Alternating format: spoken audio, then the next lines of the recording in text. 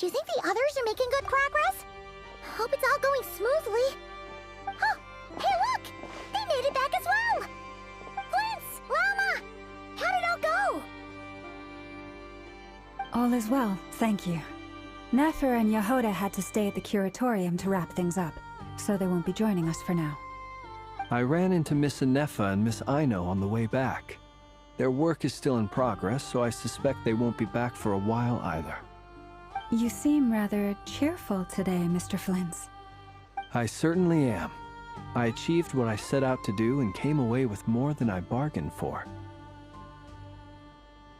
Fighting alone can get quite tedious, but I had the good fortune to run into a pair of brave young warriors. We meet again. How have you been? Albedo! What are you doing here? That would be a natural assumption to make. It's also the correct one. These two courageously lent me a hand while I was fighting the Wild Hunt. When they told me they were Servarka's colleagues, it all made sense. And given how people of outstanding talent tend to cross paths, it's no wonder you're already acquainted. So, who's your travel buddy, Albedo? Why don't you come and introduce yourself?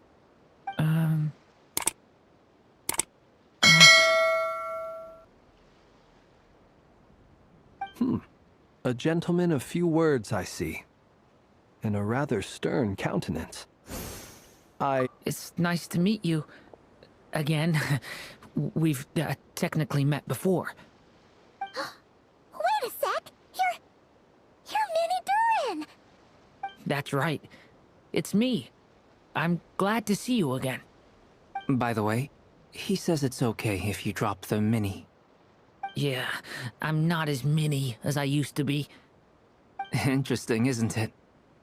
The first step towards blending into human society appears to be reflecting on whether one's name really reflects who they are. Wow! You look so different! In a good way, of course. It's great to see you looking so healthy. Thank you, Paimon. And although you're as mini as ever, I understand that diminutives don't always convey endearment. I'll be sure to simply call you Paimon, as a sign of my great respect for you. Wow! You're such a smooth talker now. Paimon could get used to this. From now on, you may refer to her as your esteemed guide, Paimon. Personally, I think our little Paimon is the perfect size. When people call her Little Paimon, it's just because she's so adorable that they can't help themselves. If that's not a sign of endearment, what is? You're absolutely right, Miss Lauma. My brother still has a long road ahead of him when it comes to understanding human relationships. Anyway, speaking of long journeys, didn't Columbina, leave with you? How come she isn't back yet? She's been catching up with old friends. Wouldn't be surprised if she stopped for a cup of tea, or 10, on the way back. Uh-oh. People are talking about me. Hope it's nothing negative.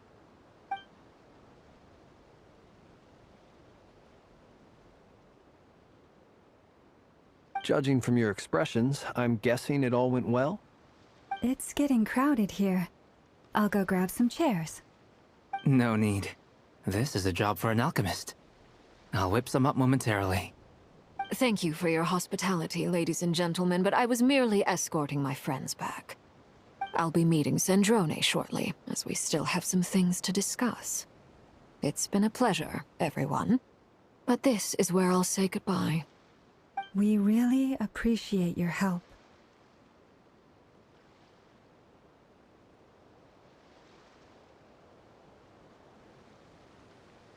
Oh, come on. Spare the formalities. I'm just glad I could help out some true friends. I understand. Well, bye for now, Harlequino.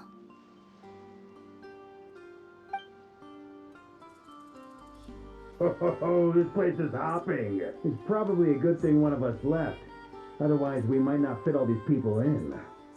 Are you saying we're about to run out of chairs? As a matter of fact, I am. Come on in and see for yourself.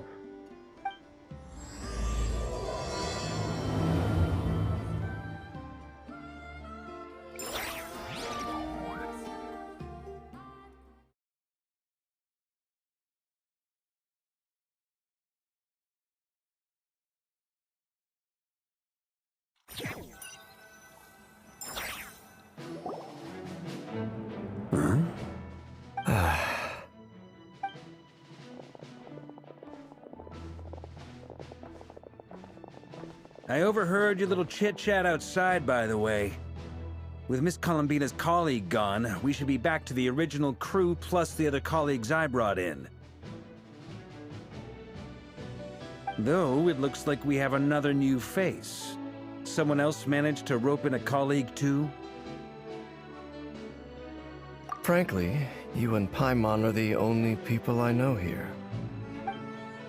This here is Deansliff, colleague of Tibet's greatest guide, Paimon, and greatest adventurer, the Traveler. Well, not exactly colleagues, more sort of friends. When someone else jumps in to do the announcing, you know you're speaking to someone important.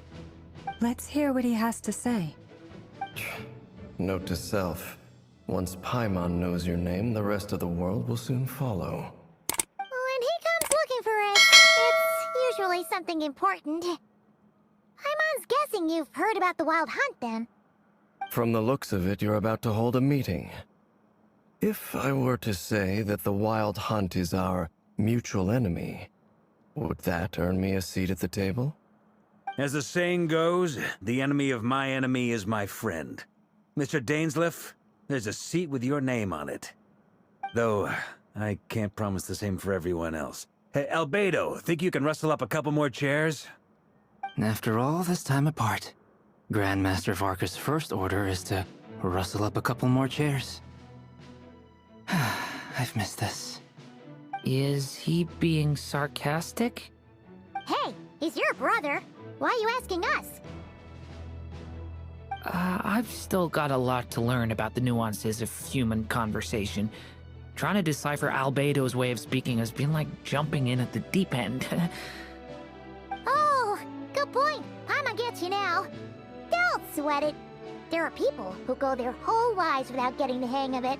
You're ahead of the game already.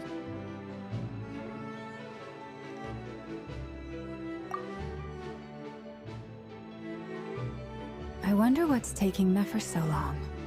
Perhaps you should go and check in with her. If anyone can hurry her along, it's you. I just got back from the curatorium. Besides, aren't you curious to see what's taking her so long? Miss Nefer doesn't strike me as the type to share secrets. And since gathering intel is her specialty, I'm guessing she'd prefer to keep her methods confidential. Under such circumstances, would it not be tactless for me to impose? Oh, but it's fine for me to impose. What can I say? You have an unrivaled ability to garner people's affection, Miss Moonchanter. Besides, you have far more in common with her than I do. All right, then. Impressive. She barely fought back at all. I admire your powers of persuasion, my friend. As I'm sure Miss Lauma will realize soon enough, the trick in life is to always pitch in with other people's responsibilities so that you can be selective with your own. Another trick is to simply hide in the background. Spoken like a true sage. Anyway, looks like we've got some time to kill before the meeting. Let's take a little breather, folks. And feel free to chat amongst yourselves. We'll get down to business once the other two arrive.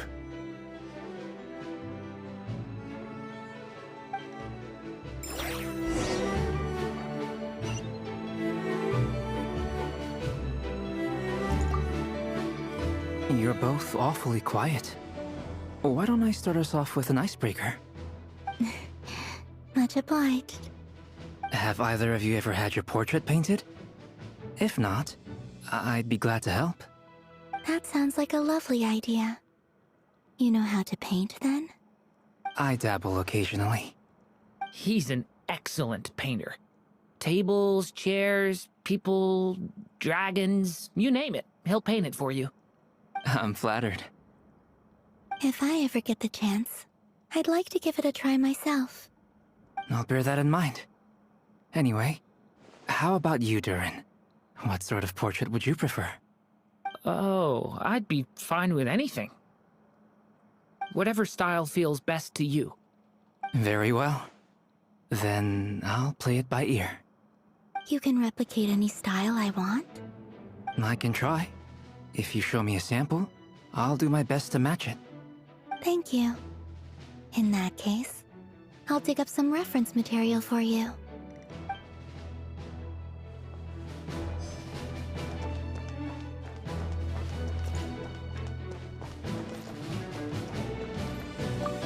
Truth be told, I can't remember the last time I was in a meeting with so many people.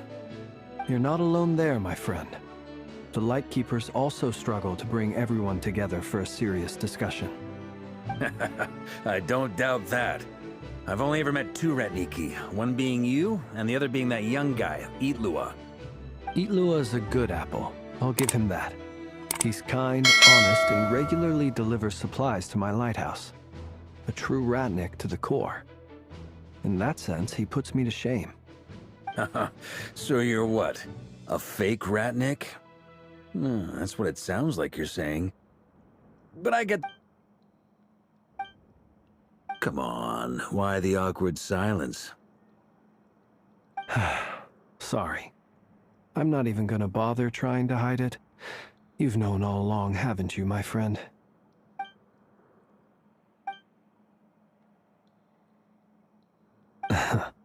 Now that was an awkward silence. Let's just keep this between ourselves. Probably best if Itlua doesn't know, huh? That goes without saying. Gotta be careful what you share with youngsters, after all. Anyone else in the know? Let me guess. The Traveler and Paimon? It's dangerous being too sharp for one's own good, you know. Then, in the name of the Animo Archon Barbados himself, I swear, your secret's safe with me.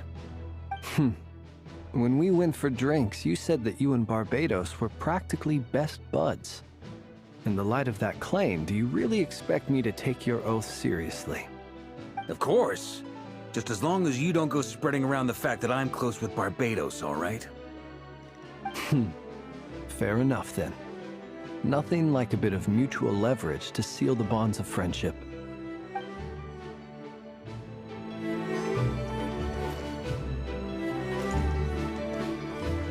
Truth be told, You're not alone there. Itlua is a good apple. I'll give him that. so you're what? Come on. Let's just keep this... That goes without... Anyone else in the know? It's dangerous. Then, in the name of... Of course.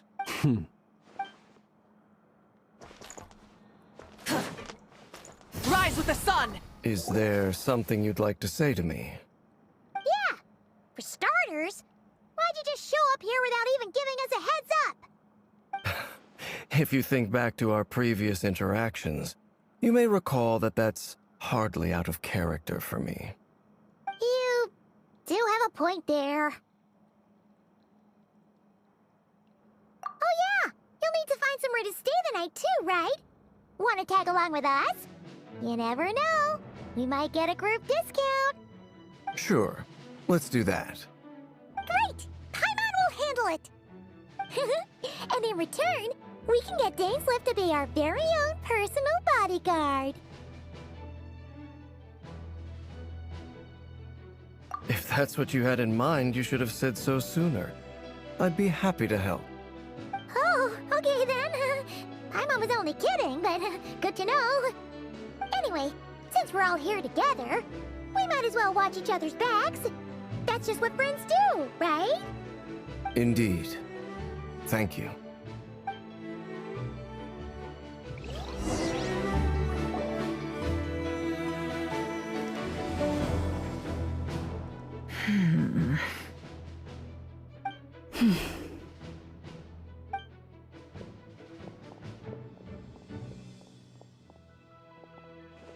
Ah, Miss Nefer. You made it after all.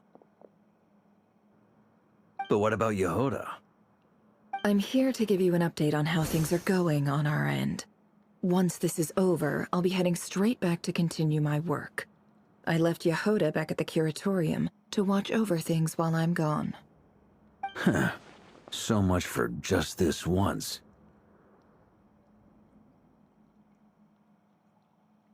Shh! Not so loud! We're on a roll here. What if she remembers and suddenly decides to back out? Did you say something, Mr. Varka? Huh? I didn't say anything. Right, Flints? Must have been a frog. They get so noisy around here at nighttime. It's like they're putting on a concert in the background. Anyway, before we begin, there's a few introductions to make. Let me start by saying that it's an honor to be speaking before so many distinguished colleagues and collaborators. First up, we have Miss Lauma. As Moon Chanter, she's the leader of the Frost Moon Scions, a local religious community in Nodcry. Then there's Miss Nefer, boss of the Curatorium of Secrets, an intel gatherer extraordinaire. Nefer is leading the investigation into Rerer's background, assisted by Yehoda and Lauma. From the little I've heard, they're making some great progress. Over here, we have Mr. Flints, a Ratnik and guardian of the abandoned lighthouse. In our last operation, he courageously distracted the Wild Hunt to buy time for the rest of us.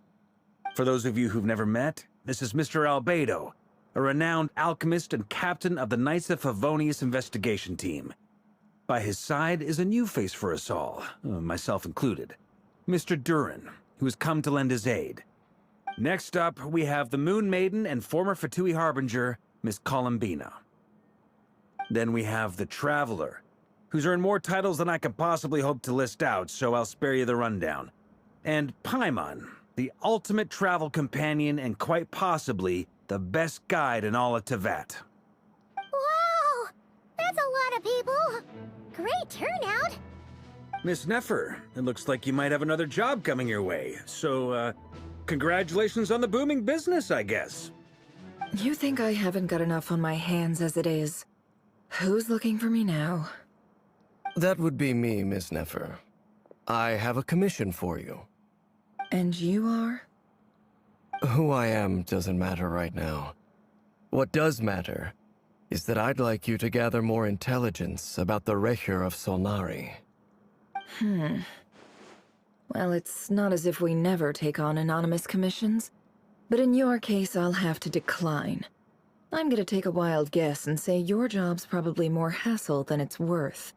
Something about you seems like bad news. It's my eyes, isn't it? Conrian, I assume. And what's with the mask? Are you trying to hide your identity? In any case, the fact that you're even still alive raises an awful lot of questions for me.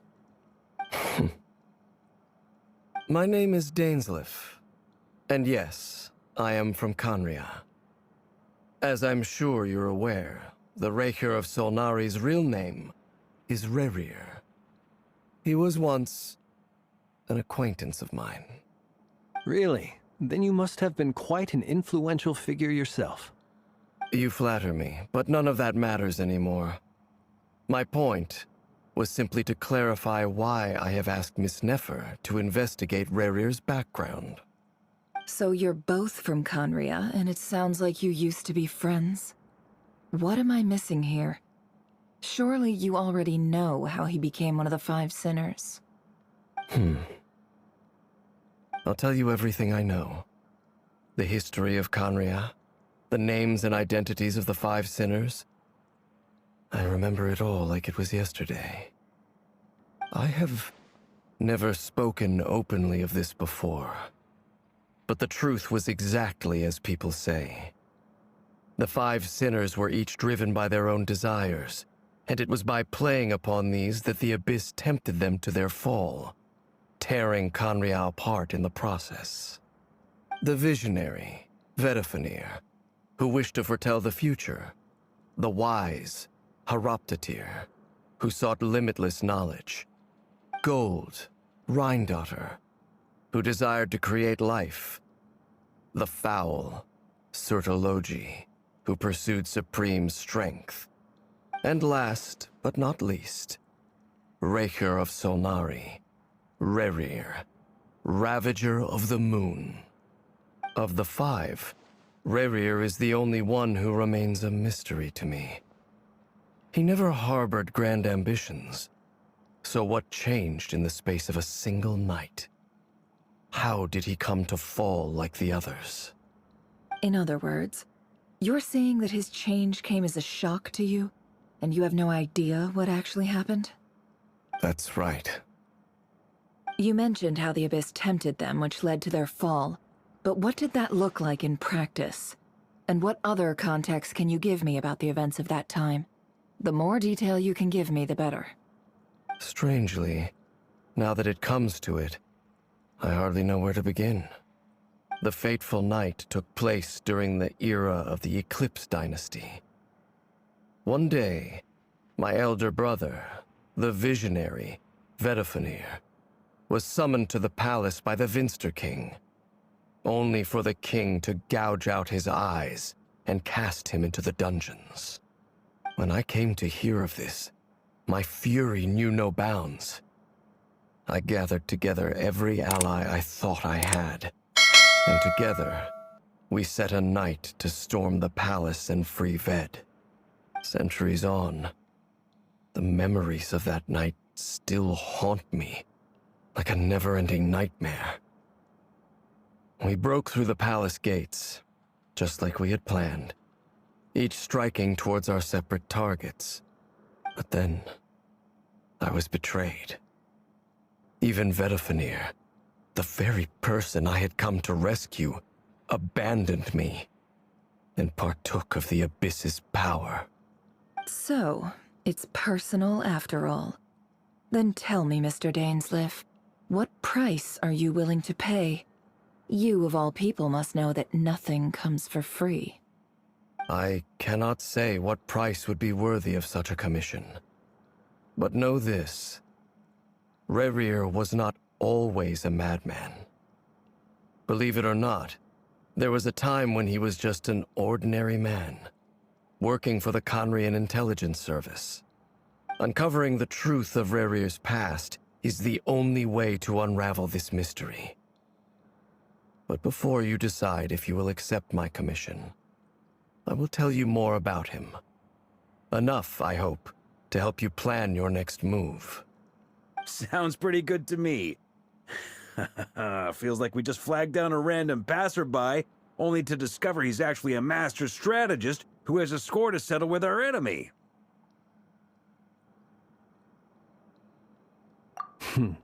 Can I borrow your halo? It could be useful in the lighthouse. Hey, enough with the wisecracks! Besides, isn't that lamp of yours bright enough already? Relax. It was meant to be a compliment. If that was a little over the top for your liking, I'll make sure to tone it down next time. I'll give your proposal some serious thought, Mr. Dainsleif. Let's speak in private once the meeting is over. Before that, there's a few things I'd like to share.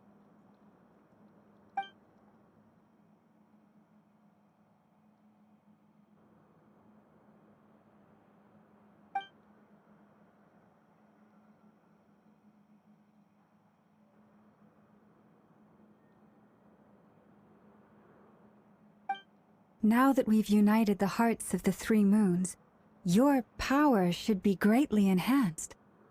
But it seems like that hasn't happened yet. I believe it will take a little longer. You've done so much for me, so I want to be completely honest with you all. Even though I'm doing a lot better now, the truth is, my recovery will likely be an ongoing process. From the moment I was born, my power has been slowly ebbing away. And that is because Tevat has never accepted me. Even with the moons united as one, it seems my rejection cannot be undone. So far, I have yet to find a solution. It may turn out to be a problem that will plague me until the day I finally leave this place behind.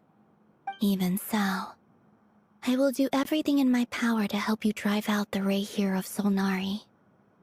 As Arlecchino put it, this is not about chasing the spoils of victory. It's just a gesture of heartfelt gratitude. Kutar.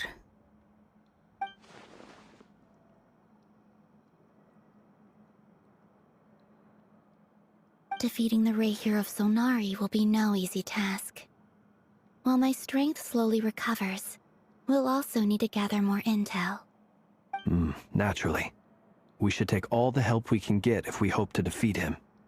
We've considered several viable plans now, but our choice hinges on the answers to a few key questions. Is it even possible to kill Rerir? What experiences shaped the person or monster he became? And what's he really after? Given Albedo's expertise in alchemy, I think we should leave him to try and answer the first of these questions. Understood. As for the other two, I'm afraid we'll have to count on you again, Miss Nefer. Believe me when I say it's not my wish to burden you. But right now, relying on your skills is our only option. So you're placing all your hopes on me, huh? We can't thank you enough for agreeing to help us. Honestly, I can hardly believe how lucky we are. You sure have a talent for changing your tune, Miss Moonchanter. Timid like Yehoda one moment, then flinches insincere flattery the next. Ladies, please. I must object to your portrayal of me. That's all. Feel free to keep bickering. Just pretend I'm not here. I almost don't want to leave this room. I'm curious to see how this plays out. I have faith in you, Miss Nefer. Something tells me you'll stand by us until the very end. Oh? And what makes you so sure of that? What if I suddenly decide that my compensation is insufficient? This isn't about the money. I can sense that you've got a deep-seated distaste for Rerir. And knowing you, that alone is motive enough. Look at them getting along so well. Like two peas in a pod. And I'm the one they accuse of insincere flattery. There is no justice. Miss Lauma, you have to understand something. Unlike you, I don't actually enjoy having everyone's hopes on my shoulders. Is that right? Well, maybe the fact that I'm willing to put my hopes in other people says more about me than you. But the fact is, I also trust you. And that's because I know that you're someone we can count on. Anyway, we've got our plan, so let's get moving. Mr. Dainsleif, let's talk. And Traveler, once we're finished, if you've nothing else planned, I'd like you to come with me. This whole experience is teaching me a lot. For instance, I now know that when other issues come up in the future, I'll have far more luck getting Lauma to convince Miss Nefer than trying to do it myself. Hate to say it, friend, but that's one of the funniest things I've heard in a while. Why? You think I've got it wrong? Quite the opposite. But what makes it so hilarious is how long it's taken you to realize.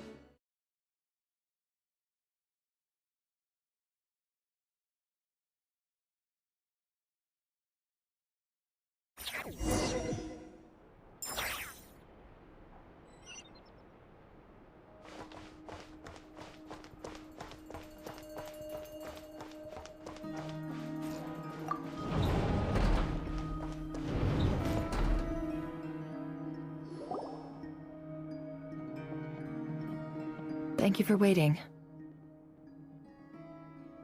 It's okay.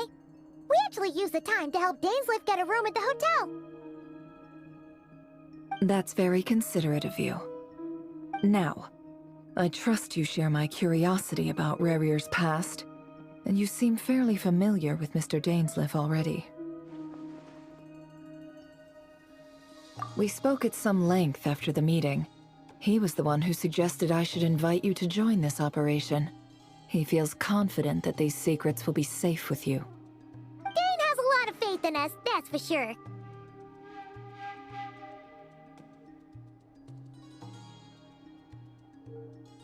Likewise. I appreciate that you got right on board without interrogating me about why I invited you. It shows that you trust me to explain everything in due course. That's because we know what you're capable of. We appreciate you too, Nefer. You might have been forced to help in the beginning, but this time, it was your choice. That's one way to put it. Another is this, that once a decision's been made, it's set in stone. After that, my only goal is to see it through. Alright, so here's how it is. I'm going to access Rarier's thoughts again using my confidential method. Now, I'm sure you've seen things like this before on your travels, so you're surely well aware of how dangerous it can be.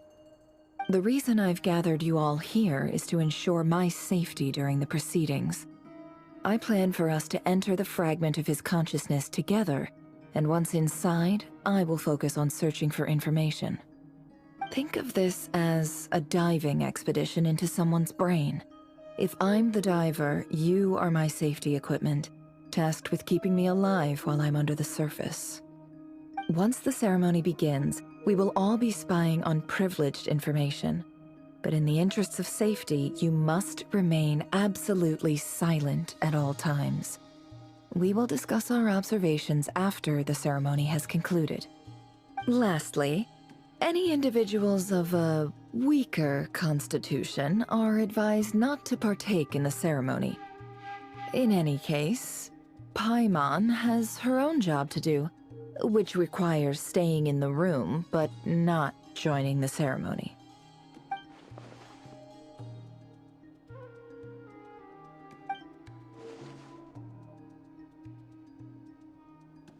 Well, good luck, everyone! Sounds like all Paimon can do is cross her fingers and root for you guys. There's a little more to it than that. I was being serious when I said you have a job to do. While the rest of us are inside Rarier's mind, it's imperative that we have a team member on the outside. In the event that something goes wrong, you will be our first responder. I don't anticipate any issues, but the extra level of safety will be greatly appreciated. I second that. This is a dangerous operation here, and you're our whole rescue team. That's pretty much the most important job in the crew. So, Paimon's like the lifeguard? Yeah, that makes sense. Alright, got it. Good. Please, take a seat. We'll get started momentarily.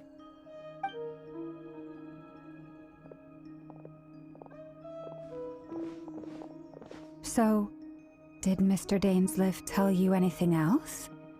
He told me that he believes Rarier kept some big secrets in his life.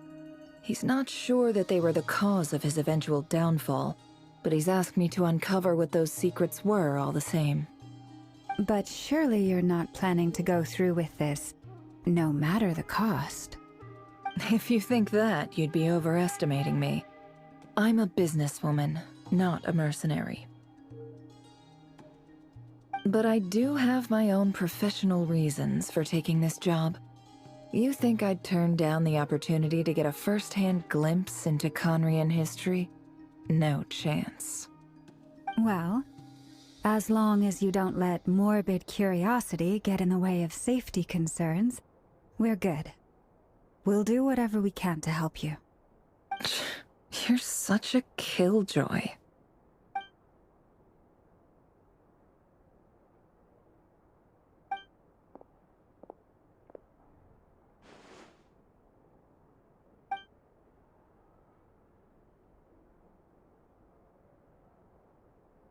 All right, I'm good to go. All set over here, too. Promise, Paimon, you'll be extra careful. All right. Let your whole body relax. We're about to begin. Close your eyes.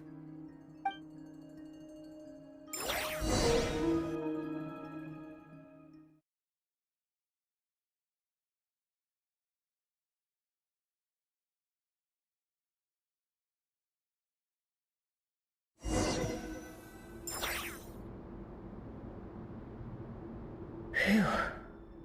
Could this be his office? Pretty standard setup. Bookshelves, paperwork, files. According to Dainsliff, Rarier used to be an intelligence operative. Chances are there's plenty of top-secret intel stashed away in this room. Is this where you keep your secrets, Rarier? Can't say I'm not looking forward to this.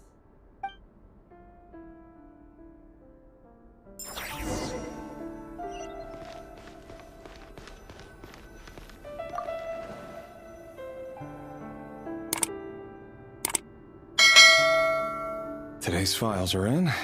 Time to wade through them, just like usual.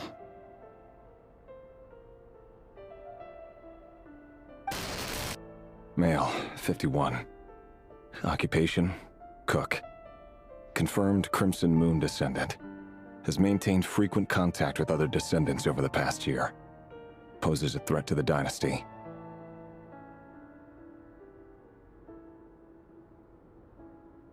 Neutralized.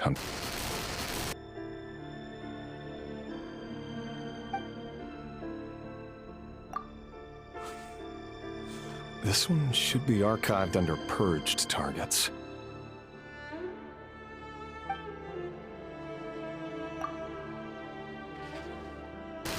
Female, 23. Occupation, office clerk. Confirmed Crimson Moon descendant. Has maintained frequent contact with other descendants over the past year. Poses a threat to the dynasty.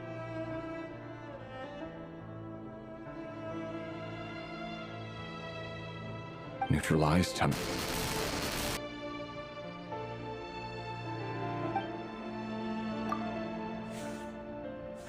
Another one for purged targets.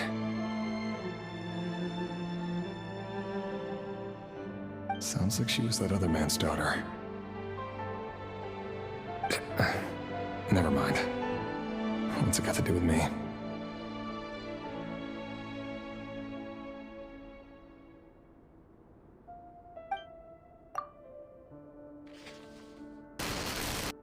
Male, 40. Occupation, teacher. Confirmed Crimson Moon descendant. Has been observed making contact with other descendants during the past year. Poses a threat to the dynasty. Neutralized on...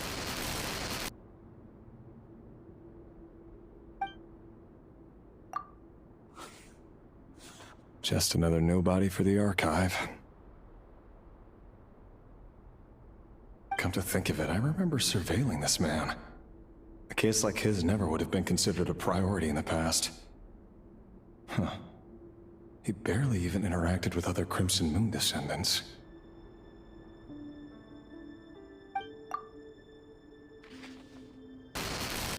Female, 16. Occupation, none. Orphan and confirmed Crimson Moon descendant. Has been observed making contact with other descendants during the past year. Poses a threat to the dynasty. Neutralized on...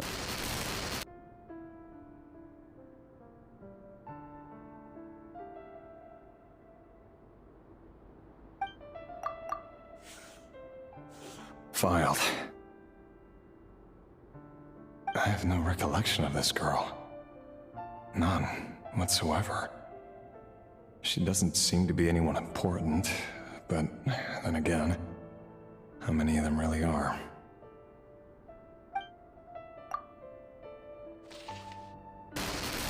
Female, 13. Occupation, none. Orphan and confirmed Crimson Moon descendant. Has been observed making contact with other descendants during the past year. Poses a threat to the dynasty. Neutralized and...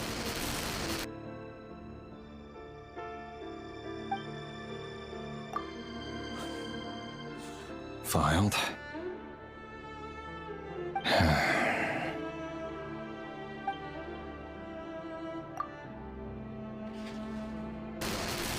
Male, 11. Occupation, none. Orphan and confirmed Crimson Moon descendant. Has not been observed making any contact with other descendants during the past year. Poses a threat to the dynasty.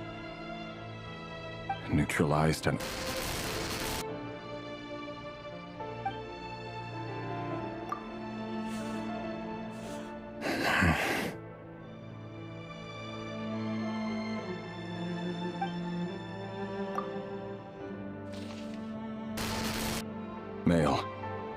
6. Occupation, none.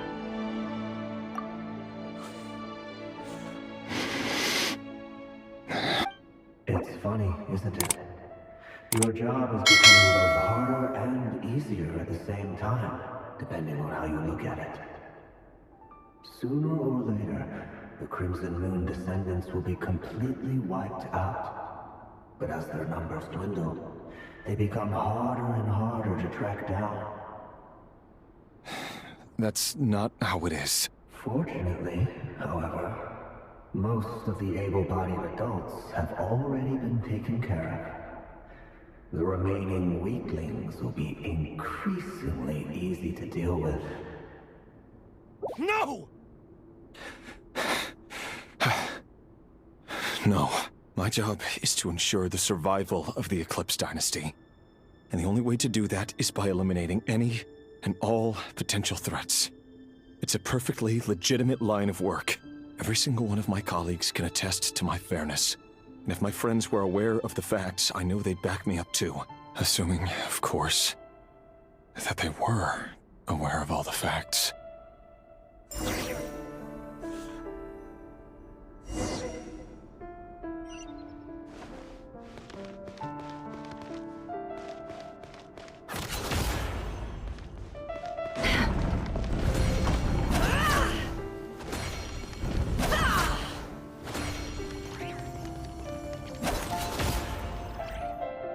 Mr. Vedifalnir, it's been quite some time since we last met. Rerir, I trust you're here because you have something important to discuss. Forgive me. I wasn't tuning out, it's just, I noticed you didn't even phrase that as a question. As if you knew I was coming. Tell me, does someone in your position ever feel the need to ask questions at all? It is indeed within my power to foresee certain things. Things like your arrival. I was just thinking. It won't be long before I'll be inviting both you and Dane to my wedding. That isn't a lie, but nor is it a fact as such. It's a wish, isn't it? No fooling a prophet, is there? Ever since that day we met for drinks, I knew it was only a matter of time before you came looking for me. Does it feel good? Knowing how the future will unfold. I'm afraid the notions of good and bad fail to capture the complexity of what such a power entails. Once you've seen what will come to pass, it can be all too easy to succumb to fear and melancholy. Unless, of course, you learn to abandon these feelings.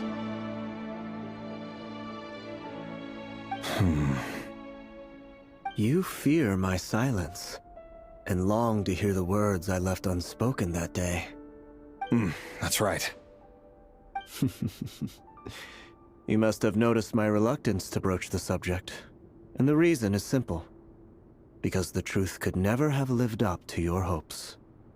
For both our sakes, such words are better left unsaid. The burden of prophecy was never meant for your shoulders. So who exactly do you deem worthy to hear your prophecies? None but our exalted king? Or rather, our king as he once was. You're closer to his majesty than I am.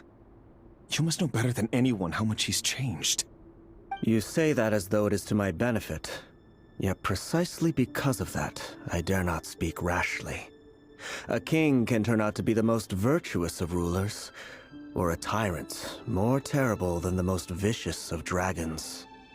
You are so wise and far-sighted, yet still you would have me live in fear of the unknown? You make a fair point. Especially given my silence alone was all it took to send you spiraling downwards. Very well then. Let me offer you some advice. And I say this not as a prophet or a visionary, but simply as the brother of your friend. For many reasons, there is very little chance of your marriage ending in happiness. If happiness is what you seek, you should find another fiancé.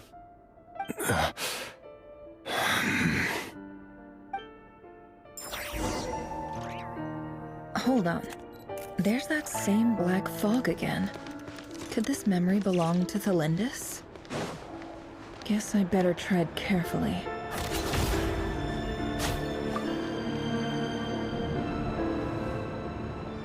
Wait. Hear me out. This time we finally got a clear look at his face and learned his true identity. His name is Rayrir, and he claims to be one of the king's guards. What did you say? A cruel irony, isn't it? The man you're set to marry leads a double life as a brutal executioner. Why are you telling me all of this now? Simple. It's because I want you to kill him. You are the only person he would never suspect. No, absolutely not. I would never dream of doing such a despicable thing. So you'll just stand by and watch him slaughter us to the last. Do not forget that the blood of the Crimson Moon flows in your veins too. The blood of the Crimson Moon? What does that matter now? The dynasty has long been dead and gone. You think that alone is reason enough for me to throw away everything I have? Why wouldn't it be? You two were once a child of the Crimson Moon, just like me. Don't tell me you've never felt so much as a flicker of fury for the way we were trampled into the dust. As long as you promise to abandon this pipe dream of restoring your dynasty, I can try to persuade him. Or have him persuade the Vinster King. Persuade the Vinster King? Do you even know why he's so obsessed with hunting us down? Why he keeps trying to force us to hand over our secrets over and over again? Or why we refuse to give up on restoring the dynasty? The Vinster King. A blind fool. His eyes clouded by powers from beyond this world. A petty little man with a miser's heart. And he dares to sit upon the throne? Mark my words. Sooner or later, Conria will fall. And it will be his doing. If you can't bring yourself to do it, so be it. Just you watch.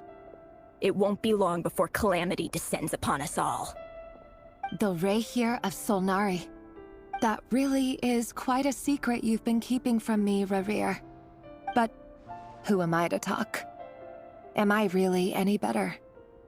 I've kept my own past a secret this whole time too. Love should be built on honesty. But ours was born from lies. And yet, is it really so wrong to hide things that would only make life harder? If we don't cover up the parts that no one else should see, how can we go on pretending to be normal? Vedifulnir must have known all this. And that's why he made his prophecy. In the end, nothing stays hidden forever.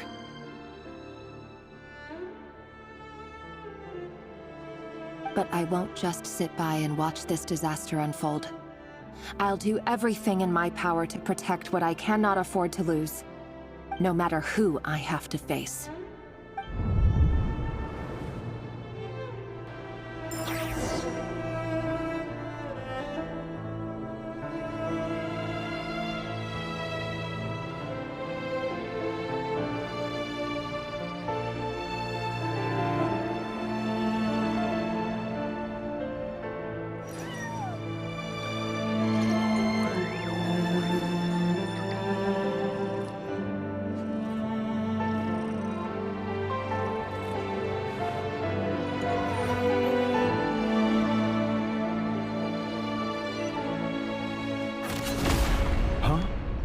Was that Rayrir who just walked past the window?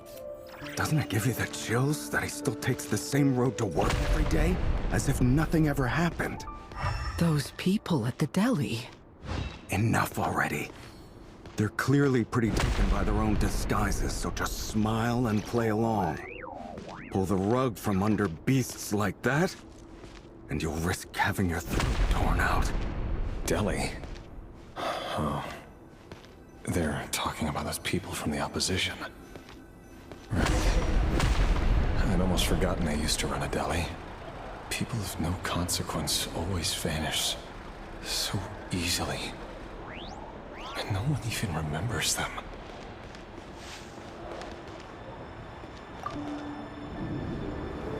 But surely you can see he's not the man he pretends to be. So many have died already, and they say that the king's madness grows with each passing day. We're not going to survive this, are we? But why does it have to be this way? Do we really deserve to die just because of the blood that runs through our veins? Felindis, are you even listening? Sorry, Freether. My mind was off wandering. I heard you, though. You're talking about what Rerir said. He's just following the king's orders. He's a secret agent, and it's his job to hunt down rebels and dissidents. By the time you first met him, he'd already taken lives. Maybe he was using you from the very beginning. No.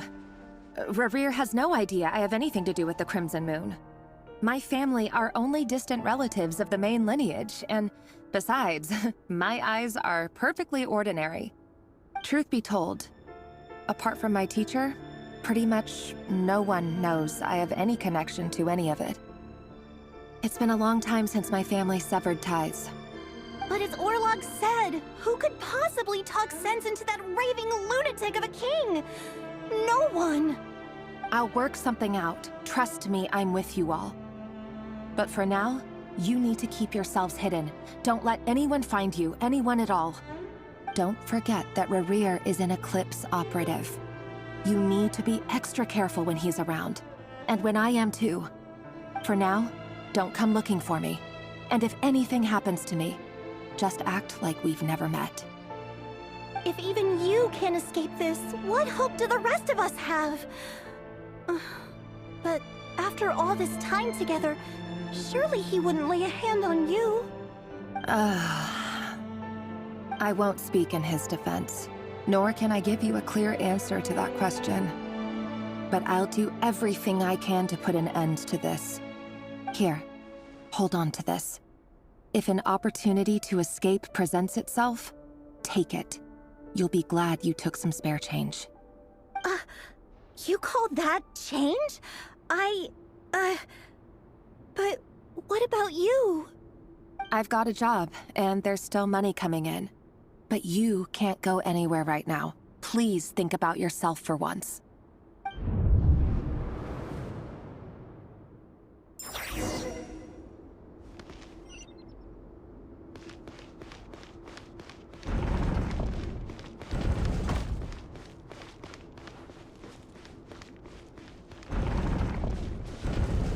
Another day, another round of assassination training.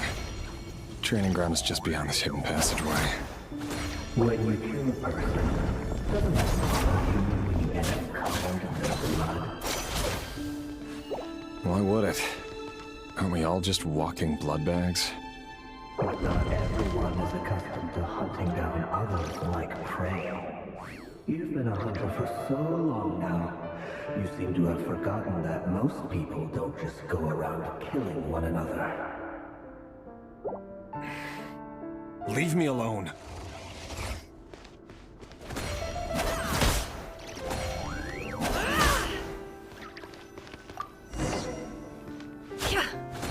Make sure you have a firm grip on the handle.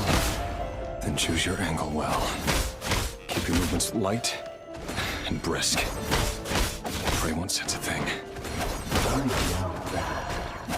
But no one's ever died a quiet death in your hand. Work clean. No traces.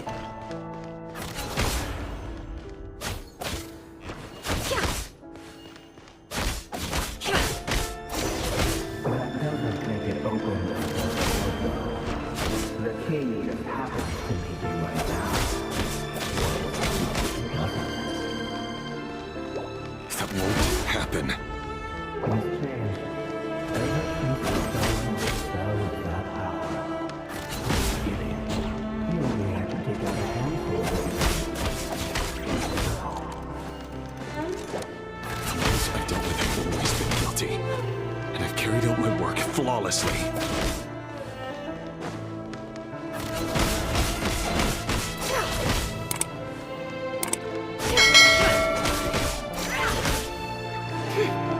Can't hide the truth.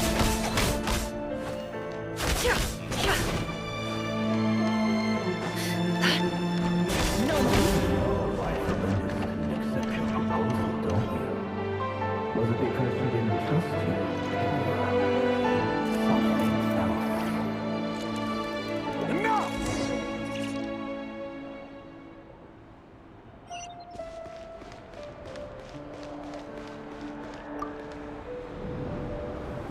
Delindis, do you still remember Orlog?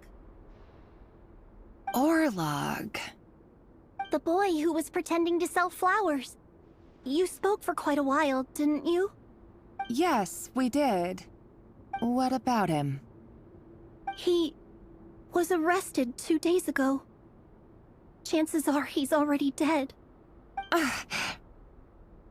He... I just don't get it! After everything he's done, why do you still stand by him? Or does it mean nothing to you that people keep dying?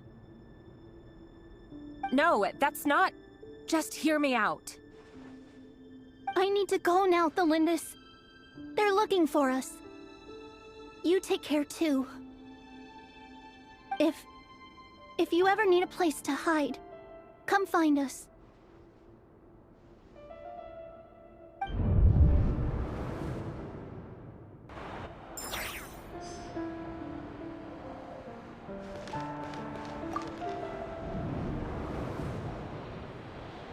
Author, Thelindis.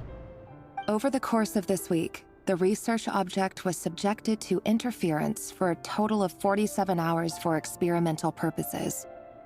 The results are as follows. All subjects of observation that were sent inside have now... The situation within is proving more problematic than anticipated. No progress whatsoever. What now? Won't you give me even a glimmer of hope? Things are getting worse by the day. I have to find a way or we'll all be in danger.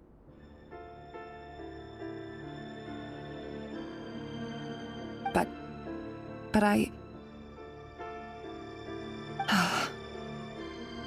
If all this research comes to nothing, what then? Sooner or later, it'll be my neck on the line.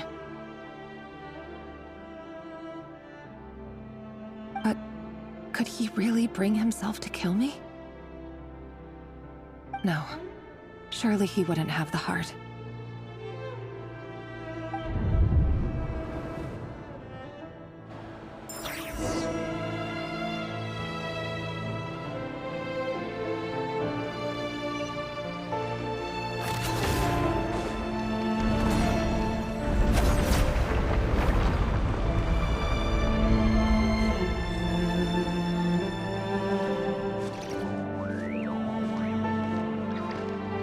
Why won't you just let us go? We don't even know each other. All we want is to live ordinary, peaceful lives. You want... to live?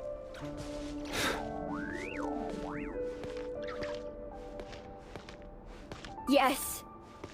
I just want to go on living. Is that really such an unforgivable crime?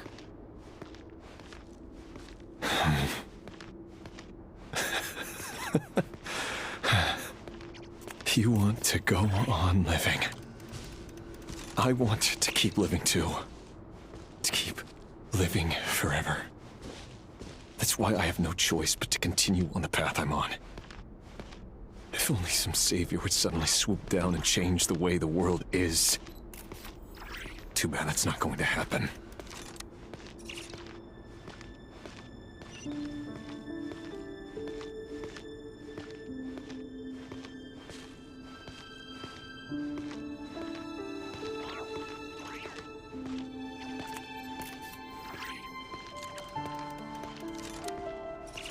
Imagine that.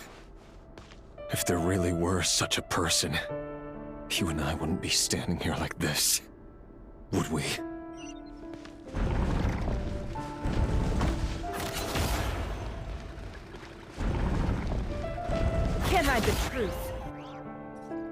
So these files are in. Time to wade through them just like usual. No, I don't get tired of it. It's my job. And not only am I lucky to have it, I'm good at it too.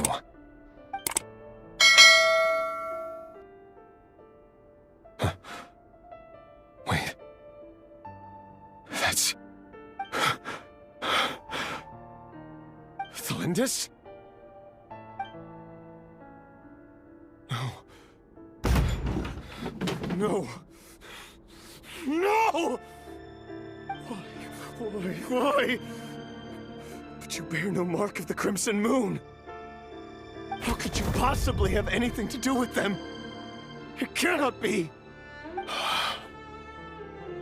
A diluted bloodline. Carefully concealed. I see it now. You've been living in the shadows just like me. What a fool I've been. Numbing myself with talk of justice. Even imagining my friends would back me up. But in the end, Irminsul. Finster King! How far are you going to take this?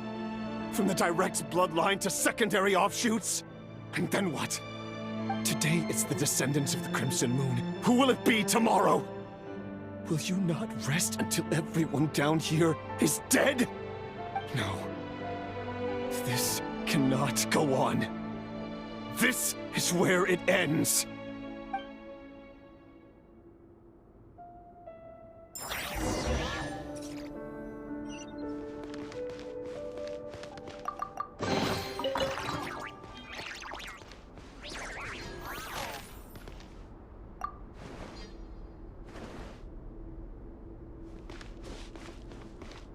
It all adds up.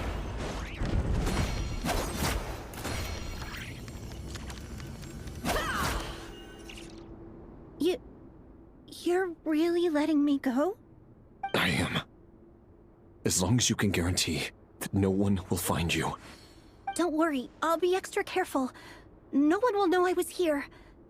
But... what about you? Me? If you let me go, you won't be able to complete your mission, will you? Good point.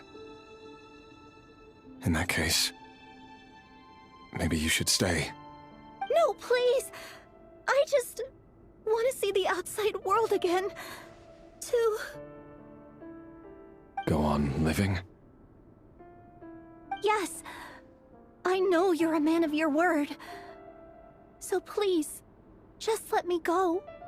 If I let you leave, what will become of me? Just kidding. Go, now. But remember, don't let anyone know you were caught. We'll be seeing each other again very soon if you do. Even shadows in the dark must live by a code. But you can't save everyone. You've been whispering in my ear for days now, Vedifalnir. What are you trying to do? Break me down? I only say this because you long for an answer to your problems. Let her go, Rerir, or you risk losing everything. I will not abandon Thalindis. Then you'll need a little more vigilance and a lot more power. The world is changing, Rerir. Keep your eyes peeled for your moment of opportunity. That voice used to be so unclear. But now I know exactly whose it is. It's Vedifalnir. He won't tell me how to actually resolve any of this, but he keeps trying to manipulate me like a puppet. What's his game here? Tell me then. What will this moment of opportunity look like? And... no answer. He's like a ghost. Always disturbing me when I'm on edge, but never answering when I need him most. So, the Eclipse Dynasty was purging, well, massacring the descendants of the Crimson Moon.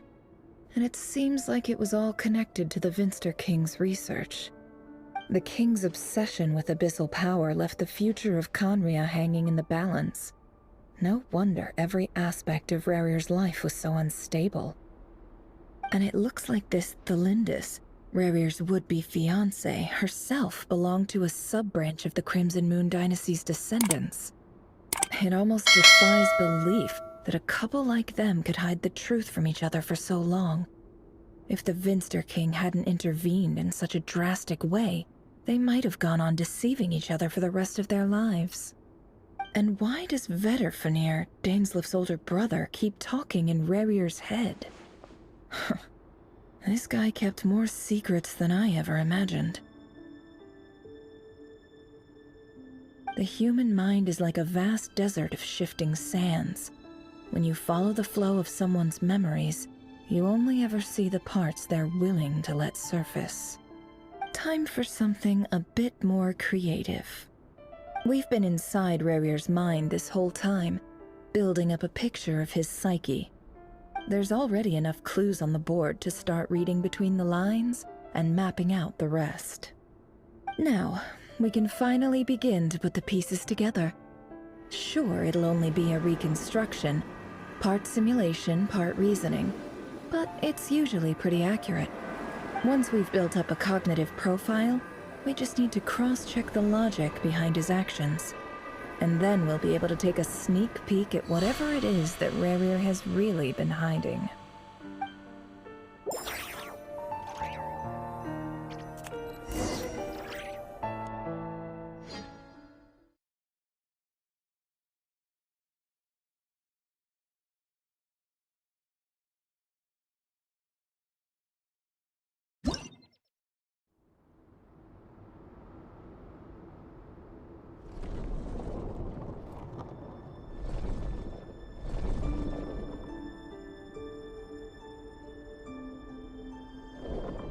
Rarier, are you there?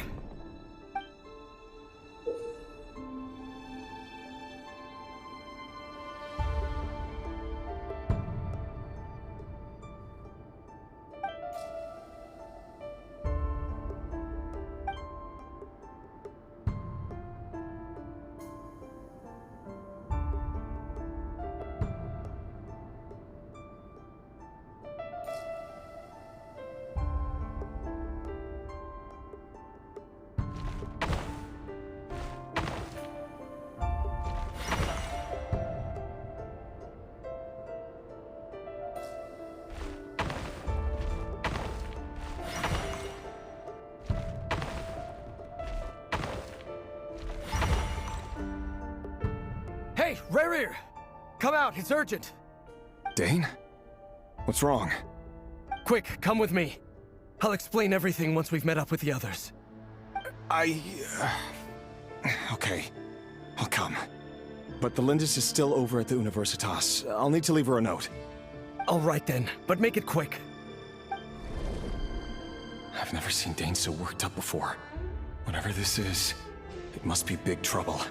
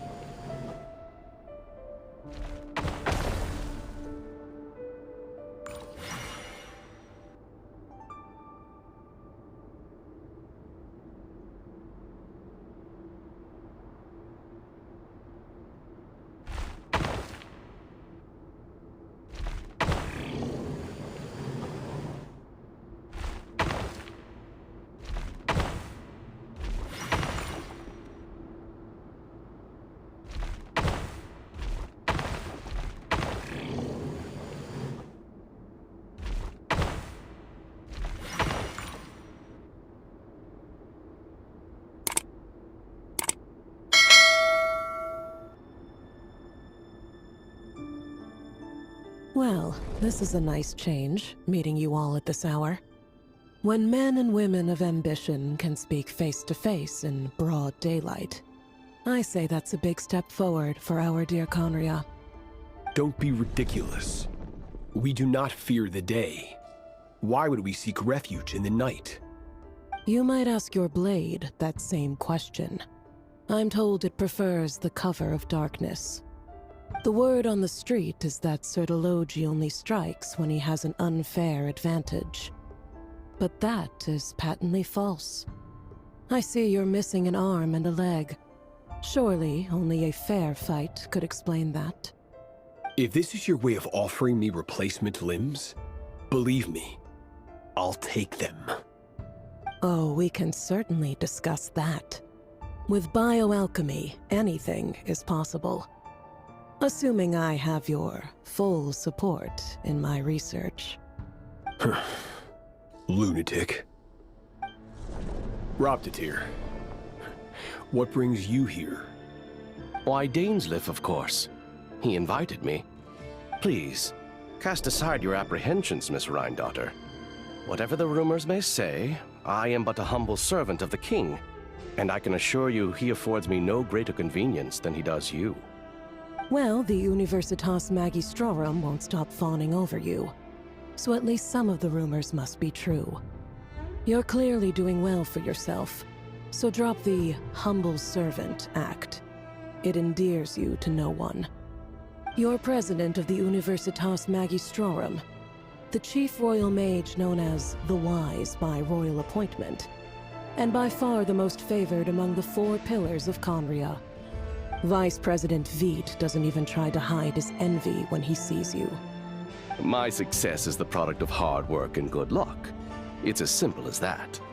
Were the king not such an extremist, I hardly think I would have received a senior post at my age. Of course, no job is without its gripes. Serving a king like ours can be a challenging task, as I'm sure you can imagine. And as for Efterveit, in missing out on the presidency, he's dodged a mountain of stress. Like everything else in life, it comes with pros and cons. You're all here. I apologize for the short notice, but it was an emergency.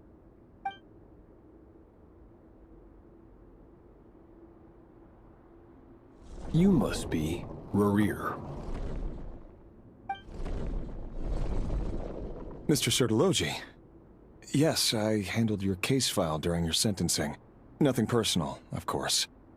I'm pleasantly surprised that you remember me. You're clearly a person of substance if you've been invited here. But Dainsleif, you'd better have a very good reason for convening this little gathering. It's my brother, Vedofenir.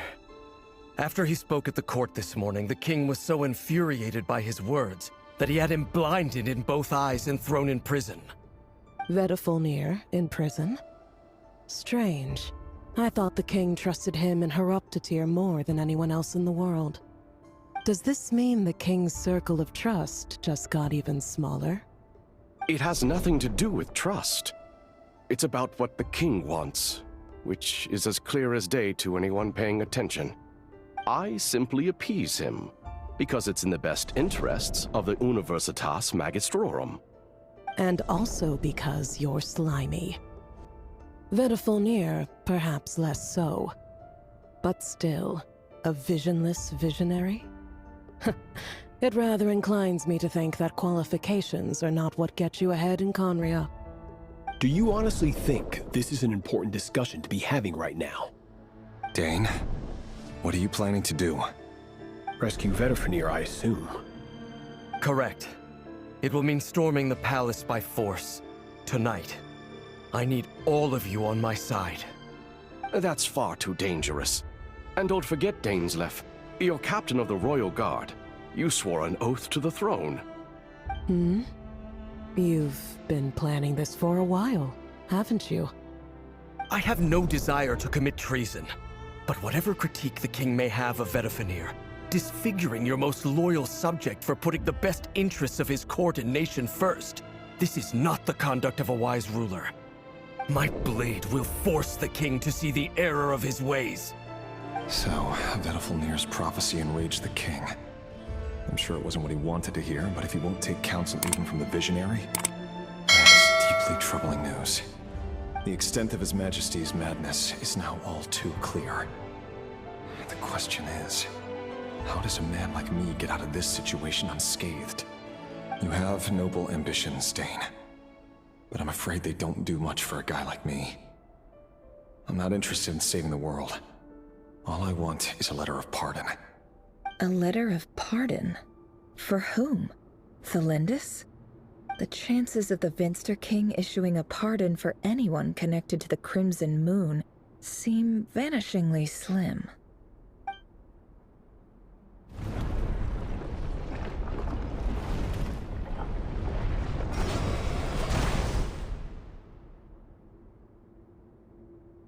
This black fog over the board must have some connection to Thelindis.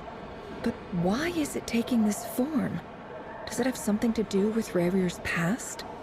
Another mystery I'll need to unravel.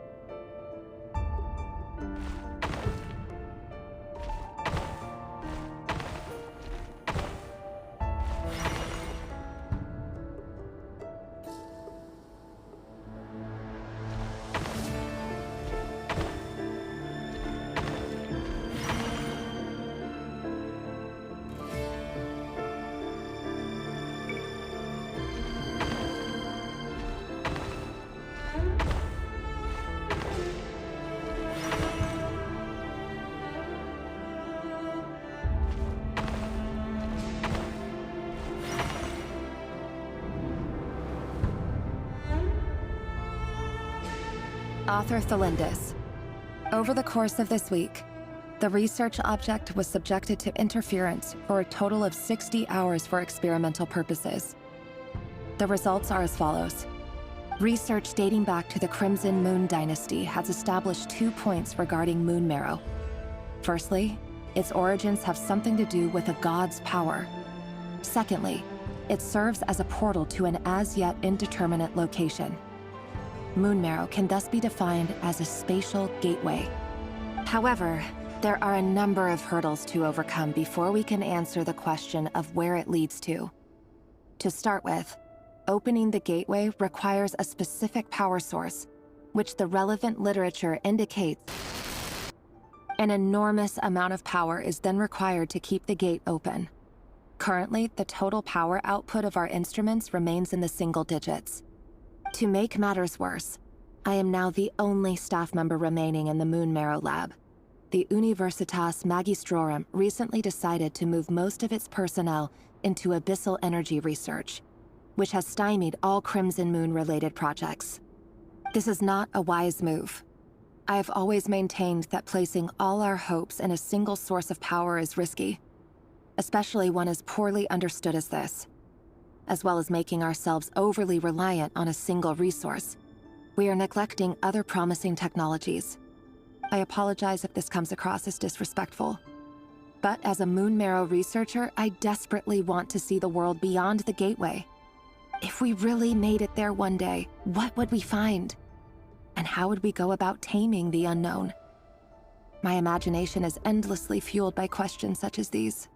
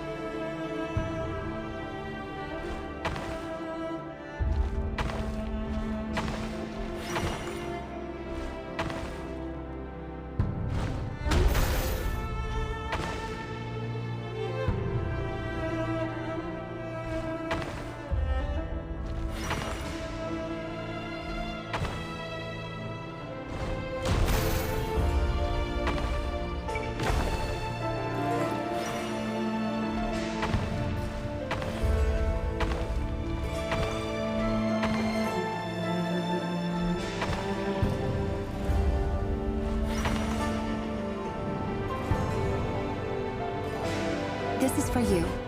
I heard you're gonna leave the city with your parents. The Lindis, did you hear about what happened? I've heard nothing.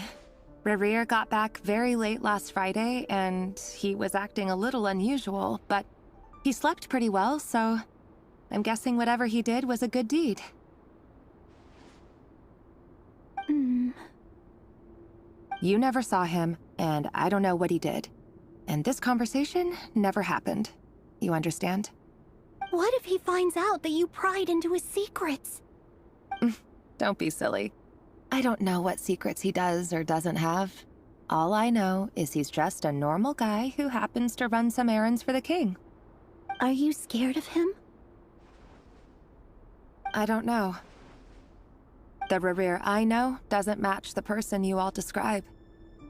Logically, I should be scared of him. And yet, I don't want to lose him. But enough about that. You should get going, and be careful with the package I gave you. Keep it secret. Keep it safe.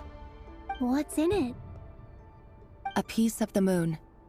All you need to know is that as long as you keep it safe, then in the future, everyone will be able to see a red moon. A red moon? You mean our moon? That's right. Our moon. Promise me you'll look after it. I promise, the Lindis. The Crimson Moon bloodline will never die out. Its light, the color of blood, will become like a fire that flows in our veins, no matter how long it takes.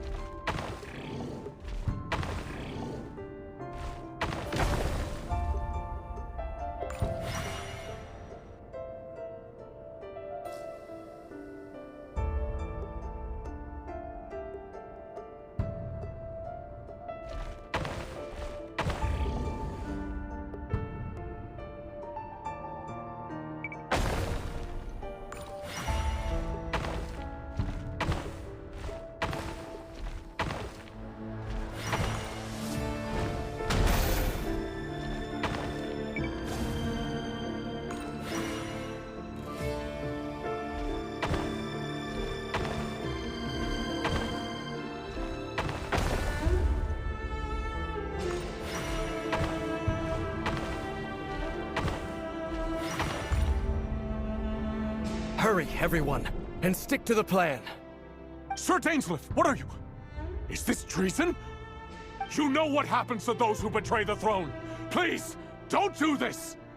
It is the king himself who has betrayed the throne. He has betrayed all of Conria.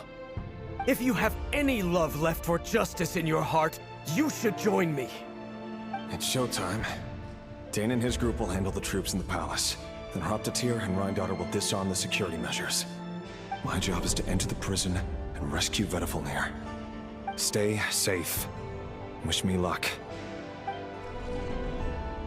Look after my brother. Draw your blade. It is time for justice to prevail.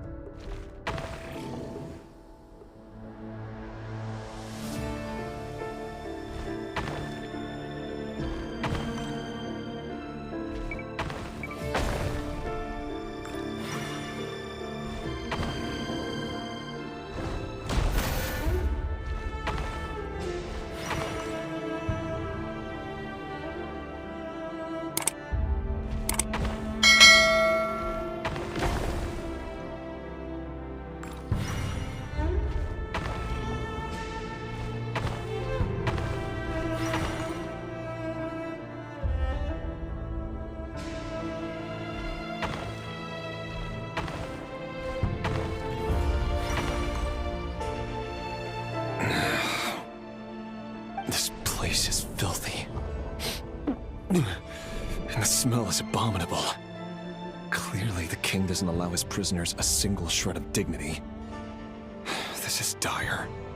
Found you. Hello, Mr. Vedifalnir. Ah, it's you. Surprised? Oh, wait. I guess surprise isn't an emotion that prophets feel very often. I certainly felt some surprise in the moment when I was blinded. Surprise at the king's sheer ignorance. Surprise at just how unfairly this world responds to words of earnest remonstration. I'm curious. What did you prophesize this time? It wasn't a prophecy. It was a word of warning. Someone had to say it. The king has forsaken all reason in pursuit of his obsessions. I simply told him that if he continues on this path, Conria will surely fall. But he didn't listen. Worse still, he stabbed you in both eyes and locked you away. Dane asked for my help. The court is in complete chaos now, but I'm sure you predicted that. Everything is transpiring as I foresaw, yet I am powerless to change it. Fate is an immutable force. I can but lament as the inevitable unfolds.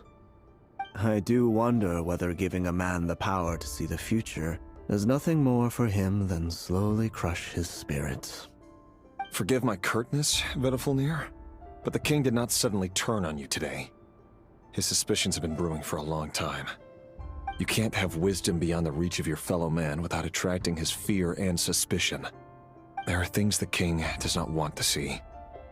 So, he doesn't want you having visions of them either. He blinded you because he thought this would make the visions stop. He wasn't entirely wrong. I did indeed lose my power to see the future. Right up until... Until what? Just now. I believe I saw something new. Well, tonight could go a lot of different ways. 5 of us banded together to storm the palace, also we could rescue you.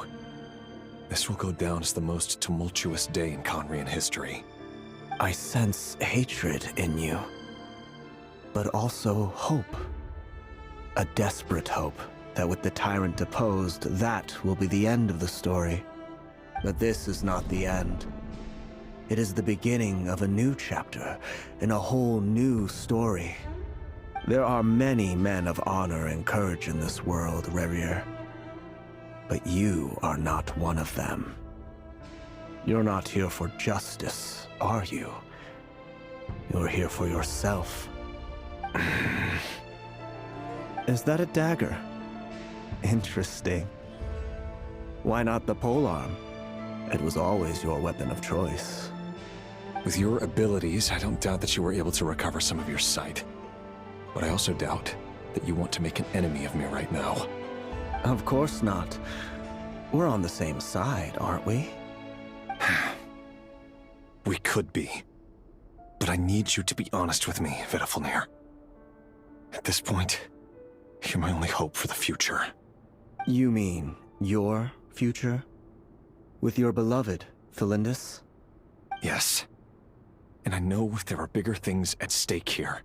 A dynasty, a nation, maybe the entire world.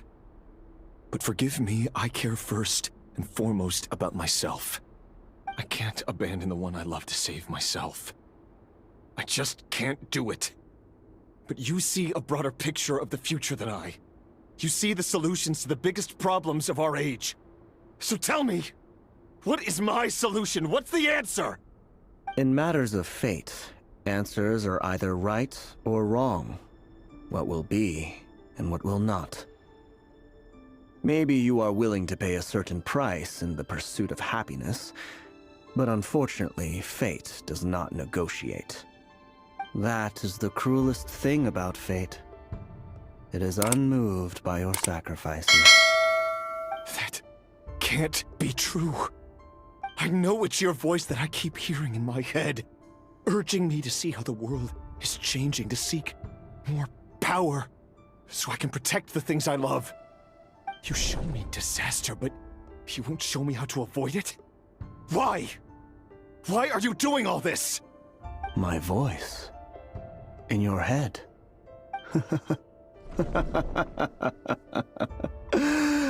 So, you hear it too? The voice that steals your mind, gains your trust, and drives you crazy. It turns out that we are not so different, you and I.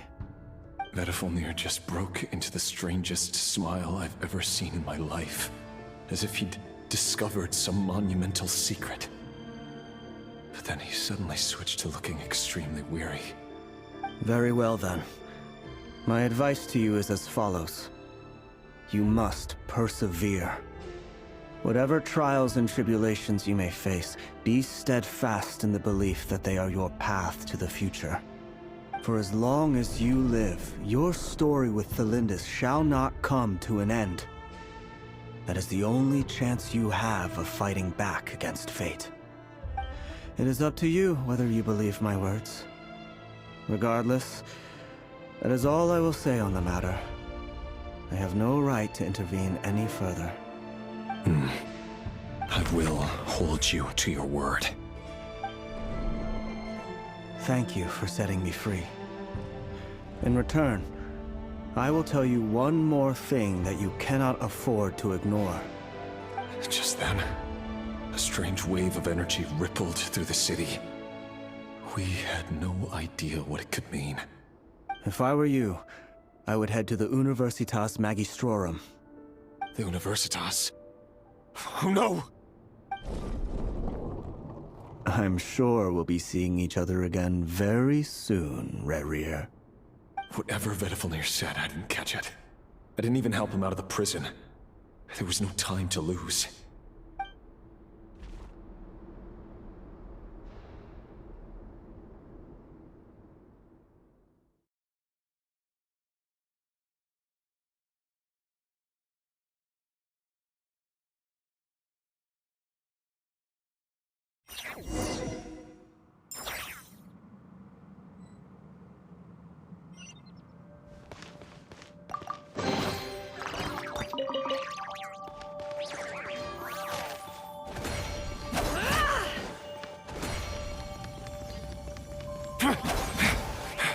Monsters? Is this Rhindaughter's doing? Or the Universitas Magistrorum? Out of my way!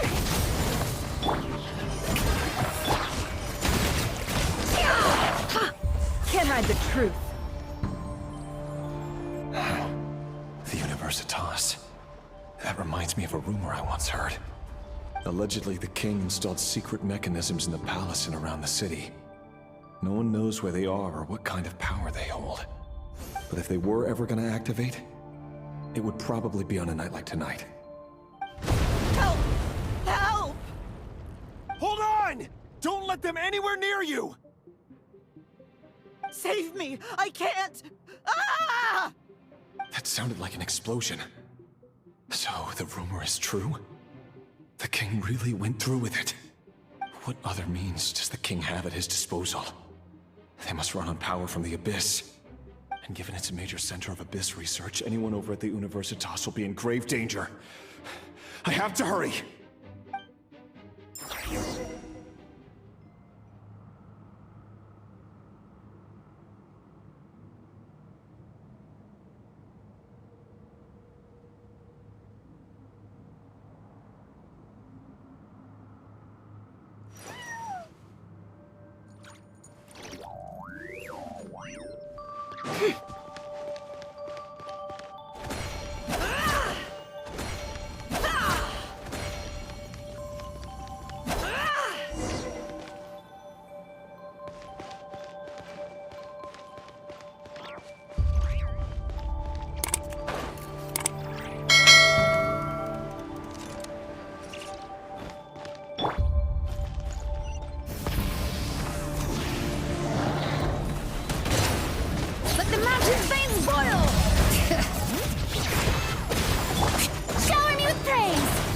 Knock him down.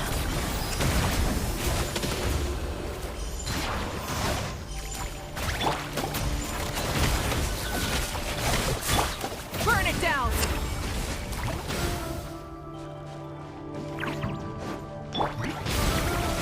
No more lies. Seek within. Usual! It all adds up. How farcical! Letting brave names echo! Bring it! Let the world collide! Can't hide the truth.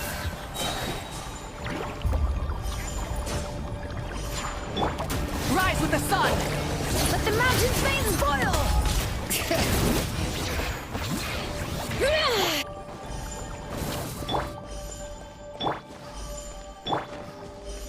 Strike a pose!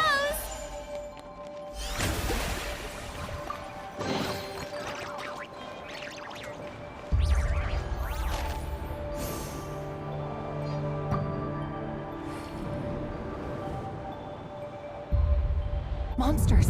At the Universitas Magistrorum? Why now? Oh no! They're coming! It's no use. The table won't hold out much longer.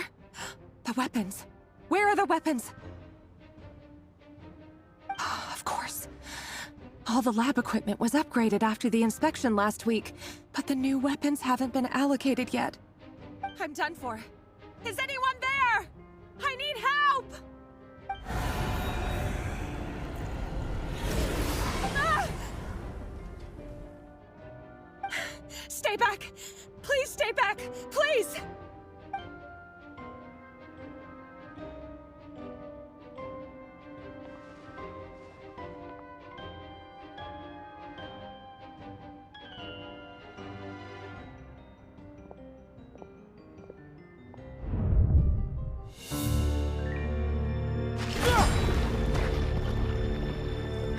What's that?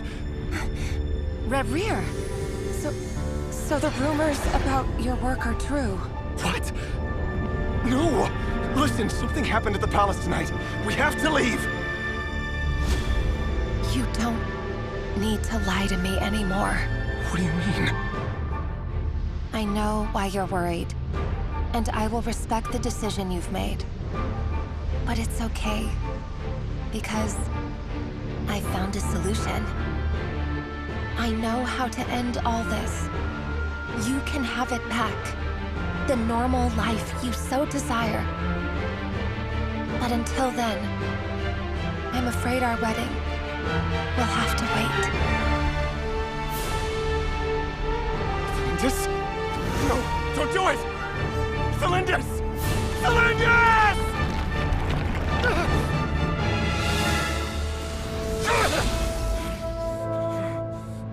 I told you, Reverie.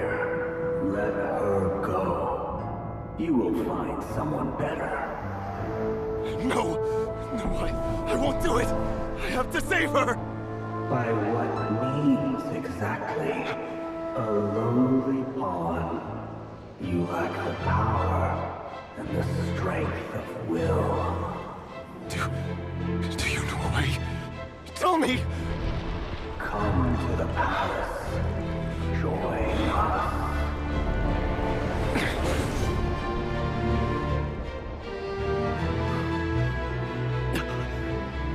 Reverie, thank goodness we... Step forth and take your share. You made it. Not you too.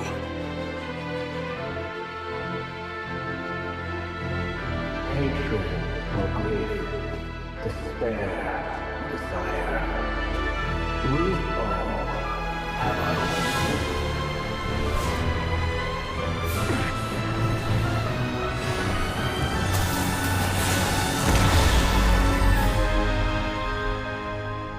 Reverie.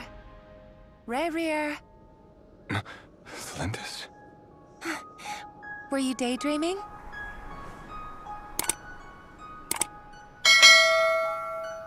You still remember, Reverie? That question you asked me a couple of weeks ago? Oh. You mean the proposal? Yeah. I'm wondering, where do you think would be a good place to discuss it? Maybe in the garden? Or were you thinking a fancy restaurant? It's your choice.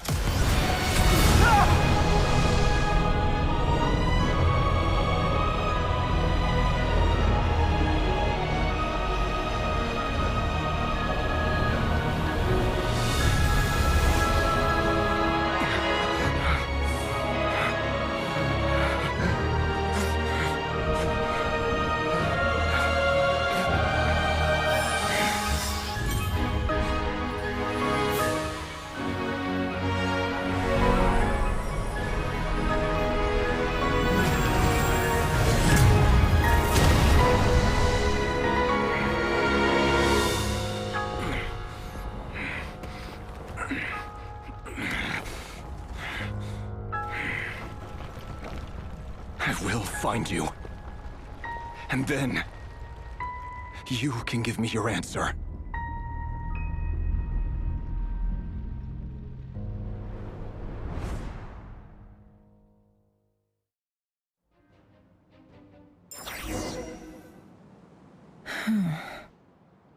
So that's how the Raker of Solnari was born. A monster created by circumstance is a monster all the same. Viewing other people's thoughts for too long can get uncomfortable. Right now, I'm feeling a strong sense of loathing. In a nutshell, the story of Conria is what happens when the truth falls by the wayside. Everyone tells little white lies, and before long, you have a huge pack of lies that destroys everything. Phew. Time to get back. His past is filled with sorrow, but the tale of any fallen civilization is one of endless tragedy.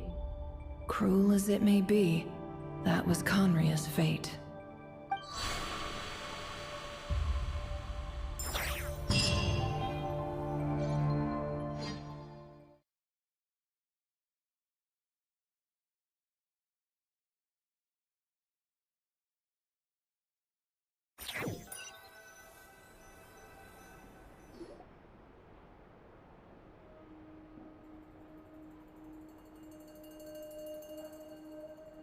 Everyone, I'm back. Can I get a standing ovation? Never! How are you holding up? Feeling okay? She's fine. Boss is a pro. Yes, I'm fine. You will have seen the events of Rerir's life through my thoughts. It's now clear that he is just a regular nobody, driven by personal tragedy, as he said himself. I mostly agree. There's only so much we can know about him from his memories alone, but they did give us a clear glimpse into his life in Conria. However, I would not consider Rerir to be a nobody. He was deeply involved in the events of that era. Yet, when the catastrophe of a generation strikes, nobody is safe. Sounds to me like you're speaking in riddles again.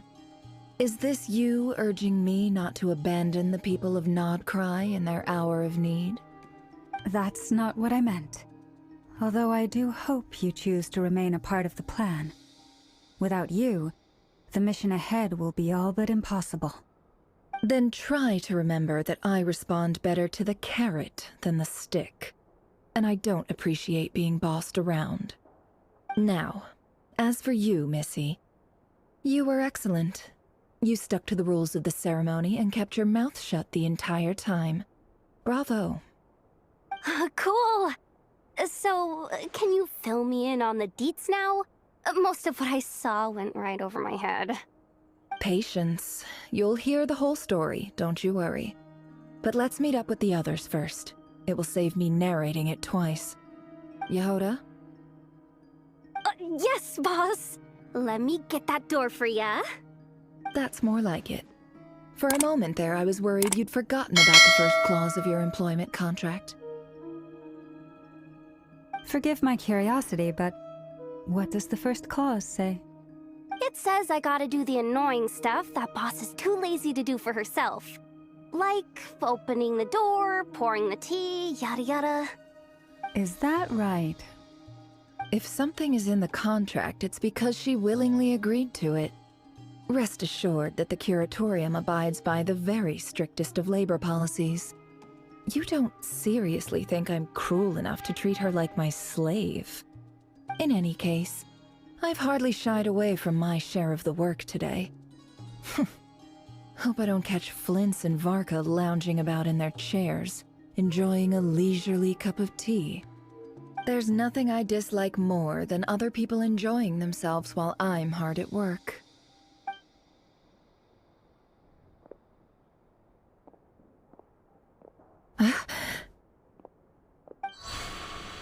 Oh no.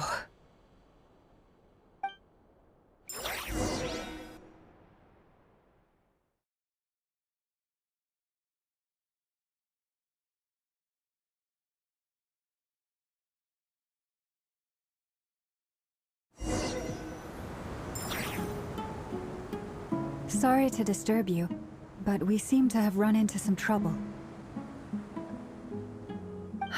Evidently so. Don't worry, I'm not about to leave you to fend for yourselves. I'm not that kind of boss. And it would go against the Curatorium's labor policy. I'm sorry? What did you hear me say? I wasn't talking about labor policy. Wait. How long have I been standing here? Not long. You just appeared by the door a moment ago.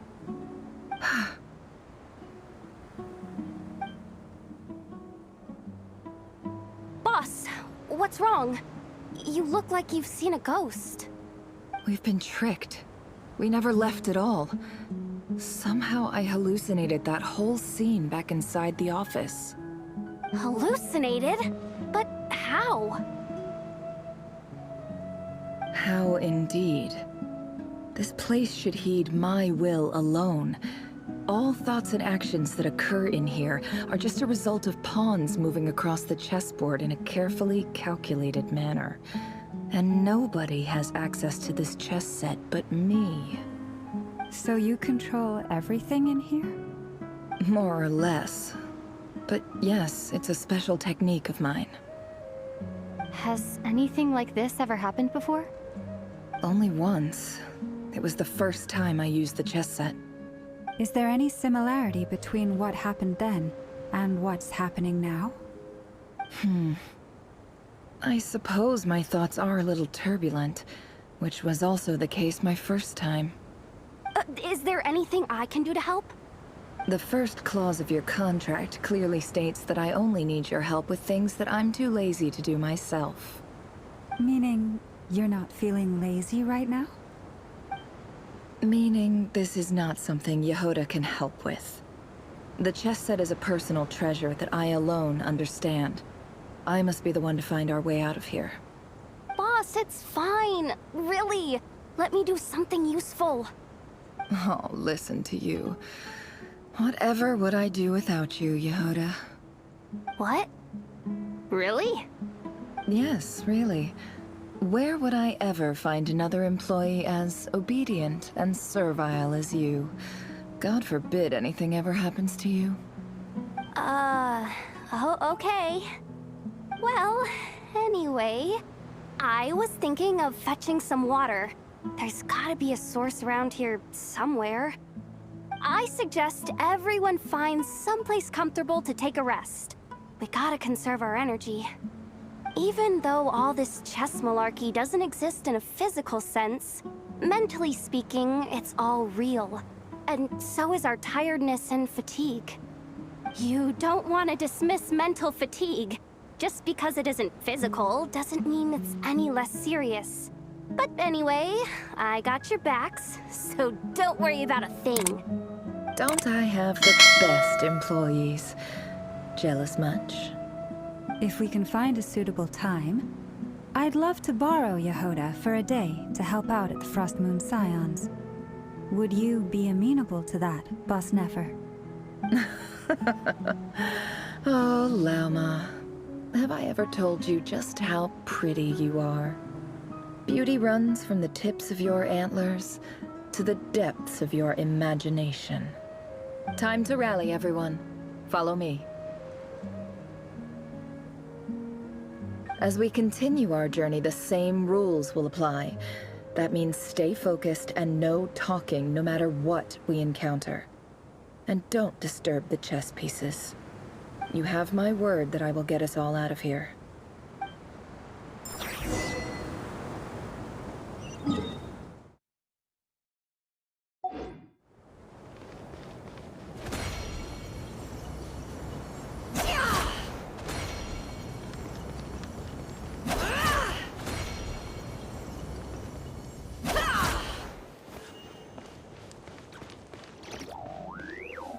This place looks familiar.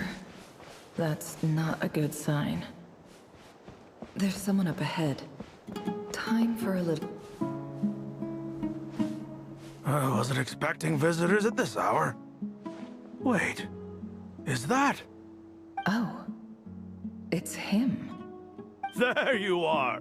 Sinue's been looking for you all day. I think he has some news for you. Oh yeah? What were you doing just now, Uncle Retinue? Hiding away some more loose change? I know I saw some Mora. What do you mean, loose change? Oh, come on, I'm too old for this. Just pretend you saw nothing.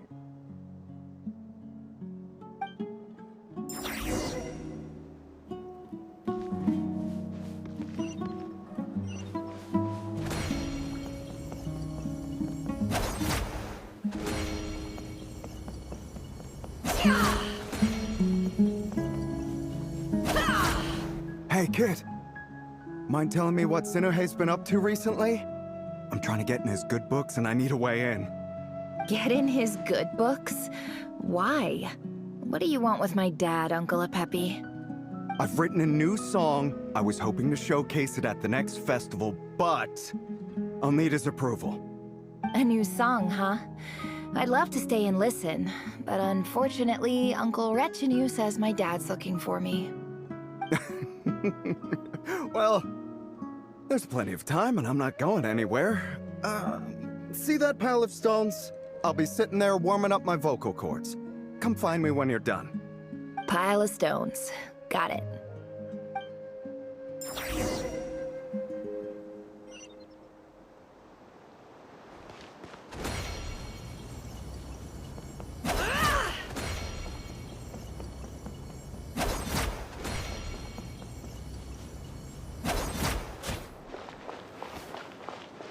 Hi, Dad. Uncle Retinue said you were looking for me. Ah, there's my little princess. If you'd gotten back just a little sooner, you could have shared the spoils of war with me. Spoils of war? Who were you fighting against, Dad? It was just a figure of speech. The aftermath of a sandstorm is no time to be waging war. I was talking about our war against thirst. I went out to fix our water supply problem, and now I'm back. Which means... We have a well again! That's right. I found a new one and brought back as much water as I could carry. It should last us for a good while. If it wasn't for these blasted sandstorms, our wells wouldn't be caving in. You wouldn't be spending all your time out searching for new water sources. As the chief of our tribe, I'm supposed to be leading us out of hardship and poverty, onto better things. You know how prosperous our ancestors were. I've told you all the stories. And look at us now, squeezed into these hovels. No one would choose this, if it wasn't for the endless wars over the years. But things are looking up. I started working with some folks from the academia a few months back. They gave me some contacts in return for my assistance in the desert. So you're the academia's helper now? Special ambassador, they call it. Think of it as a partnership. It's nothing bad, okay? We've been isolated here in the desert for too long. Seeking opportunities elsewhere is the best thing for us, and the fastest way to progress. So, do you get anything good out of being a special ambassador? Of course. My luck's improving all the time. One day, I swear I'm gonna lead us out of this place. We'll find somewhere new. Somewhere better.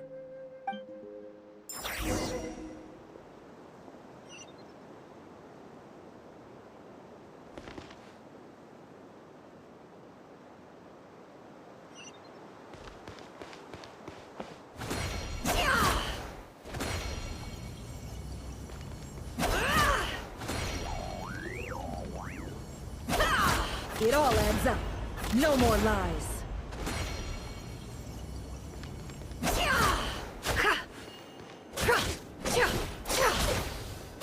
It all adds up.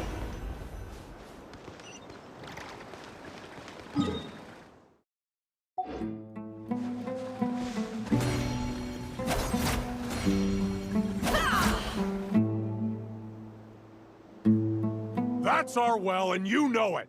You stole from us. Well, you've gone from chief to thief, and now you have to face the consequences. Did you really think you could take our water without permission and get away with it? You're either brave, stupid, or both. And that special ambassador act? Yeah, nice try. We spoke to the academia. They said it was all news to them. You're a liar and a cheat!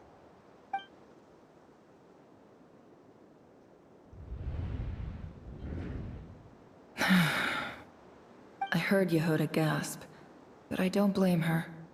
Most people are terrified by the sight of blood. Corpses strewn across the ground. The wounds are clearly from scimitars and daggers. The desert dwellers' weapons of choice. There's a handwritten note on the ground. Let's see what it says. Halil, this is Sinuhe, chief of the Shimti tribe. Surely you remember me. I was the one who helped you and your colleagues avoid the quicksand in the desert. This is my second time writing to you. I assume my last letter must have gotten lost in the mail, as I didn't receive a reply. I hope this one makes it to you safely. I'm writing to you because I need some help. That sandstorm the other day completely blocked up our well, forcing me to look for another water source in Iab and Unut territory. It was a matter of survival. Praise the gods. The well of the Iab tribe was intact. It was my last resort. I drew what water I could and left, but not without being spotted. I fear they will retaliate. You told me to write to you if I ever needed help. You said you'd be my ally in the academia. I urgently need you to formally recognize my title of Special Ambassador and send some of your people to assist me for a few days. It's the only way I can convince them that this was the academia's decision and prevent them from retaliating. This is an emergency. Please send help as soon as possible. Looks like this letter never got sent. The writer died a grisly death, and the letter was trampled into the ground. It's badly defaced. Some parts are barely legible. What a ridiculous lie the surviving Shimti tell. Their whole village was butchered over a sip of water.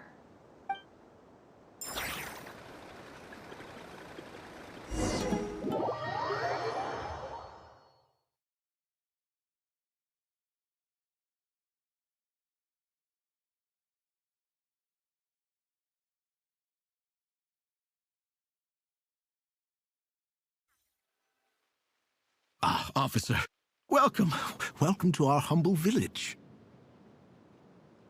I thought you would at least have the courtesy to provide some respectable libations. This is the finest wine Aru village has to offer. I promise.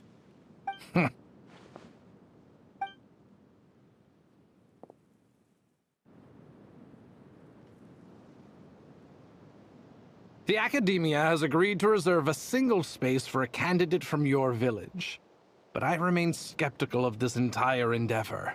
I highly doubt anyone in this desert possesses serious academic potential. Please, have faith. If not in us, then in our god. The child we found shows great promise. I beg you, take her away from this place. Give her a chance. Don't let her talent go to waste. I don't recognize her. New arrival? She showed up here a few days ago and we took her in. She's a really bright kid. Please help. I'm begging you. So, where are you from? Nowhere special. Just a sand dune. What about the rest of your family? How many of you are there? Just the one. It's only you? Correct. So, no brothers, no sisters, no mother or father?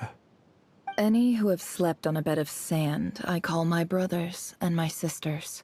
Apart from that, I have no family. All right. Get over here. Sign your name on the form.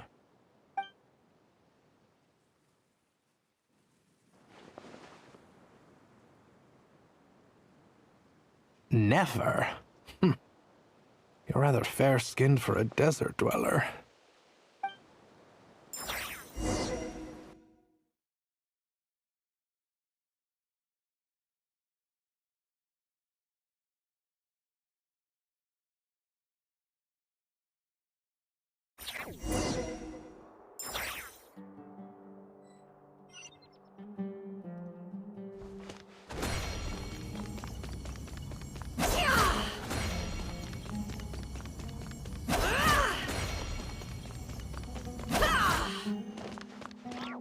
No more lies. Nefer, this term's assignments have been issued already. Please read through the materials thoroughly, conduct your own additional research, and then write an essay on the topic. Yes, Professor, I'm aware. I just had a couple more questions I wanted to get your perspective on. Oh? Please, ask away. Well, I saw the other students' problem sheets, and I couldn't help but notice that my assignment is much easier than theirs. Do you really think I'm a weak student? A weak student? Goodness, no. Quite the opposite. You have a sharp mind. Almost too sharp. I think what you're saying is, a weak student wouldn't have noticed the discrepancy. And if they did, they certainly wouldn't complain about the lighter workload. You see, sharp as they come. You see things the way they are. And I'm sure you know why they're like that. Because of where I come from. Because I'm different. I'm sorry, Nefer. I don't like it any more than you do. It's just...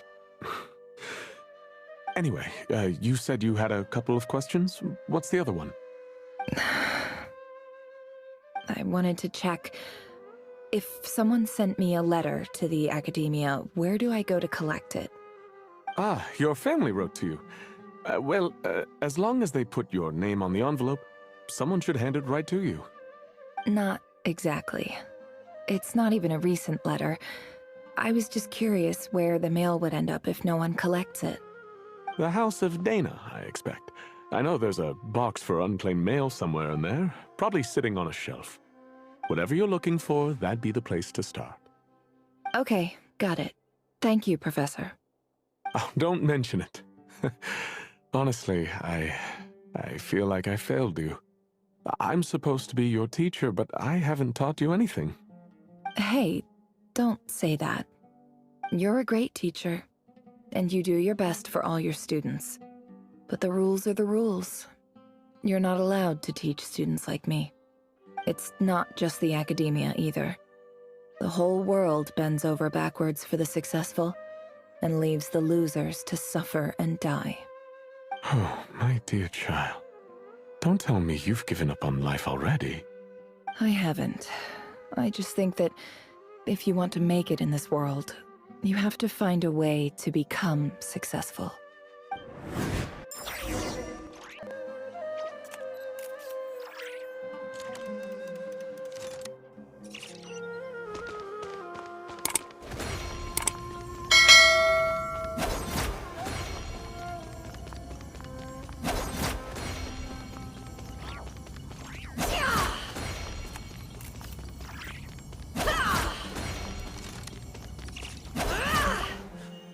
This must be it.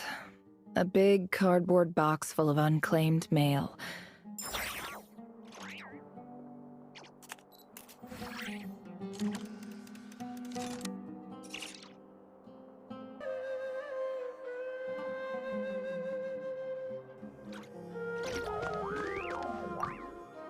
This must be it. A big cardboard box full of unclaimed mail. And probably some letters that ended up here by mistake, too. Let's take a look.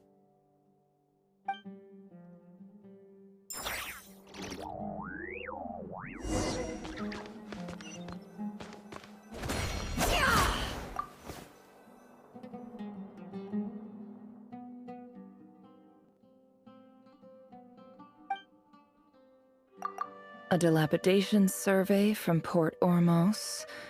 Looks like it's from a Core of 30 representative. What a strange thought. A bunch of mercs losing sleep over rundown buildings. This one was never even opened. I guess the recipient didn't care what the Core of 30 had to say about anything. Who was it addressed to? I don't recognize the name, but it must have been a Kasharawar professor.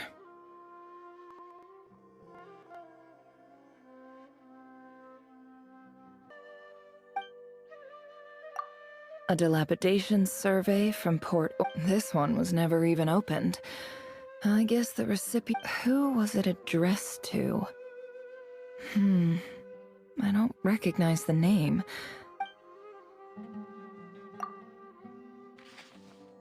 This one is addressed to the Immorta Sage. The title is Changes Observed in Satyavada Life Symptoms. Why do all these letters read like full-blown dissertations?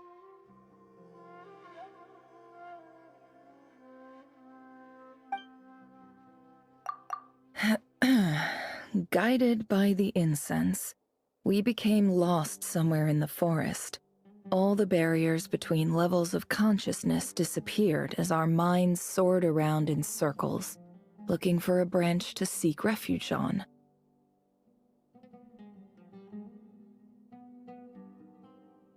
In clinical terms, these symptoms fit the description of incense poisoning. The Immorta Darshan strictly prohibits the use of hallucinogenic substances, but I believe there are still people getting away with it.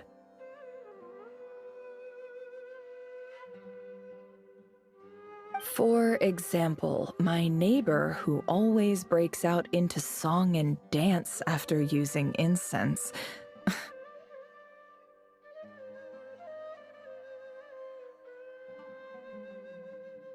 This seems like something the academia would want to know about. Why wasn't it collected? Wait, what's this written on the back? It's so small.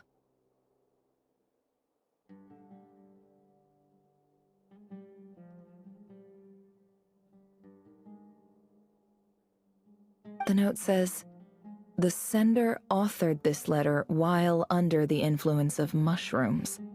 I would send it back, but no return address was provided. Stamped by the Grand Conservator of the House of Dana."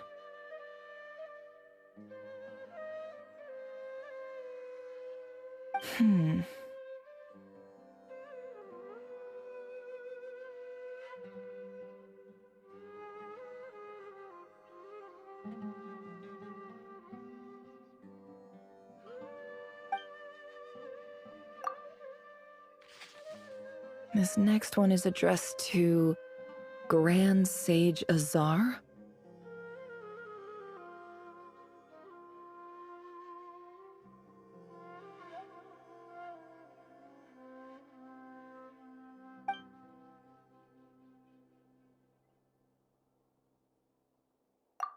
A few words of protest regarding recent changes in Sumeru's educational policy.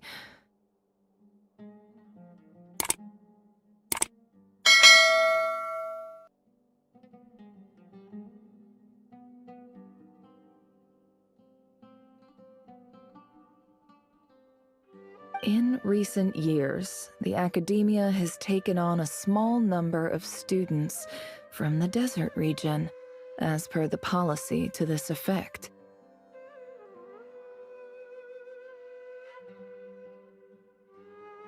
However, it appears to me that these students have not, in fact, been provided with educational opportunities that are, in any meaningful sense, equal to those enjoyed by their peers.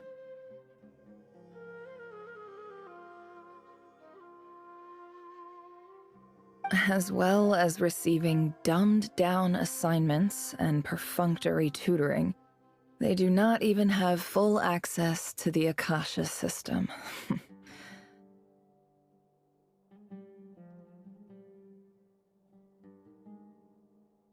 Education is the fundamental purpose of this institution, which should go without saying in a nation whose founding virtues are knowledge and wisdom.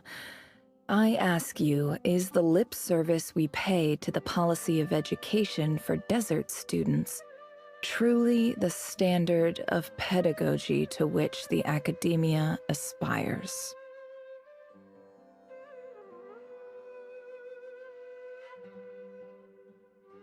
As Grand Sage, policy decisions are your prerogative, but do not forget your roots. You and I were once students too, as was everyone else in this institution.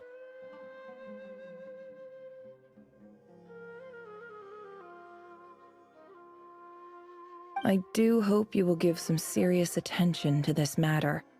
I encourage you to discuss issues like this with myself and others, and listen to some alternative opinions.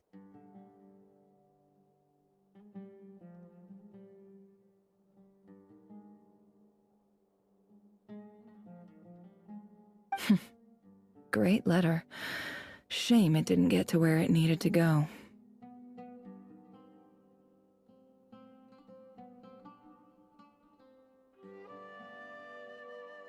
And the sender is... Huh? Sage Cyrus of Spontamod.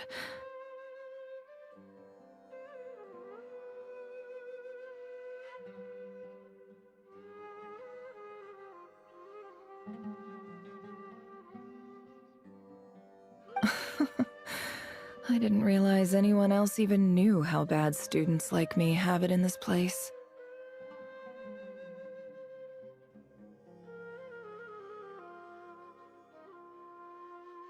So this is where letters from the Sage of Spontamod end up? Nice one, Grand Sage. Really enlightened leadership.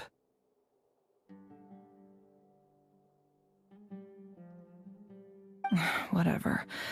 This isn't what I came here for. Moving on. I'm not exactly holding out hope that a letter sent from the desert would even make it here. But if it did, where else would it end up if not in this box?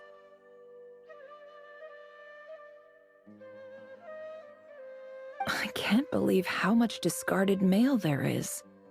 Must have been years since someone last went through it all. And this is just one box.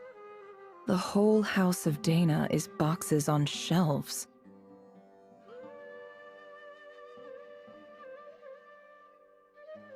I don't believe for 1 second that any human being has sat down and read through all the documents in this place.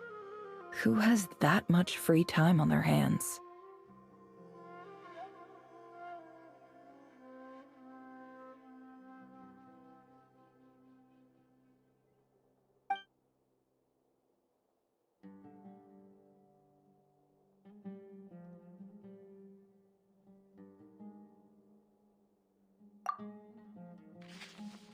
Wait, could this be it?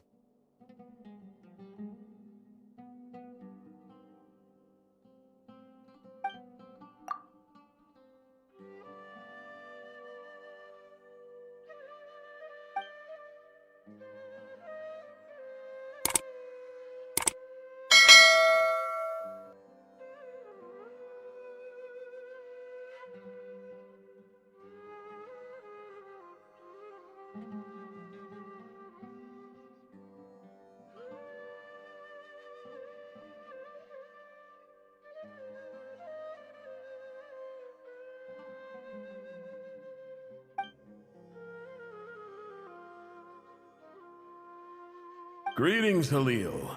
My name is Sinuhe, chief of the Shimti tribe.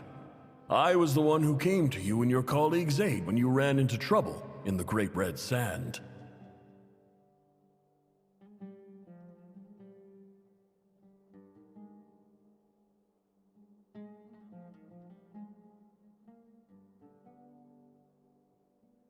I don't know how well you remember it now, but I brought you to safety and gave you some water and other supplies. You seemed very pleased and told me your name. In my tribe, learning a person's true name is serious business, and I therefore see you all as friends.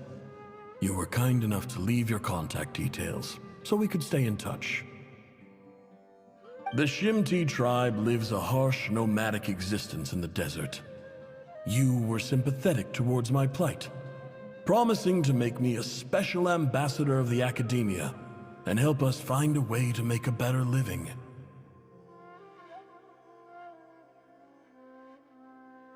This brings me to my reason for writing. Our tribe has fallen on particularly hard times, and I would like to ask for your assistance.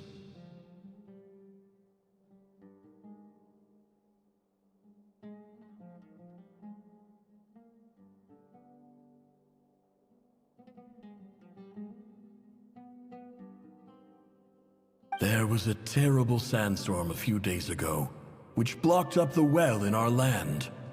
To ensure my people's survival, I had no choice but to venture into Iyab and Unut territory in search of an alternate water source. The Iyab and Unut are descended from the Thamudians, while we trace our ancestry to Tulatala. We worship the Lord of Flowers and have had relatively good relations with our fellow tribes up until now.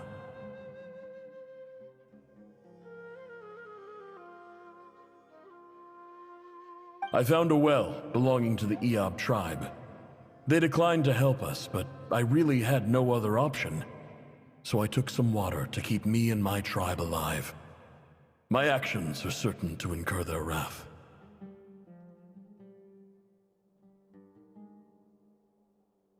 When we met, you assured me that you would be my ally in the academia. I would like to take you up on that offer, because I really need your help. I wonder if you could send an academia representative to meet with me. That aside, the last time you were here, you mentioned that the academia had started accepting students from the desert, and I told you a little about my daughter, Nefer. We have next to no resources here in the desert, and my power and influence are limited. Would you consider enrolling my daughter at the academia? She is a smart girl. I know she won't disappoint you.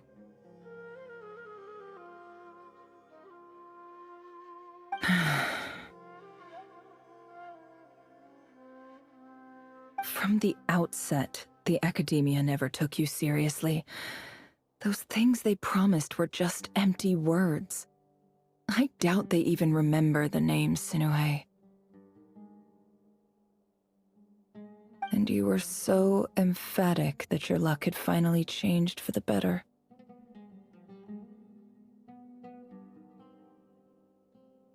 You swore you'd lead us to a better place one day. You spoke with such conviction, like you were the most powerful chief in the whole desert. You liar. You lied about everything. You promised the world and delivered on none of it. And who fell for it? Just me, by the looks of it. Despite your best efforts. Which makes you a pathetic liar. You weren't even any good at it. I think I'll take over from here. Let me show you how it's done.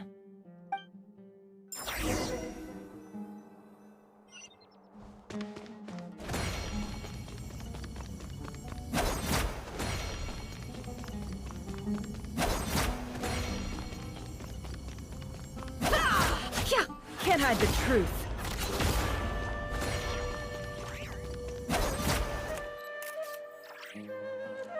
I just came to say goodbye. Thanks for everything you've done for me in my time here. Nefer? You packed your bags. Where are you going?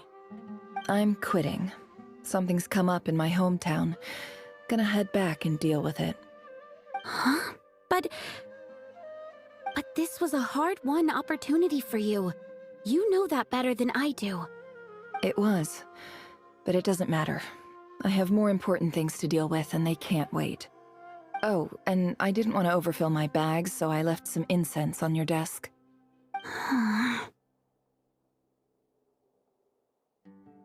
What's wrong? I thought you liked incense. Although, I did read somewhere in the House of Dana that it has hallucinogenic effects. Don't use it all at once, all right? Isn't this the stuff you brought from your hometown? You're just letting me have it? But you said it's a rare and valuable commodity. Yeah, about that. I lied. It's not rare at all. There's this bunch of ruins near my hometown that are practically overgrown with this plant. It's not worth much. Keep it, it's fine. But Nefer, All right, that's all from me. You take care.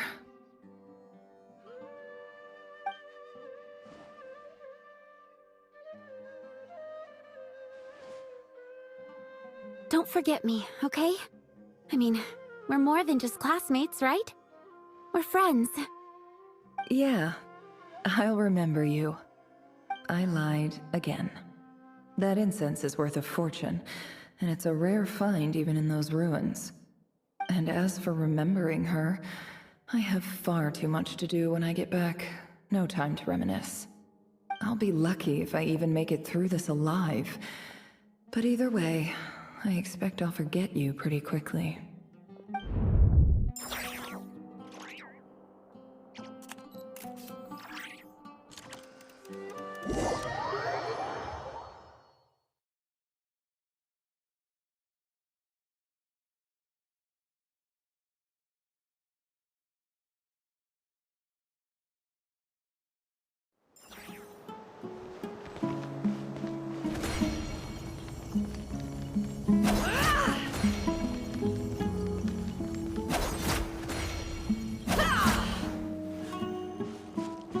It all adds up.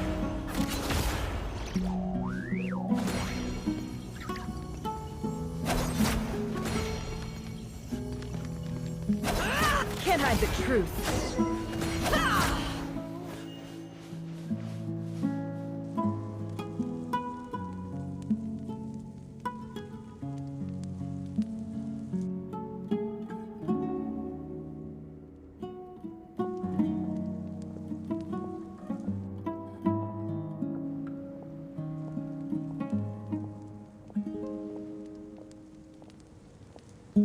It's a pleasure to meet you, Mr. Arif.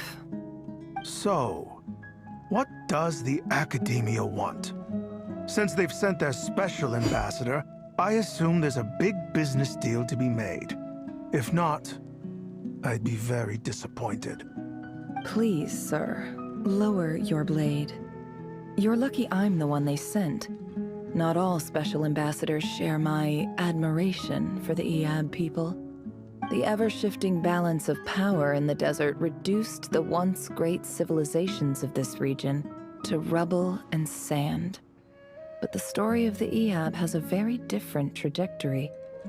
Others grew weak, but you grew strong, beginning in obscurity and moving to prosperity. You're the only ones who defied the trend. Huh. So, you do know who you're dealing with? This well is the perfect symbol of your strength, is it not? It used to belong to the Unut, but it looks like you have control over it now. You're not wrong. But I'm sure you didn't come all this way just to flatter us. Of course not. I came to bring you some very good news. Some information that recently came to light, which might just be your ticket to freedom. Records uncovered by the Vahumana Darshan show that a certain well currently under Iab control is built on top of some ancient ruins. These ruins are of great archaeological interest to the Academia. I checked the map carefully on my way over here, and I'm confident that this is the well in question. The Academia is offering 50 million mora in return for excavation rights. 50 million? No, wait. If these ruins are as important as you say, 50 million's a little low, don't you think? Don't get greedy, Iab.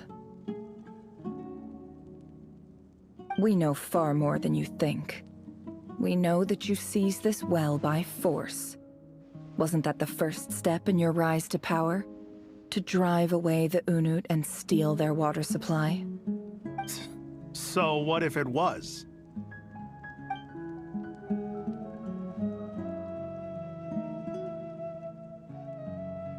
Don't worry. As unscrupulous as it was, it's something we're willing to overlook. The Academia is only interested in dealing with the de facto power holders in the region. I hope I am making myself clear. And I hope your words are the truth.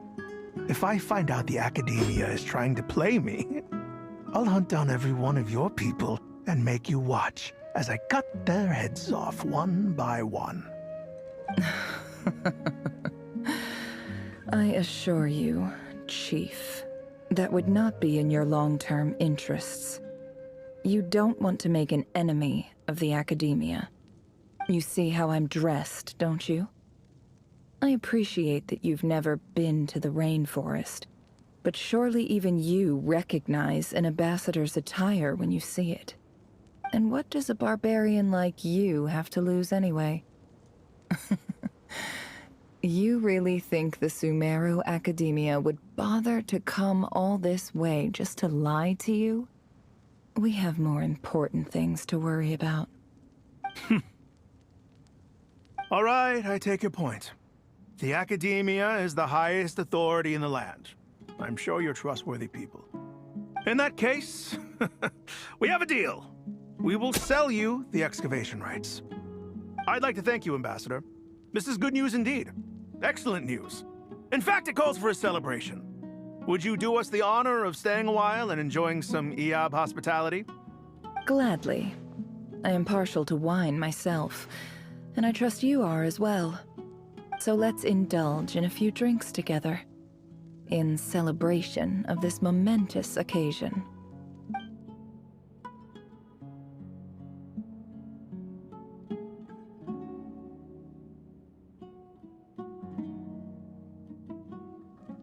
Chief!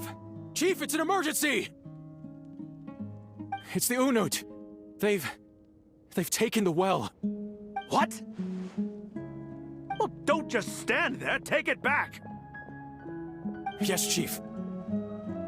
I have every confidence in the Eab's military superiority, and yet... What is it? The Unut's response was alarmingly fast. The day after we reach a deal, they seize the well. This can't be a coincidence. Perhaps there is a traitor in your midst. I don't think so. I am obliged to remind you, Chief, that the Academia will only deal with the de facto power holders.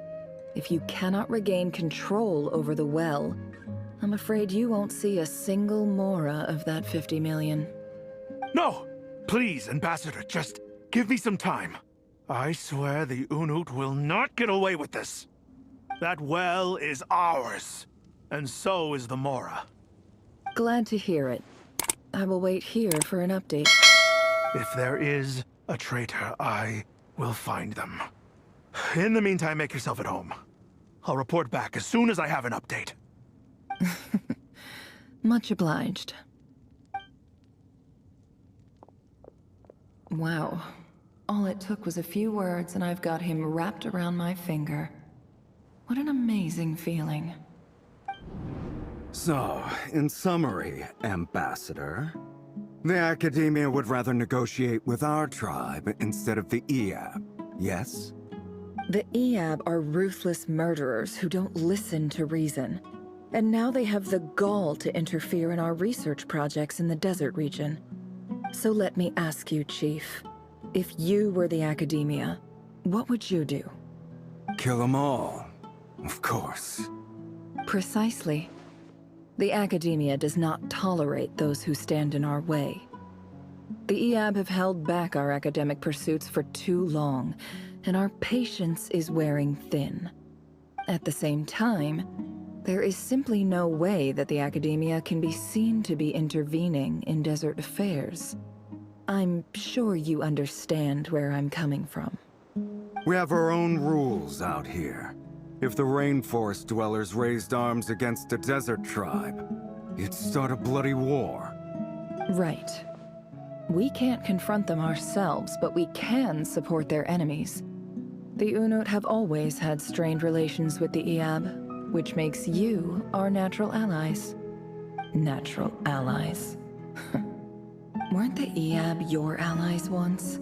You were quick to send them after us to protect your interests back when we stole that water. And now look at you. You're at each other's throats. Let me be clear. The Academia wishes to collaborate with the legally recognized rulers of the desert in this matter. We are asking for excavation rights to that well, and our offer is 50 million mora. Say no more. I believe we have an understanding. Good. Then I suggest you get to work. Get us access to that well, and the mora's yours. You see, Dad? Lying is easy when you know how. People will believe anything.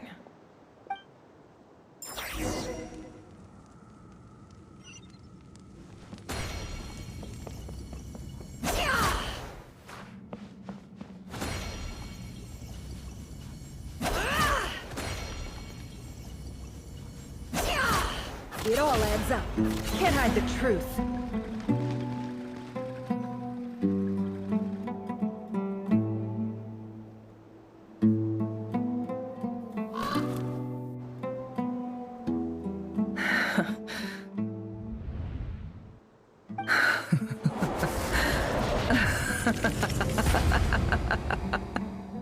Look at yourselves. You may be vile, savage monsters, but your butchered bodies bleed like any others. You're no different. You're nothing special at all. The monsters who destroyed my home, they're just ordinary, petty human beings. What a joke. I think we're even now. Maybe I've even done the desert a favor. It's a better place without all these people around. Oh, Sinuhe, my gullible fool of a father. Perhaps if you'd been as ruthless as I was today, our tribespeople would still be alive. In this dog-eat-dog world, a chief needs to be tough to survive. But you couldn't do what had to be done. So I did it for you. Nefer, it's okay. All of this is in the past now. I believe I remember you promising to remain silent. Yeah, but even so... Yehoda, is there anything you can do to ease the tension? Alright, time for a sharp turn onto a completely different topic. So, anyway, that's enough of that. When are we getting out of this place? Feels like we've been walking forever. I'm getting pretty tired. Oh, Halma, you tired? Yes. If we can find somewhere to sit down, I could certainly do with a rest. It's not far now. There should be a temple just up ahead.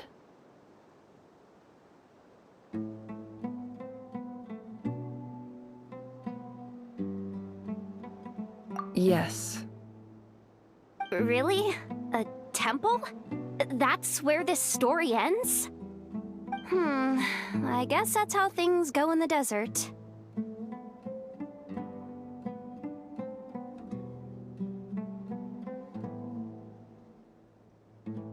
Desert dwellers can never escape their destiny. Or so everyone says. I never wanted to believe it, but looking back now, I'm as desert as they come. You mentioned a temple. What's waiting for us there? My biggest trade secret of all. Ah. Then I'm guessing it's where you got your power from. The power to peer into other people's minds. I didn't know you were clued up on any other religions.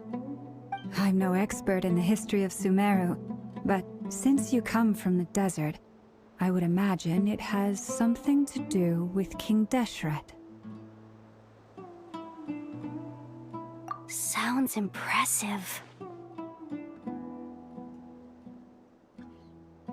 Ah, I know who you mean. General Mahamatra Sino.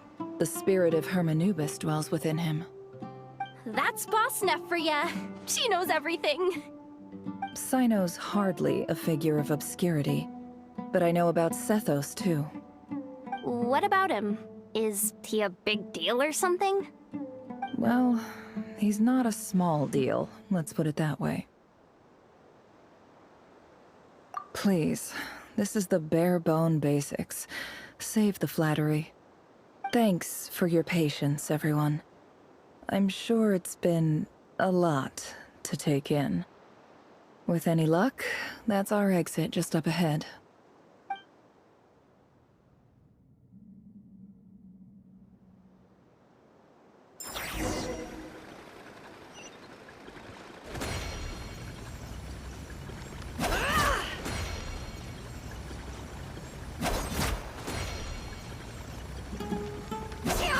No more lies.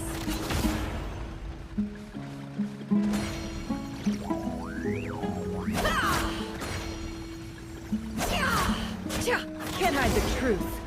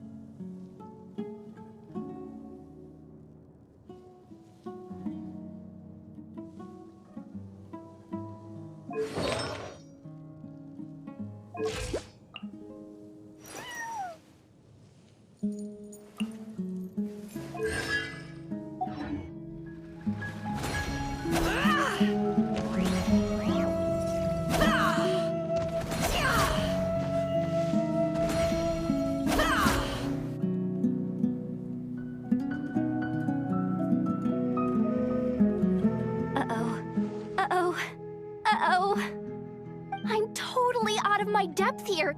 I don't have anything to add about any of this stuff. Like, look at that statue, for instance. I want to do the whole name-dropping, this girl knows her stuff thing too, but I've never seen anything like it before. A statue with the head of a bird. That's Thoth, the Ibis King, one of the 7 pillars of King Deshret.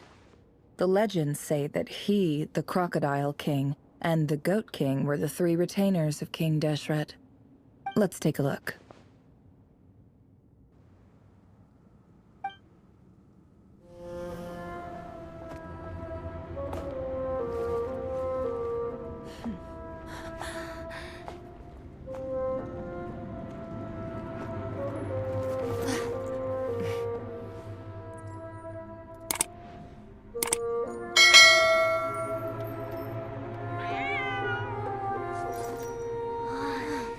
It's just Ashru. So, all is well?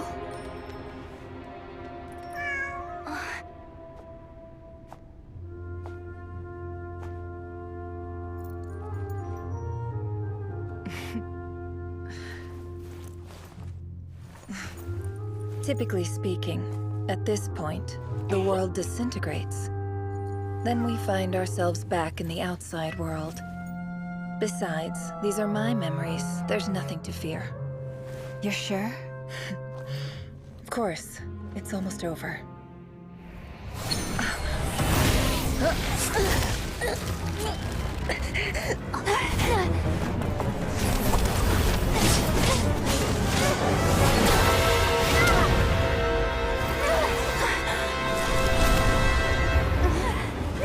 Hold on!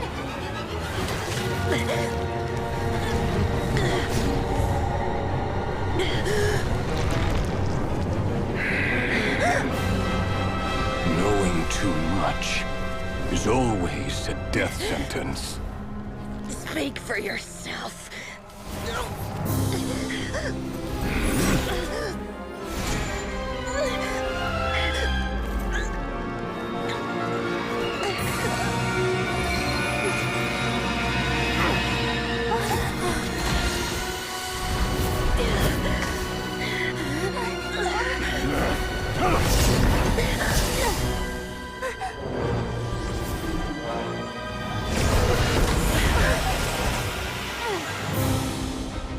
How repulsive.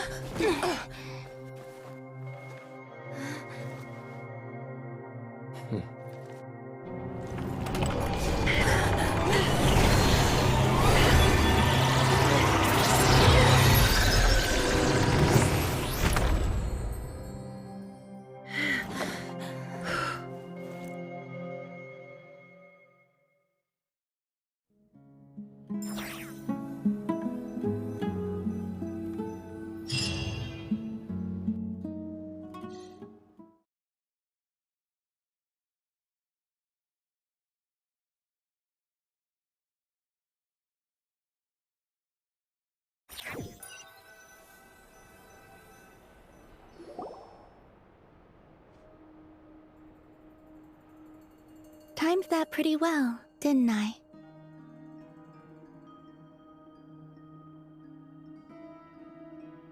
It's okay. I'm just glad no one was hurt. Paimon noticed you doing something too, Dainsleif. Were you helping get them out?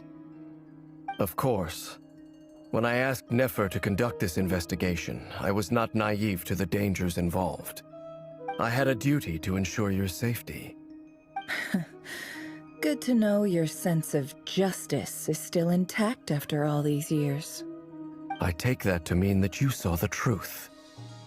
That comes as a great relief. I certainly did. And thanks to your help, I also managed to trap Rerir inside the chess set.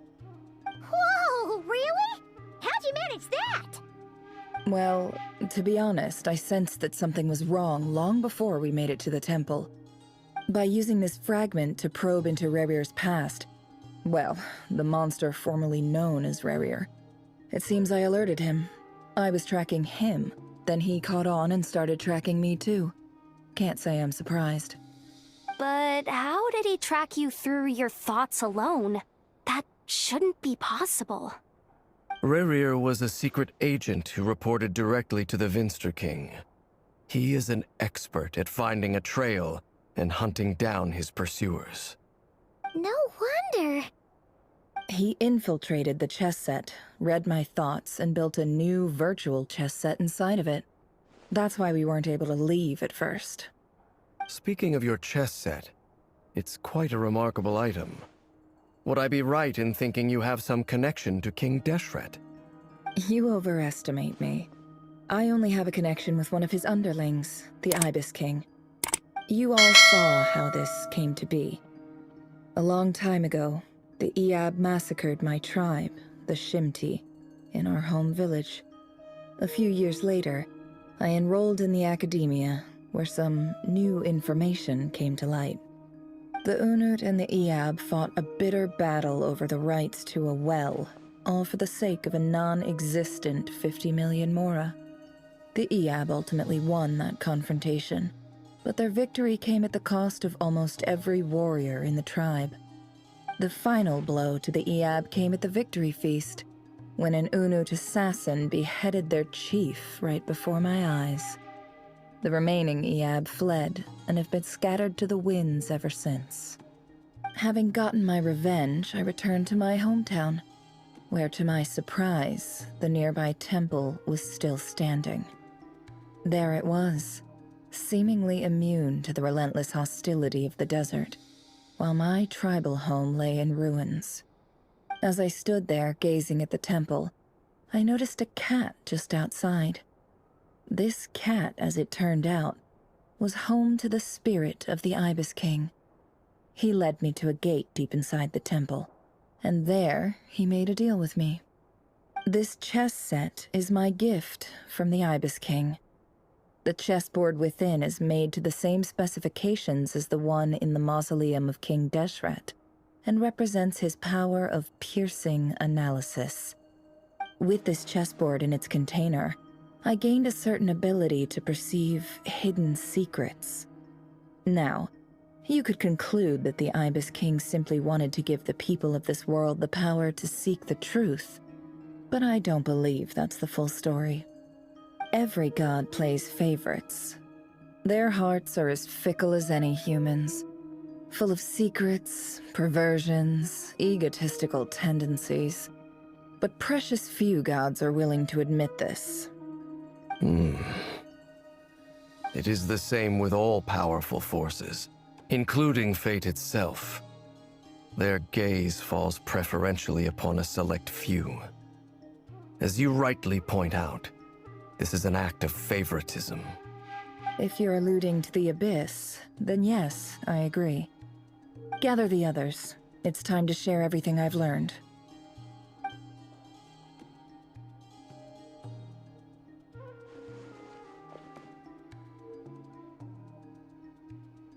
Thank you all for being here.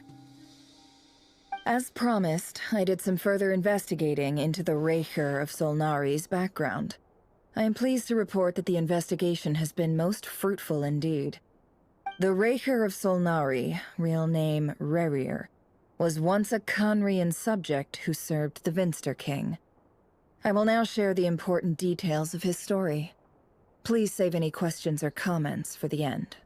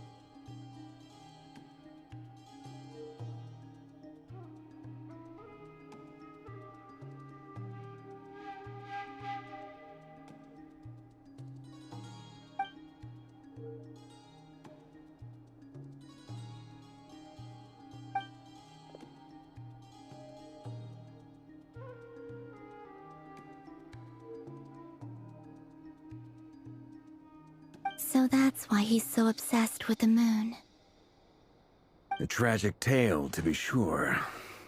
But it does not excuse his many transgressions. No matter how much Rerir suffered in the past, the fact remains that he is what we know today as the Wild Hunt, wreaking havoc upon innocent lives in Notcry. He becomes more dangerous with each passing day. If left unchecked, it is simply a matter of time before all of Tevat suffers the consequences. This is a threat that the Knights of Favonius cannot ignore. A question for Miss Columbina. Forgive me if this is presumptuous, but have you ever seen the spatial gateway that appeared in Rerir's memory? Never. But I have heard stories of something called the Moon Gate, and this seems to fit the description.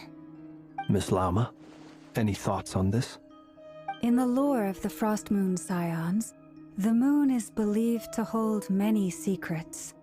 Some sources speak of ancient knowledge, others of a gateway to the unknown. The term Moon Gate is one I have heard before, but as is the case with all of our legends, there are no records of any first-hand witnesses. We cannot know whether it truly exists. Then back to Miss Columbina. As a moon goddess yourself, do you have some idea of where the Moon Gate leads to? Not at this stage, sorry. I do hold the power of the Frost Moon, and my strength is recovering well. I can sense that the gate would open at my command, but... But there's more to the power of the Frost Moon than that? Yes. A moon goddess has the right to open the Moon Gate, since it is a path to the moon. But as never mentioned, holding open a spatial gateway takes a huge amount of power.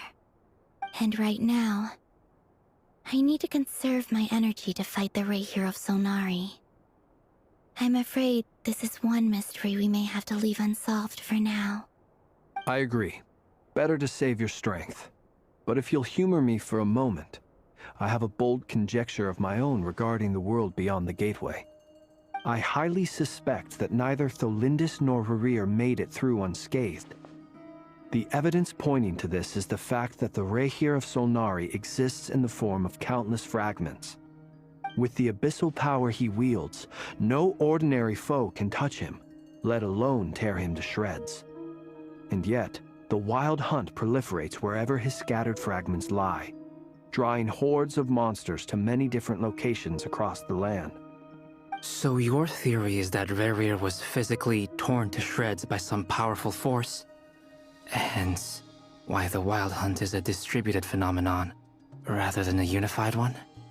Makes sense to me. Explains why the Wild Hunt is so pervasive, and why he's been trying to piece himself back together. He was whole to begin with, and he wants to be whole again. Without the power of the Abyss on his side, he almost certainly would have perished the moment he was torn apart. But the Abyss, much like a curse, has kept him alive. I could not agree more. The power of the Abyss is most surely a curse. It is a compelling explanation, and one that accords with my present understanding of Abyss creatures. Whether the life form in question is primitive or advanced, if a curse has extended its lifespan unnaturally, it will continue to survive in spite of everything. This raises some interesting questions. I will run some experiments and see if there is any validity to my suspicions. That being said, regardless of whether my research bears fruit, I would like to thank Miss Nefer for conducting such a thorough investigation. Already, it has greatly enriched my understanding of the entity we face. My pleasure, Mr. Albedo. I too hope that the information I have shared today proves useful as we look to formulate the next stage of our plan. Hey! What is it, Dainsleif? You look really upset! It's just... when I think of the man I once knew as Rerir, I struggle to understand why things had to turn out like this. The two of you used to be friends, didn't you? I don't know if these words will bring any comfort, but my heart goes out to you. Mine too. We can never know all the hows and whys of the way things are. The moon and stars are full of untold secrets and lies. And the skies are host to many more mysteries than these alone. Yet, none of that can begin to compare with the complexity of human life. Those are the first comforting words I've heard in a long time. Thank you, both. Well, I think this is a good place to end today's meeting. I'm sure Nefer needs some time to recover. She's been through an awful lot today. That's very thoughtful of you, Lama. Of course. Sounds good to me. Take some time to rest and digest before we reconvene to nail down a plan.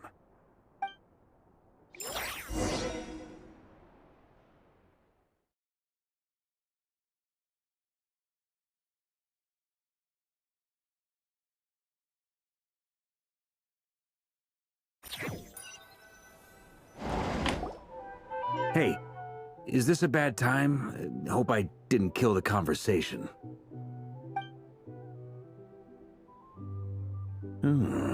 Nice room. Oh, I'm not coming in, though. Why not? It's just a hotel room. If it's all the same, I'll just stay out here. I might not look the part, but I'm technically a knight. Barging into people's private quarters isn't the kind of thing we do.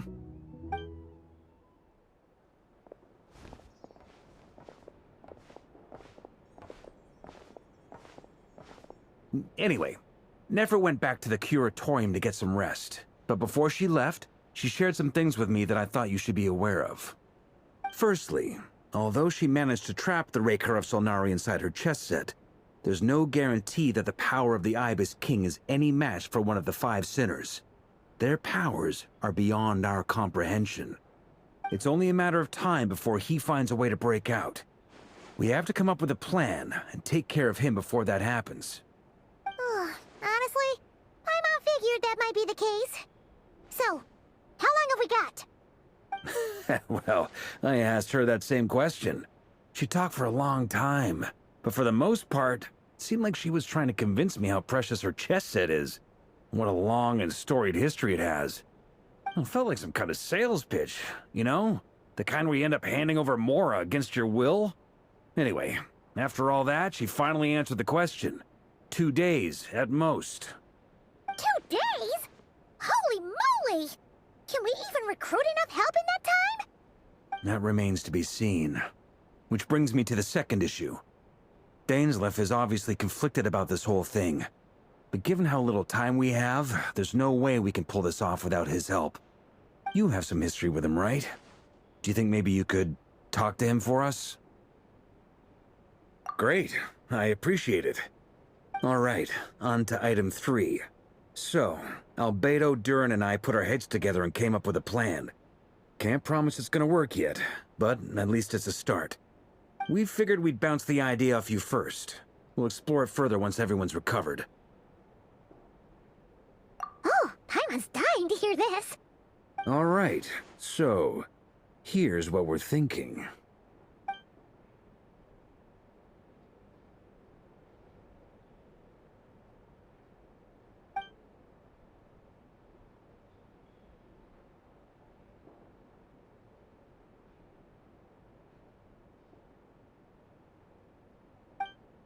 We felt a little uneasy about roping you into this. I mean, firstly, you're not locals, and secondly, none of us are your boss. You're well within your rights to refuse if you so choose. Roping us in? Why would you even say that? We know the stakes here. It's all of us against the Rayher of Solnari, or none of us stand a chance. I choose my words very intentionally, I'll have you know. I like to think there's an art to striking a down-to-earth tone even when the stakes are through the roof. Sir Varka, I have a few thoughts about this plan. I'm all ears. I think we can be more flexible with how the roles are allocated. In my view, the most sensible lineup would be like this.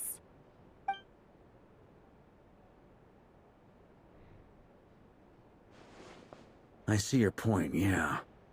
But if that's how we're going to approach this, you'd better make sure you're ready.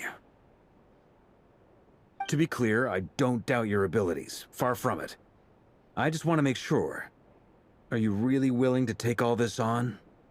I want to do everything within my power. The Rayher of Solnari is a truly fearsome opponent, and if I do my part, it'll greatly reduce the risk for everyone else involved. Well, that tracks with what I've heard. Jean's mentioned in her letters that you're so diligent it's almost abnormal. As in, most people weigh up the risks and rewards in situations like this. But you seem to just march towards danger without a moment's hesitation. Of course, everyone appreciates a fearless pioneer. But all that aside, I'm the Grand Master of the Knights of Favonius, and you're our honorary knight. I want to make sure your courage doesn't come at the expense of your safety. Thank you, Sir Varka. I should be the one thanking you. It means a lot to have you on board. I'll give some serious thought to your suggestions.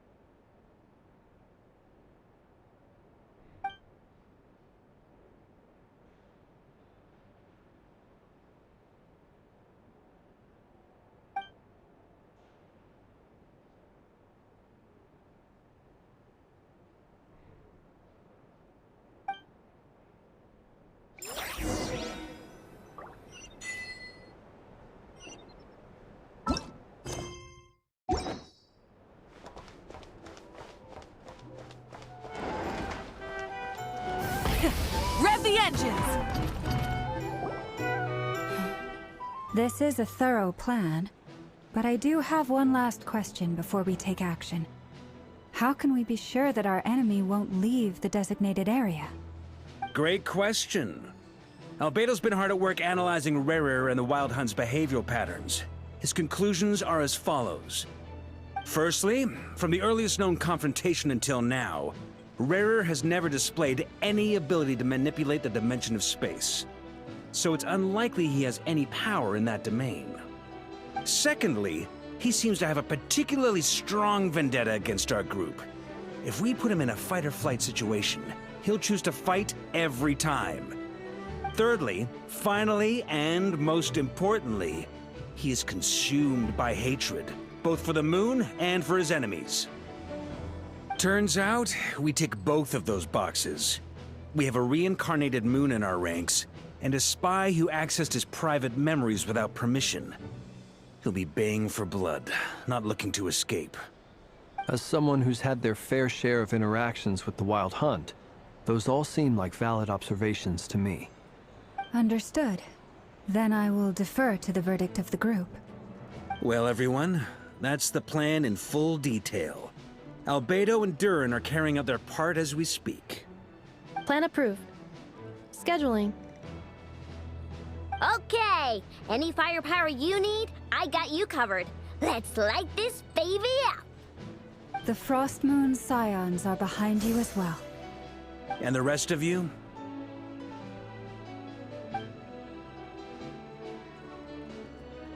No objections? All right, then it's settled. This is the plan we're going with. Next up, an old tradition of mine. Anyone who wants to back out, now's your chance. Wait, we can still back out of this? Everyone says things they regret, right? I don't want anyone feeling trapped because their mouth said yes before their brain had time to think things through. A very people-first approach. I hear that's common practice in the Knights of Favonius. Heh. Who'd you hear it from? D-Luke? Shh. We don't use people's real names at work. This contact will be known only as Owl, please and thank you. This plan can only work if everyone does their part. Flint's and I will absolutely support it. We shall indeed. You'll be glad you accepted our help. Also, you are the last person I expected to see here, Miss Dory. It's not often I get called Dory in a work context. My peers usually call me Lord Sangamabe. So, the longer your name, the higher your net worth. Is that the idea here? In that case, Mr. Flint's here must be worth a fortune. That's right, I know your full name. It's... The walls are thin here. I'd appreciate you keeping that a secret. Okay, fine. I'm actually only here as a favor for someone else. Do you have any idea how much it would cost to hire me otherwise? Oh, does this mean someone out there actually has the power to boss Dory around? It most certainly does not. We have a long-standing and mutually beneficial business partnership. She's actually the mom of a friend of yours. Said mom supplied me with a great little trinket, but now that lady's ruined everything. If I don't start building a little goodwill now, my whole business in Notcry is gonna go down the drain! Okay. So what exactly is so special about this pendant? It's a lucky charm that a great mage made for me. We have a business relationship, and she was worried that something bad might happen to me. So, she wanted me to have something that can store power to protect myself with. I finally got it all fully charged up with Kovaki, and then never went and used it all up at once! Never lost so big in my life! You're right. It was all my fault. I didn't mean to drain all the Kuvaki in the pendant, but I'll make it up to you. You will? Well, in that case, how about you give me your chess set, and we call it even? I knew you'd say that. Well, it's yours if you want it. In fact, take it now, and I'll even throw in a free Raker of Solnari. Deal? You're putting me in a difficult position here. It's a very useful thing to have around, but I have a funny feeling it won't be around much longer. I guess we'll see in a couple of days. Looks like bankruptcy for me. Hey, don't be so pessimistic. See this through and you never know. You might find a new business opportunity on the other side.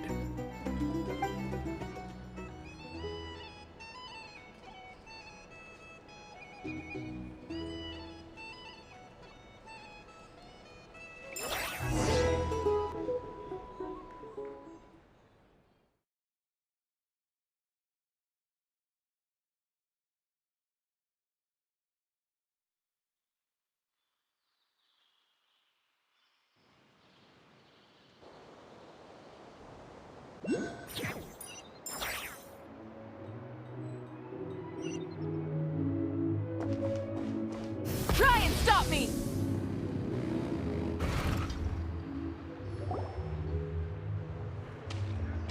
Dory! How are things going? Feeling ready? Oh, I was born ready. We only have 2 days. You think Lord Sangamabe would let an opportunity like this slip by? Don't forget, when something's in high demand, the people with the goods on hand get to charge the highest price of all, even higher than the sellers taking advance orders. Ta-da! See? It's right here! Oh, it's so pretty! Did you make it? No, I have a supplier. We go way back, so he made me a very attractive offer. Aha! No wonder you were talking about Lucky Charms at the meeting. You've been getting Kaveh to make them for you. That's not the full story. It actually started a while back as a project between me and the Dendro Archon. Mage Alice once warned me that this world won't stay safe forever. There may come a day when everyone faces a great crisis.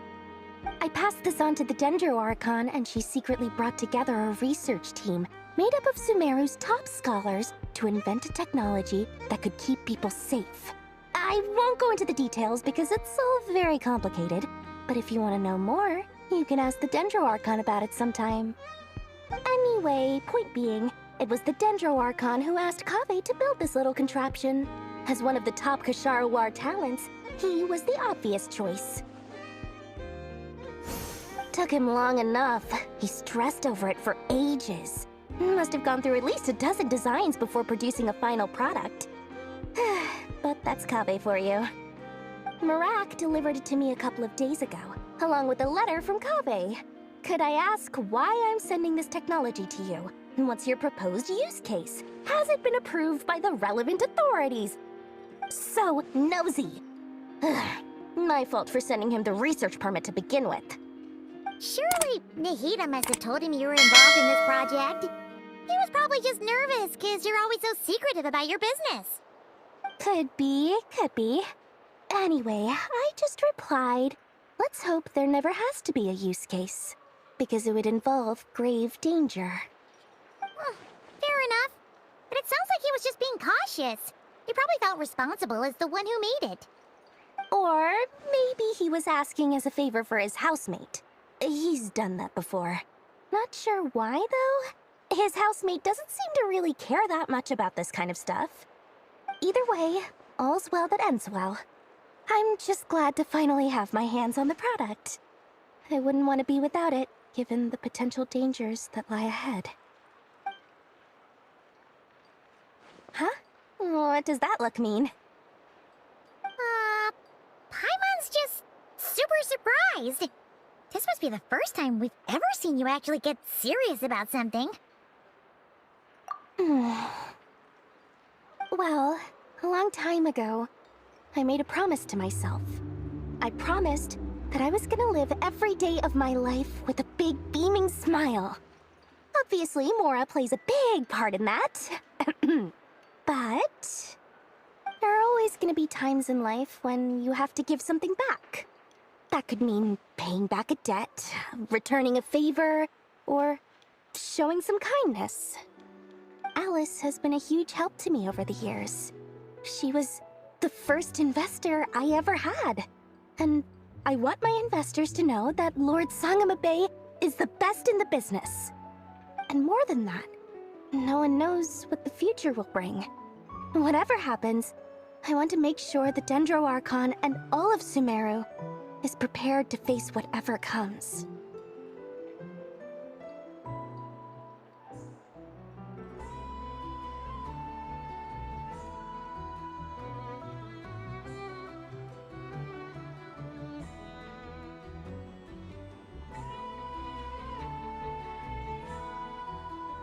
Oh, that? I was just making sure Nefer and I are square. Don't be thinking it was some sort of benevolent act. I'm no saint, so don't treat me like something I'm not. My priority is doing the business that I want to do, so long as my conscience lets me, but it usually does. That's the Lord Sangamabe business model. Alright, if you say so. I do say so, and that's the whole point. I'm a businesswoman. Don't go trying to figure out what kind of person I am. You'll exhaust yourself. Much easier for everyone involved if you just take my word for it. Oh, and could you two help me get this stuff where it needs to be? Thanks so much. You're my favorite assistants.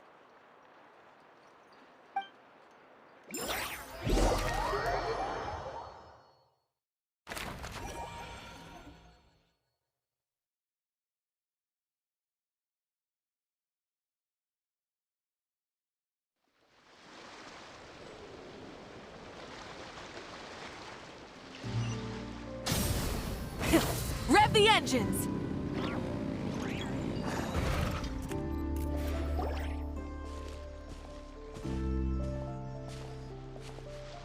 Traveler, Paimon, it's good to see you. Everything going smoothly over here? Sort of. As you're probably aware, Varka, Durin, and I captured some abyssal creatures from the Wild Hunt. Per the plan, we dissected and analyzed some samples of these creatures. The process went very smoothly.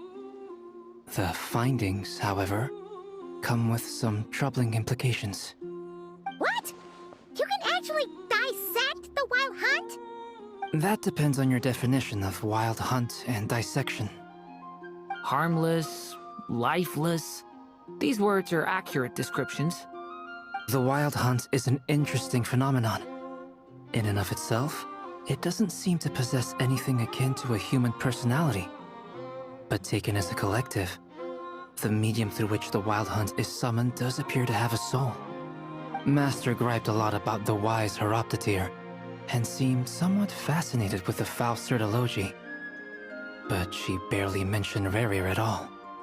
I don't think that was because of his lower social standing, though. Anyway, it's a pity. I should like to hear her thoughts on the nature of the life form he has become today.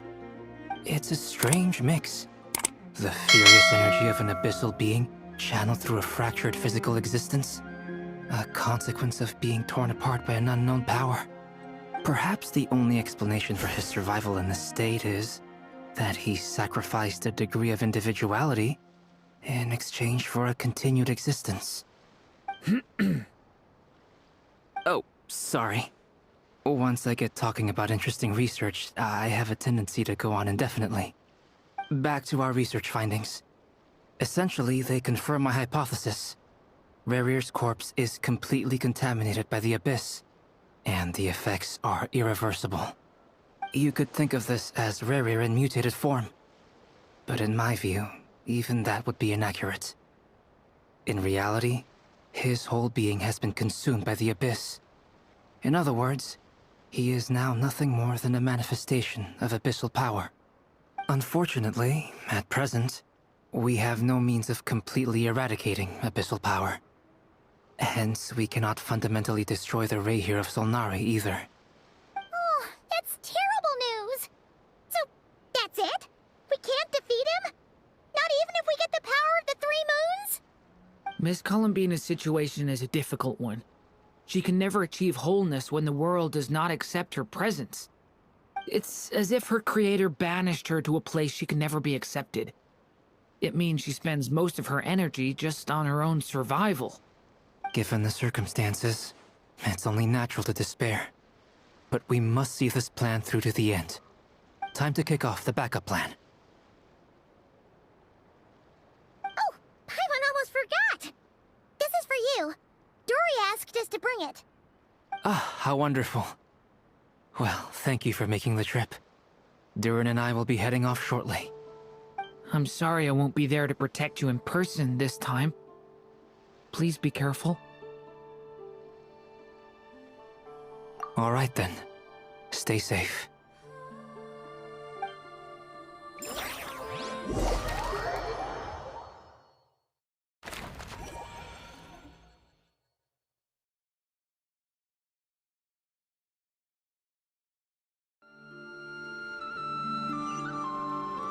Burn it down!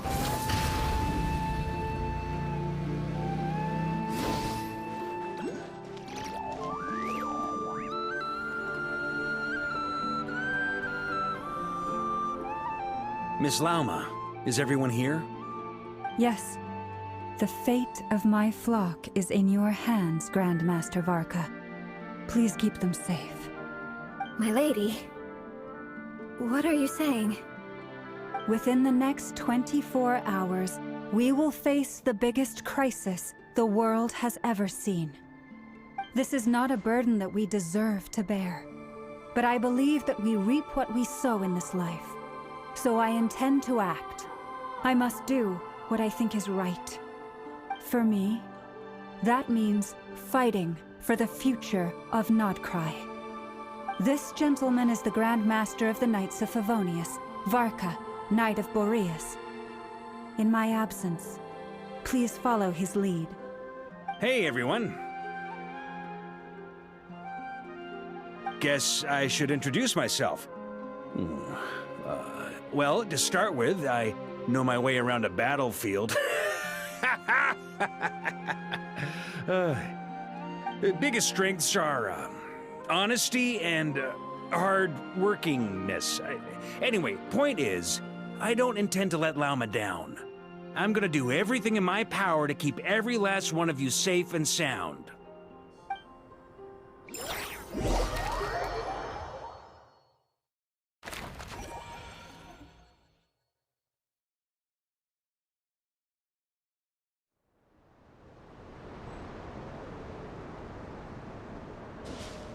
Full throttle!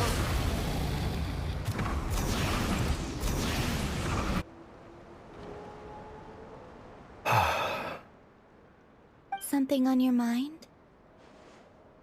Miss Columbina, was it? I believe that's how the others addressed you. That's right. Names are funny things. Have you always been called Dainsleif? Yes. I take it your own name has a more complicated history. I have a different relationship with names than other people. To be honest, I'm not even sure that Columbina is my name. At least, not in the same way that Dainsleif is yours. But it's what everyone calls me, and I go along with it. A lot of my life has been that way. I get so used to things that I forget to question why they are so. I never used to think much about where names come from, or what they mean to people. Maybe something's wrong with me. You're different from other people. I sensed it the first time we met. You're more perceptive than most. I'm sure your long life and rich range of experience explains that. Do you ever find yourself missing Conria, Mr. Dainsleif? Difficult to answer. I have dreamed of the past many, many times. Sometimes I'm fighting tooth and nail. Other times I'm lying on the ground, defeated. I don't recall any happy moments from that time. It has been too long. Is that because hatred survives longer than love and affection? That would not be for me to say. I make no excuses for the grudges I bear. But whatever the reason, I remember little that was beautiful or sentimental. Thank you for your help with the Rerir situation. Without your efforts, I never could have learned the hidden truth of his story. You're welcome. I know he's your friend. Friend? He betrayed me. And I never really understood what he was going through in life. Some friendship, that is. Okay. So, do you plan to fight him with us? You see, you're torn. Now you know what really happened. You see the things he's done in a new light. I need some time. Of course. I completely understand. Anyone else in your position would feel conflicted too. Actually, I went through something similar myself recently. Something happened that changed my perspective on a situation. A situation I took for granted at the time, but now I feel very grateful for it. You mean the Harbingers who still support you, even though you've left the Fatui? Yes. I always thought they were only helping me because Harbingers are forced to work together. But then I abandoned them. A warrant was even put out for my arrest. And even now, they still support me. Which means I was wrong about them all along. Clearly, they view you as a friend. I feel a little guilty now. I regret not seeing her help for what it was, and not treasuring it. I see the guilt that you're feeling now, because I feel it too. Hopefully, talking about it will do us both some good. Have you noticed that the Traveler and Paimon are over there? I think they've been listening. Huh. Shall we say hello? Sure. Hello. Ah! They caught us!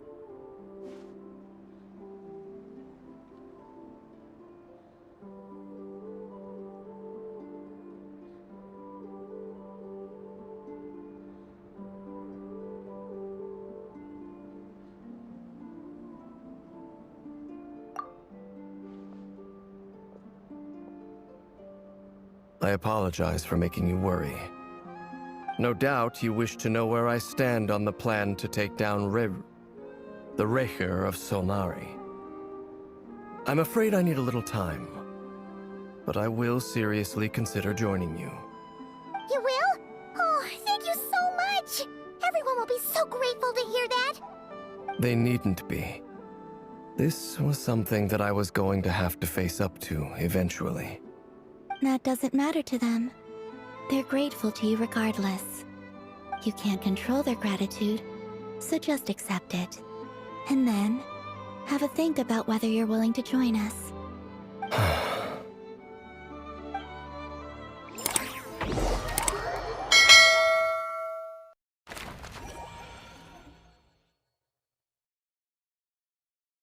It's nearly showtime! Let's go rendezvous with the others. You know the place.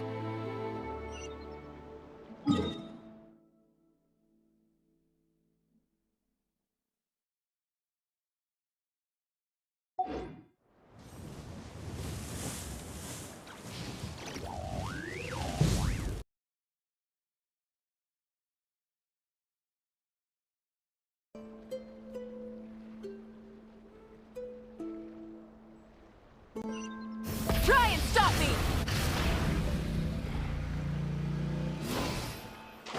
Ha! Bring it!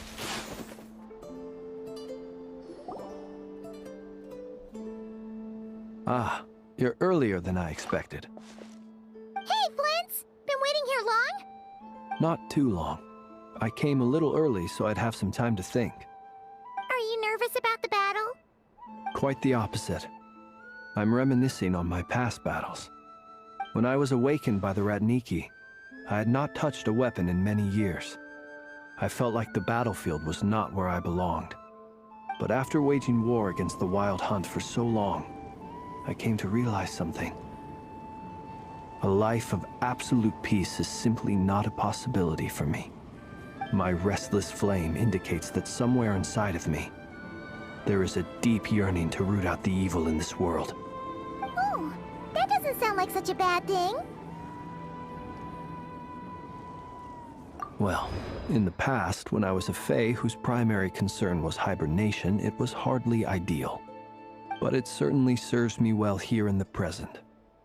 And I am delighted to be able to join forces with you in this endeavor. Looks like I'm not the first to arrive.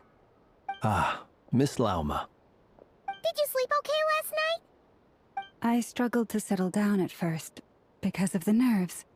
But don't worry. I got enough sleep in the end. I'll be just fine. Please, I'm just doing my part. Never! Over here! Aino asked me to relay a message. She said Anefa will be on high alert and keep a close watch over all secondary districts where defense is required, providing support as necessary. Meanwhile, Aino herself will provide range support to us directly, using her latest invention. Excellent. My thanks to all involved. The chest at looking a little unstable. It won't hold him much longer. We should be prepared to engage at a moment's notice. No sense sitting around waiting. Let's make the first move while we still have the option. I agree. Paimon, find a safe hiding place. Got it! Be careful, Traveler! I will.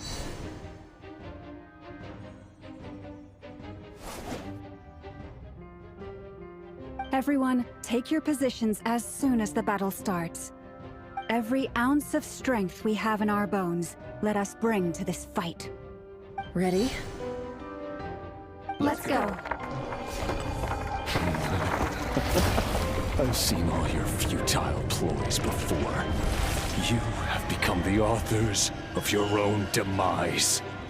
I wouldn't be so sure about that. You are merely a moment of sport before I tear down the moon.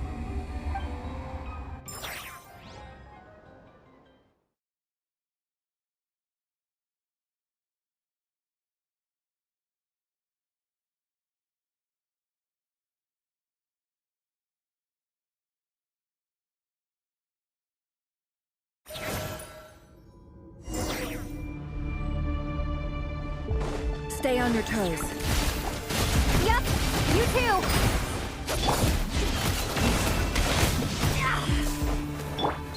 Leave. Stay your hand. Pathetic! Let me help you guys. Hunt him down!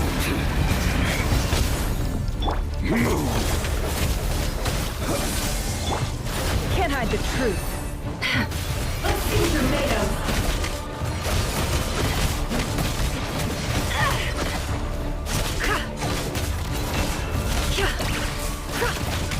Hunt him down! Futile! Move! The moonlight, move! Go! You're just dead It meat! all adds up.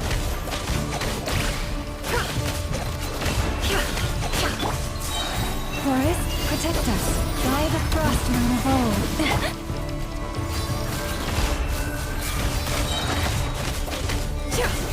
Hunt him down! How farcical. Seek within. You poor lost lamb.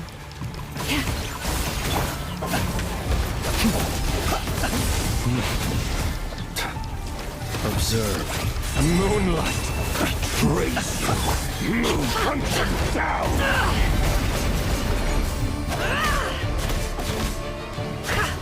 The moonlight betrays you. For the everlasting forest. Close your eyes.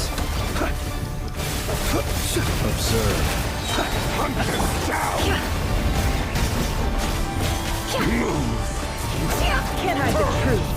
It began with the moon, and so shall it end. The moon will protect you.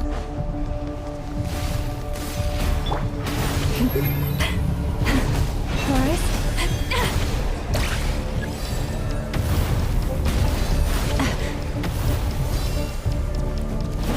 Do you see now?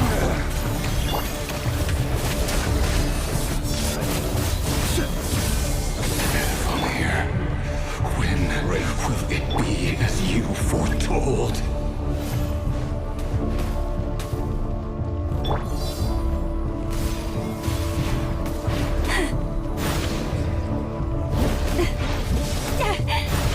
You poor lost lamb.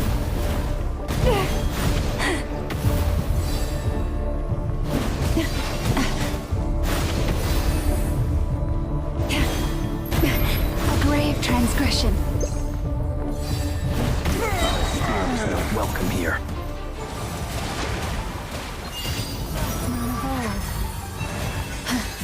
Close your eyes. Observe. Night falls.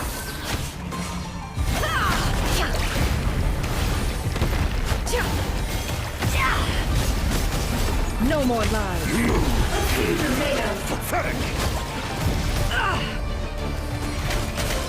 The mystery unravels. Can't hide the truth.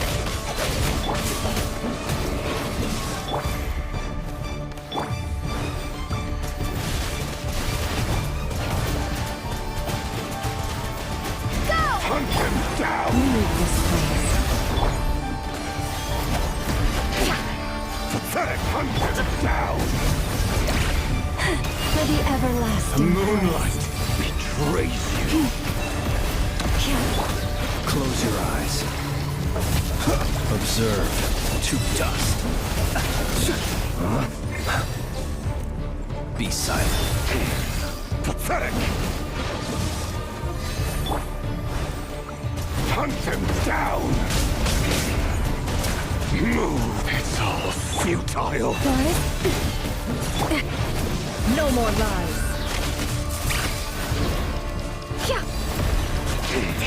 Pathetic! Seek within.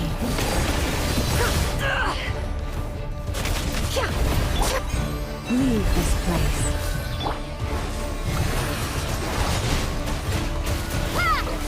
The long sleep Moonlight! Futile! Hunt him down! finished. Move!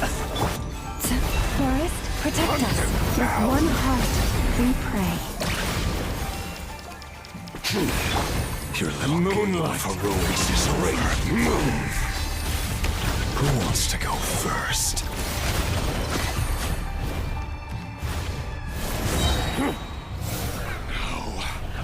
Get out of my sight! No! We've been separated. Destroyed! You okay? Never! Where are the others? Stuck outside the barrier. I guess he really doesn't like us. I told you before. Knowing too much is always a death sentence. Be careful what you wish for.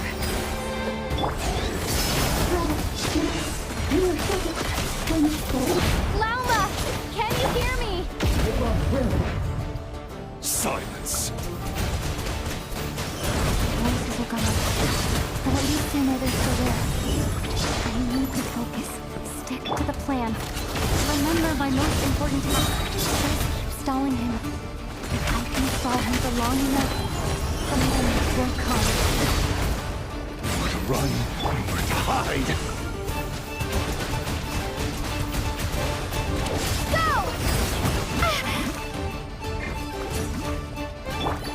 No more lies.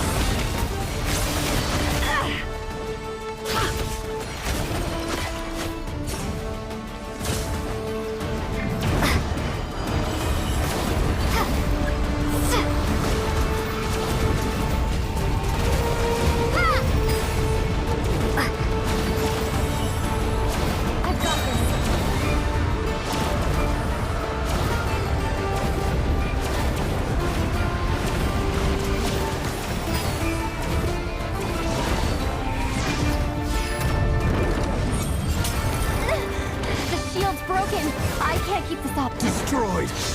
Push your luck. Reborn! Your death is within my grasp! Can't hide the truth. It all falls into place.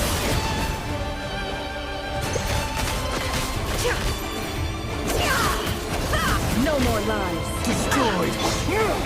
And reborn!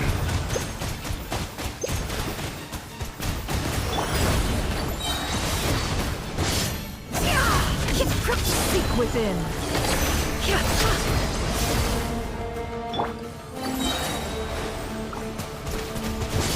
Water jet! Bombs away!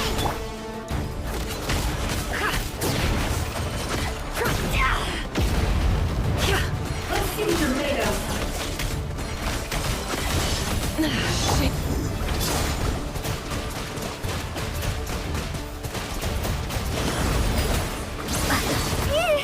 Where to run, where to hide.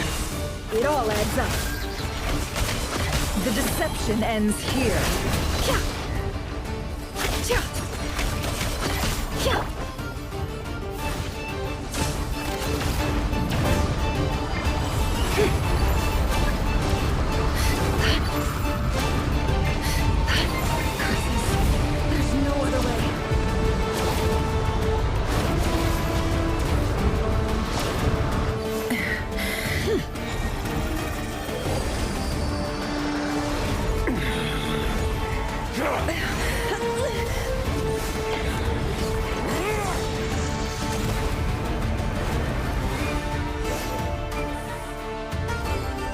The only way to defeat Rarer is to borrow his own power.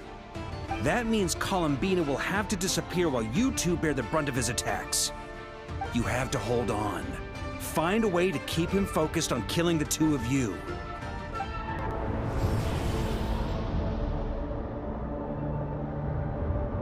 Never! Your eyes are bleeding. Soon you will be powerless to resist. And then, I will reduce you to dust. But that dust will plague your memories. Come on.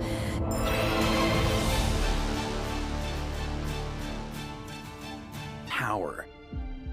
That means Columbina will have to disappear while you two bear the brunt of his attacks. You have to hold on.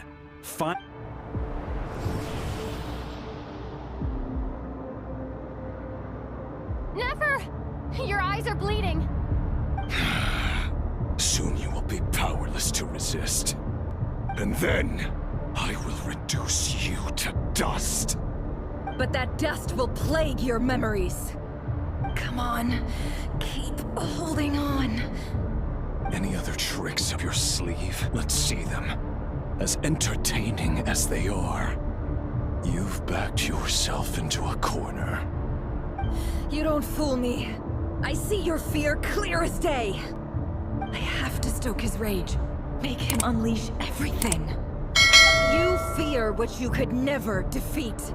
You fear the thought of never being able to save your beloved.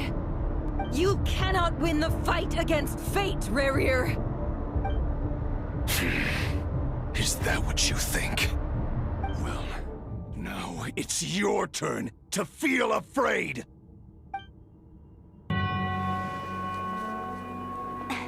You fear the sound of your own name? Is it us you hate? Or is it what you've become? Let's see what becomes of you!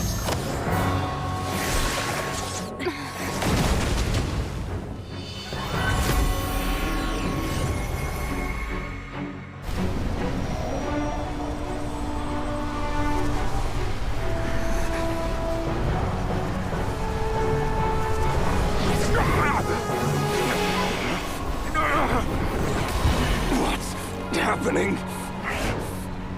That power. I've seen it before.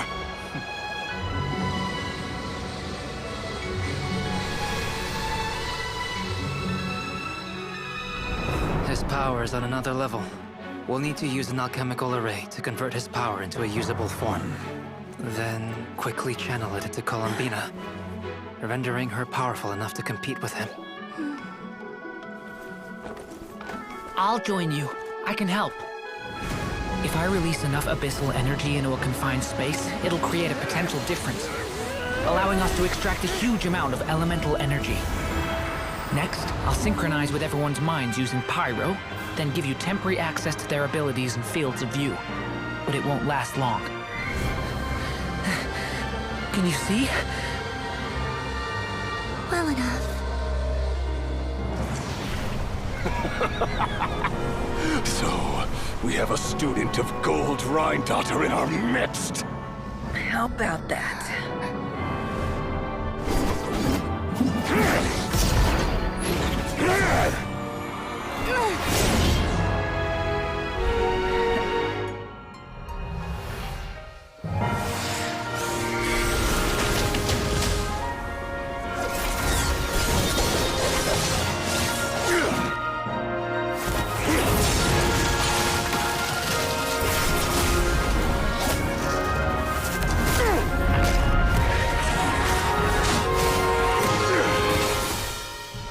You use my own power against me? Just like how you stole Kuvaki. Look familiar?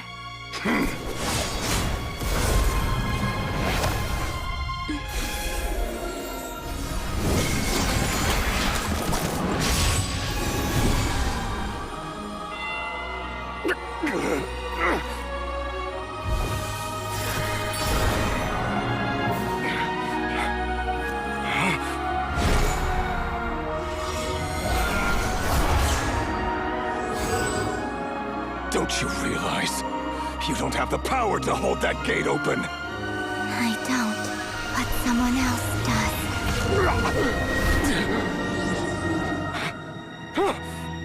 Goodbye, Rerir.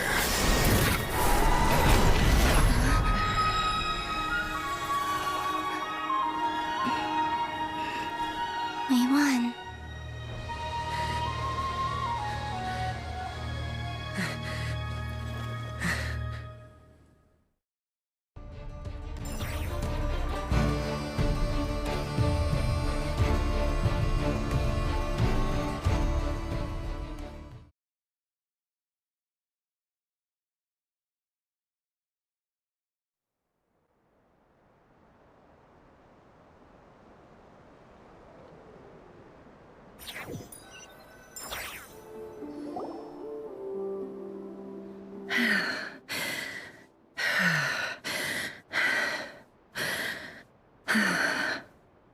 Nefer, how are your eyes? They're fine. Apart from the blindness, of course.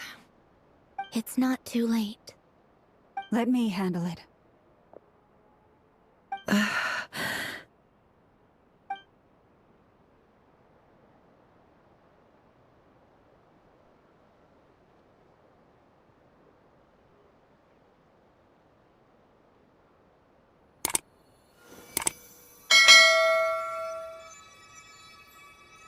Miss Nefer, it's not like you to lose your composure. That was the most reckless thing I've ever seen you do. Reckless how? The situation was critical. Our lives were at stake. We had to do something. Even so. Okay. I guess you're right. Under the circumstances, it was a wise decision. You traded your eyes for an incredible victory. In business terms, I suppose that's a huge return on investment. I'd be hard-pressed to argue otherwise. Still, I don't like this outcome, and I don't want you to lose your sight for good. People suffer when they make sacrifices they shouldn't have to make, whether that means faith, strength, or in this case, your ability to even see. I had hoped you could win without sacrificing so much as a single hair on your head. Thank you. Really. All done.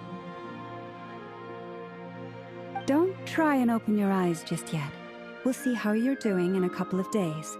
Until then, please follow your recovery plan to the letter. I'll send full details through Yehoda. For now, just get yourself home, relax, and rest. My dear friends, we have fought bravely and achieved a spectacular victory. A dark cloud has been lifted from the skies of Nodcry. All in this land will be grateful for what you have done. The moon will remember this day. Thank you both.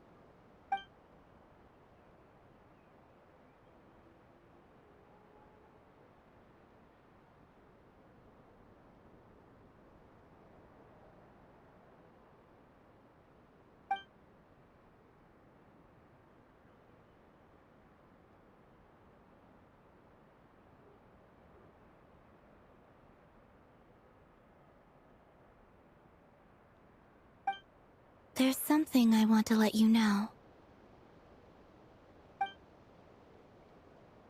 What is it? When Durin connected everyone's minds so I could access their powers, I also felt everything they felt.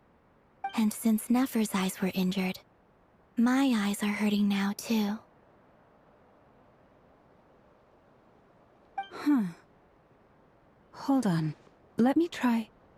I only feel the pain. There's no actual damage. I just thought I should tell you. You're right. There's no damage. That's a relief. But I must say, I'm surprised to hear the Kuthar share something like this with me. In the past, you never used to open up about yourself. Things are a little different now from how they were. I'm learning to share how I truly feel with my friends. Friends? You have no idea how glad I am to hear that.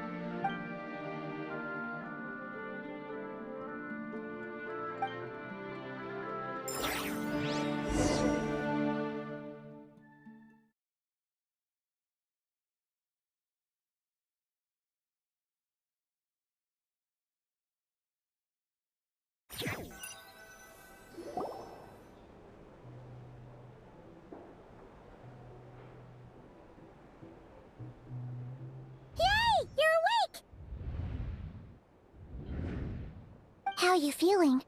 Any aches and pains? Did you sleep well? I'm doing all right, Paimon. No need to worry about me. Phew! Well, that's good. Paimon's been sitting on the edge of the bed worrying about you for ages. You slept a whole day and night. Poor Paimon had to eat all by her lonesome. Glad to hear you didn't starve. How was the food? Well, it wasn't the same without you there to share it.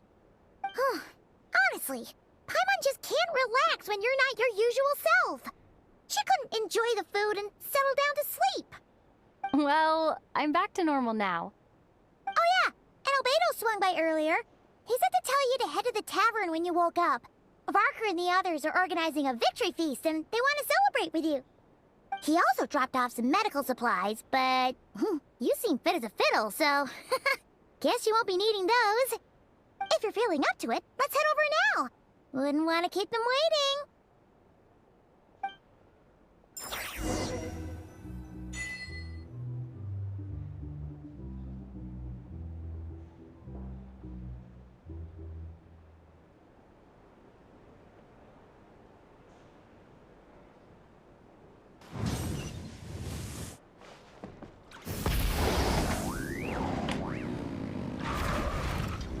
It's so noisy.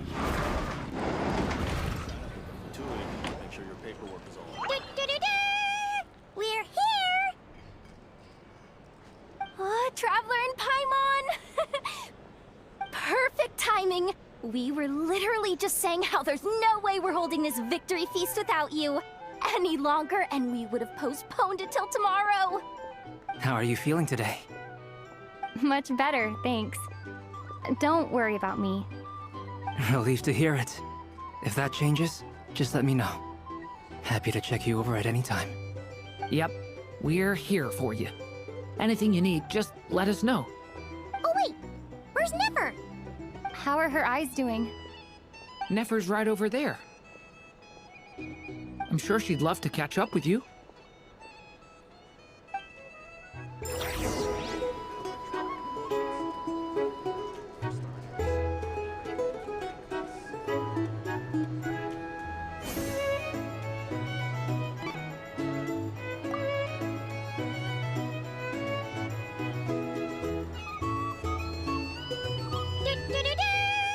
We're here! Oh, Traveler and Paimon! Perfect timing! We were How are you feeling? much better. Relieved to hear it. Yep, we're here. Oh wait, where's Nefer? How are her... Nefer's right over. I'm sure she'd love to. Rev the engines!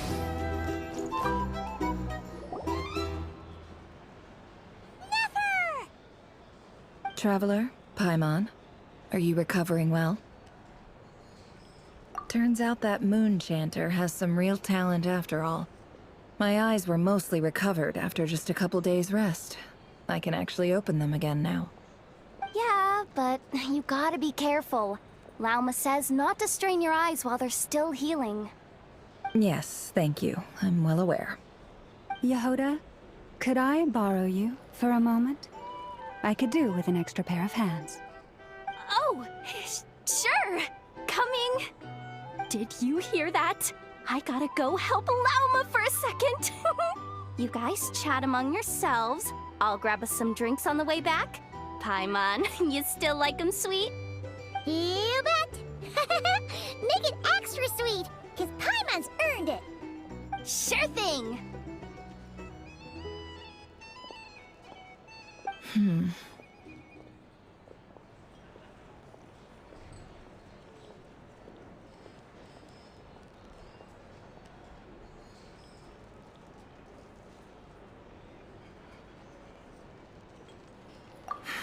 The Raker of Solnari. Kind of a snake, don't you think?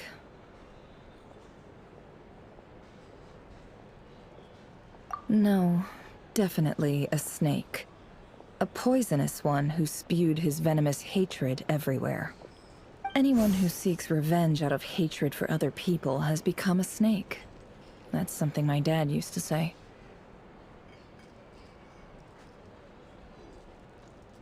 Perhaps. I'm sure it sounds like a very wise and open-hearted perspective to your ears. But me? I think hatred is a perfectly justifiable emotion. What else is left when everything you depended on in life gets stripped away? Something's gotta fuel that drive to keep on living.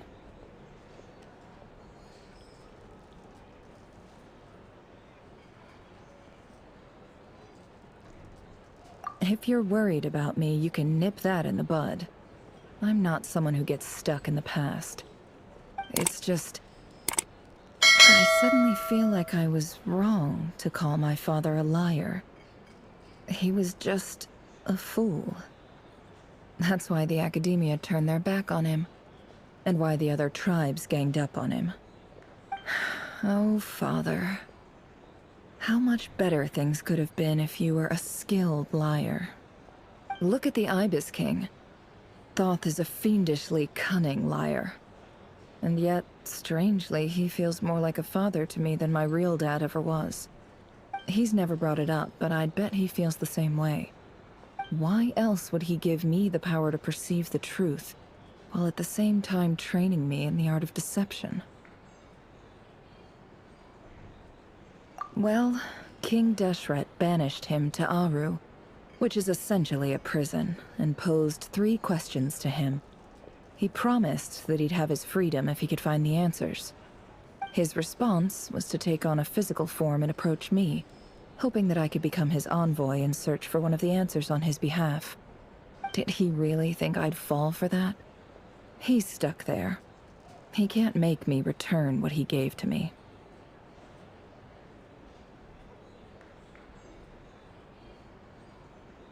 So that's enough for you to decide he's nice, is it? He's a prisoner, and he was scared. So he decided to perform some good deeds to win people's approval. He lives in fear because he's a deceiver. How is Rerir any different? You can't work as a spy your whole life and expect a happy ending. It's preposterous. Yet I can't say I don't understand it. Liars live in the darkness of their own making, but it's still human nature to want to go on living.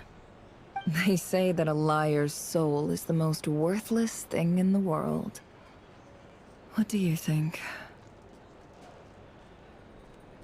Oh, really? Well, it takes a very kind person to find compassion even for liars. If you ask me, the soul of a liar really is worth nothing, because all they care about is themselves. For example, when something good falls into my lap, I don't go sharing the news around. Stops other people trying to steal it from me.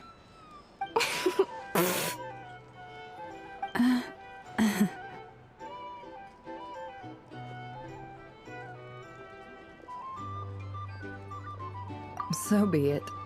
They have sharp ears. I can't keep anything from them.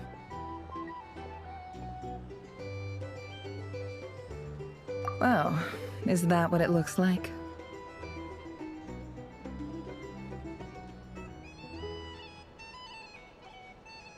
Well, you all know my past now, and I can't simply eliminate everyone who knows too much. So I guess I just have to put up with you, for the foreseeable future at least. When you find yourself in a situation you can't control, the safest play is to keep calm and start monitoring everyone involved like a hawk. In the intelligence world, you need to have a sense of perspective and play your hand accordingly. If you understand what's at stake, please ensure my secret is safe with you. I trust you'll respect my wishes as a friend. But don't forget, I will also be watching you like a hawk. Very good. Oh, wait! Now that the panic's over and we've all calmed down, Paimon suddenly remembered something.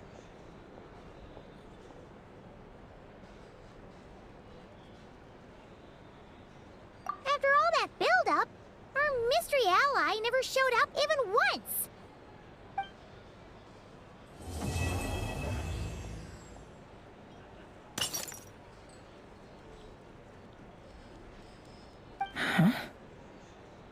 Am imagining things?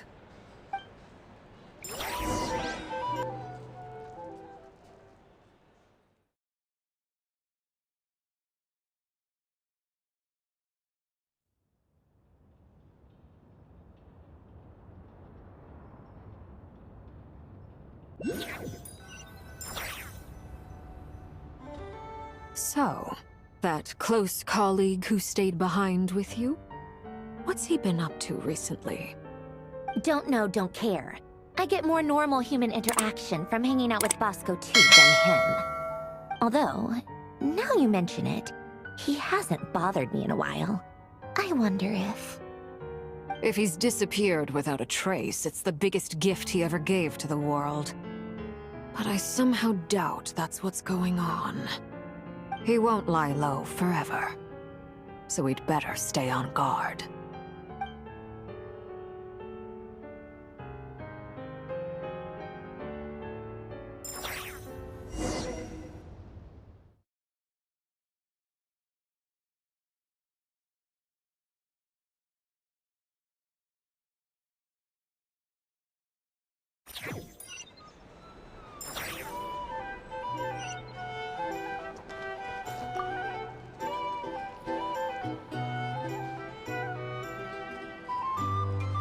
Ah, Lord Sangama Bay. How lovely to see you. I must thank you for the device you provided. It was an enormous help.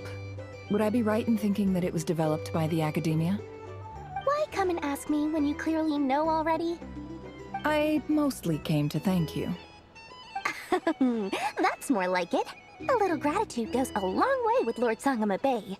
Play your cards right, and you might even stand a chance of becoming my long-term supplier. The chance to work with such a kind and charitable investor as yourself would be a great honor for the Curatorium. Huh? Charitable? Who said anything about charity? First time hearing about it. Let's see. The first plot of land you purchased in Nodcry, your desert interests, and... Stop! What do you think you're doing? Exposing my investment history! It's nothing to hide from. They're all perfectly legitimate investments. And some of the land you purchased was with the intent of building a sanctuary? Yes, I heard about that too. How did you... You're a curious case, Lord Sangama Bay. You don't like people finding out about your good deeds, do you? But I'm afraid no matter how hard you try to keep things under wraps, where there's a will, there's a way. You did it for Sumeru, didn't you? It was empty land that was gonna go to waste otherwise. I figured if I built something there, it might at least get some use in an emergency. Disasters are capricious things. They strike without any warning. I've lost family to a disaster before, and I don't want to lose any friends or business partners if I can help it. My elder sister used to dream of finding a sanctuary. Somewhere with plenty of food, water, and medicine. Where everyone could live happy lives. It was something I looked into, but after discussing things with the Dendro Archon, I decided on a more effective strategy. The tech people handled the tech, and Moneybags provided the Mora. It just made the most sense. It's a pity that so few people know the truth about you. Everyone says that you view everything in terms of Mora, and all you care about is growing your own wealth. So, what's the problem with that? Everyone wants to be rich. It's human nature. So yes, I love Mora, and it's nothing to be ashamed of. But surely you have dreams of your own, beyond just making Mora. You don't get it, do you? My dream is to invest in other people's dreams. And, you know, make a nice little slice for myself along the way. Just thinking about it makes me happy. That sweet, sweet sound of Mora. Thank you. For the device? And the pendant. Oh, that. I was just returning a favor. Don't worry about it. Seems like we've both been away from home for a very long time. Yeah. So long that I barely remember what my family even looked like. That would be your mother, father, and sister? Yeah, though it's been years since my sister passed away. It's not like I want to forget them, obviously, but memory can be even more ruthless than the most calculating business person. Beyond a certain point, if something isn't helping you, it just gets rid of it. My sister can't help me now. Slowly but surely, her face is fading from my mind's eye. It's become a vague impression. Not everything will fade.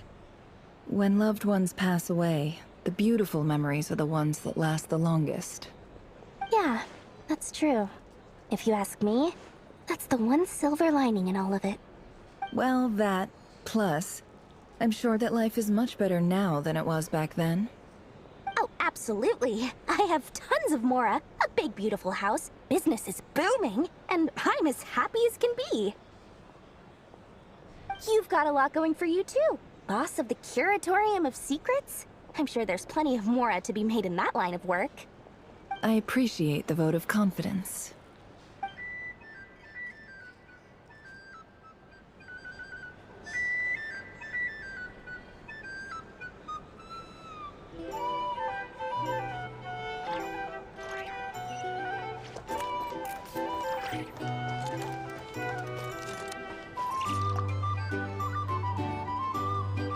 How have you been holding up?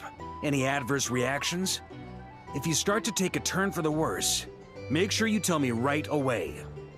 You don't need to worry about me, Grandmaster. I'm fine. I mean, I barely did anything, so... What? You're too humble, young man. You played an indispensable role in the battle for Nodcry. We can't thank you enough for your support. Sometimes, when people praise you, it's because you deserve it. The best thing is to accept it calmly and with grace. It's important to learn how to respond to words of admiration. Let's do a quick demonstration. Albedo, that was an incredible feat of alchemy. The pressure was on, but you worked flawlessly at lightning speed to get the job done. Thank you. I can't take all the credit, though. Durin played a big part in forming the alchemical array. See? Did you catch that? A masterclass in how to take a compliment. Okay, yeah. I did work pretty hard to help prepare for the battle. No point denying that. Hey, you guys!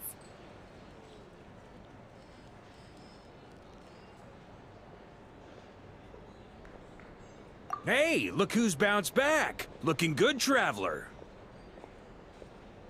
Seems like you've recovered. You won't need to take any more medication. Can I get you a drink? Huh? You know how to order at a bar now? You've sure learned a lot recently.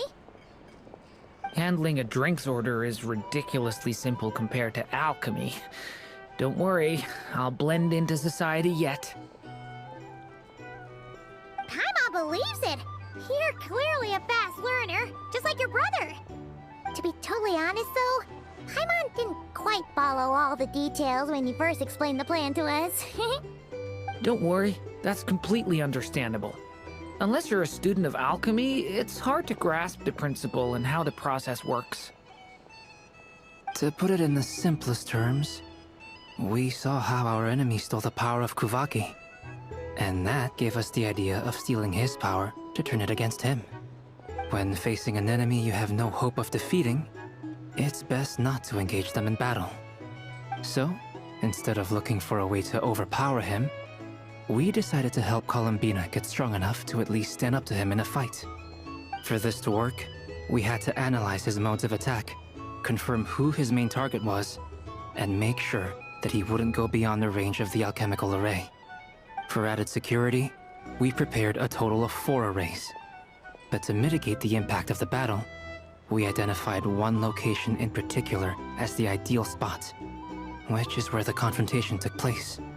The alchemical array absorbed his abyssal power. Then Durin processed it to render it usable by Columbina. That power enabled her to do what would otherwise have been nigh on impossible. What surprised me was that Dainsleif actually agreed to join us. Given his history with Rerir, he had every right to sit this one out. but we're extremely grateful for the decision he made.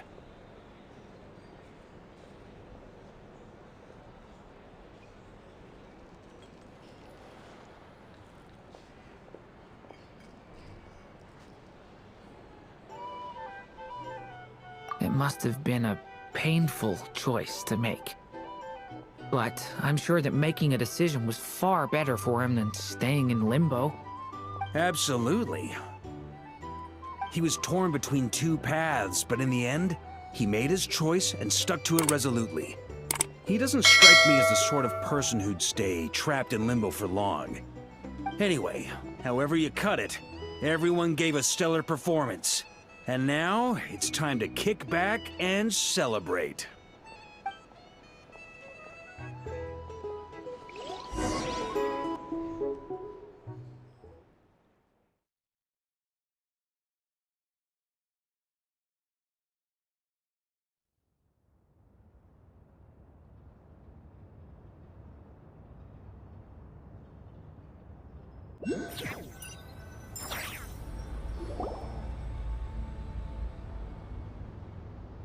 That's the only reason you're here. Yes. I've thought a lot about it. And I've realized that you, me, and Arlecchino should be friends. I think this is very important. So I felt I had to come and tell you. Well, this is a new one. I'm so moved. I can't even hold my teacup. If that's all, you can leave now. Do you not want to be friends with me? Or is it that you prefer being co-workers? What is this, Columbina? Are you deliberately testing my patience threshold? Right now, my politeness module is active. But if you say another word, I swear I'll shut it down. If your politeness module was active, wouldn't you say the word please at some point?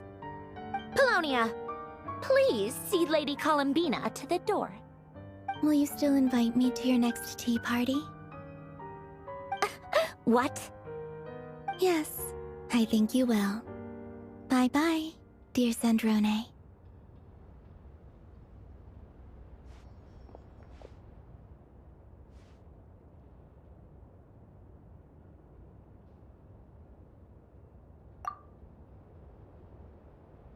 Last time, the Wild Hunt escorted you out.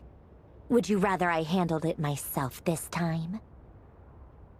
We just wanted to, see how you were doing now that it's all over. Why? Out of concern for my safety? I hope you didn't seriously think that the Rayhir of Solnari would be able to lay so much as a finger upon me, given how prepared I was. Mostly because you kind of helped us out, so we just wanted to check you were okay. Looks like all your robots are fixed, huh?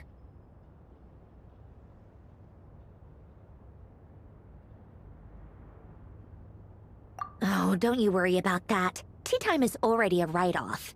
The visitor before you managed to kill my appetite. If you're in the mood for tea, go ahead and help yourself. Otherwise, it's going to waste.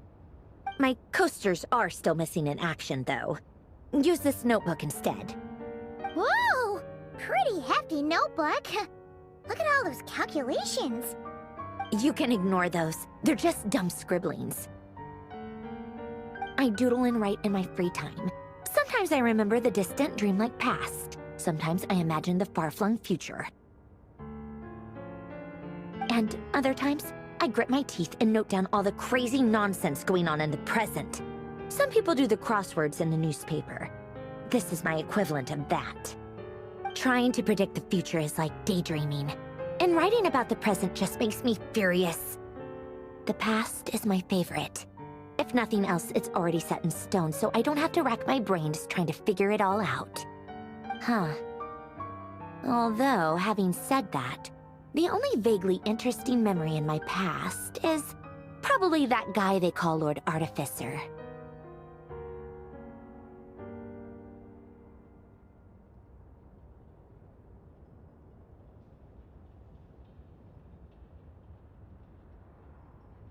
Who else? Pretty much all the mecha in Fontaine are his personal handiwork. Wait, are you saying you know him? Like, personally? As a friend? I mean, I guess we were friendly enough. Yep. In fact, I'm probably the only normal person left who knew him at all. We used to chat occasionally back when he was still around. Before he passed away, he asked me to destroy all his manuscripts.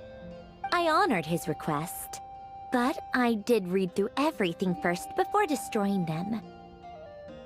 I mean, I couldn't let the genius of Lord Artificer Alain Guillotin disappear like that.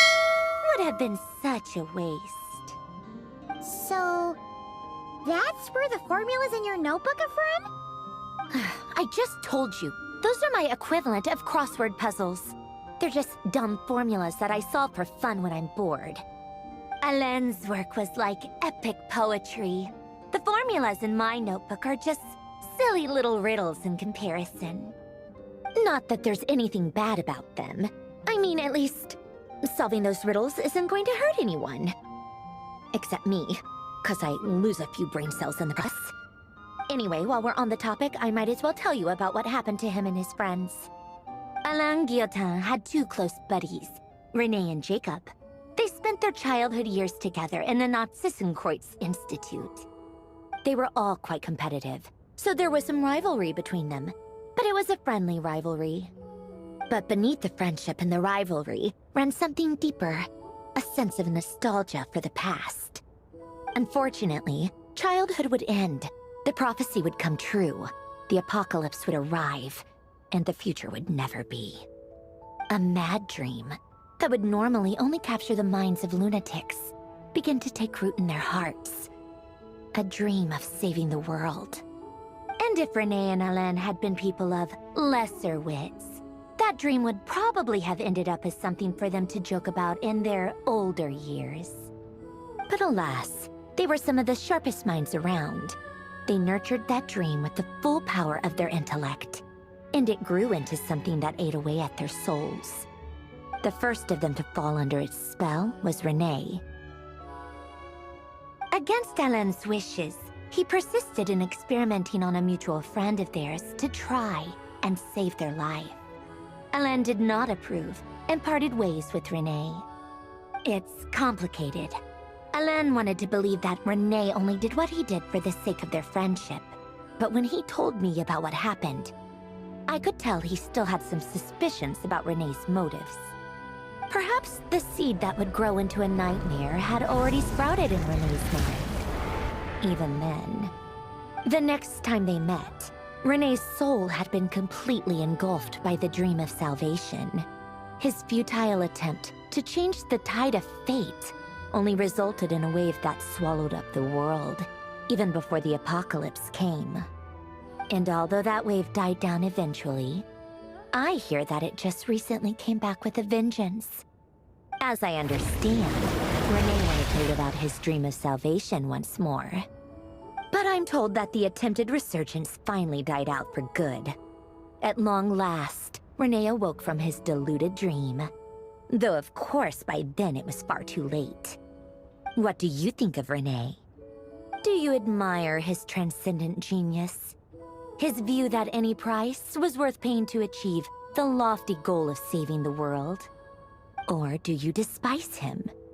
Dismiss him as an evil madman who wrought havoc on the lives of everyone around him as he pursued his delusional dream?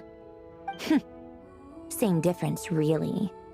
Just a matter of perspective.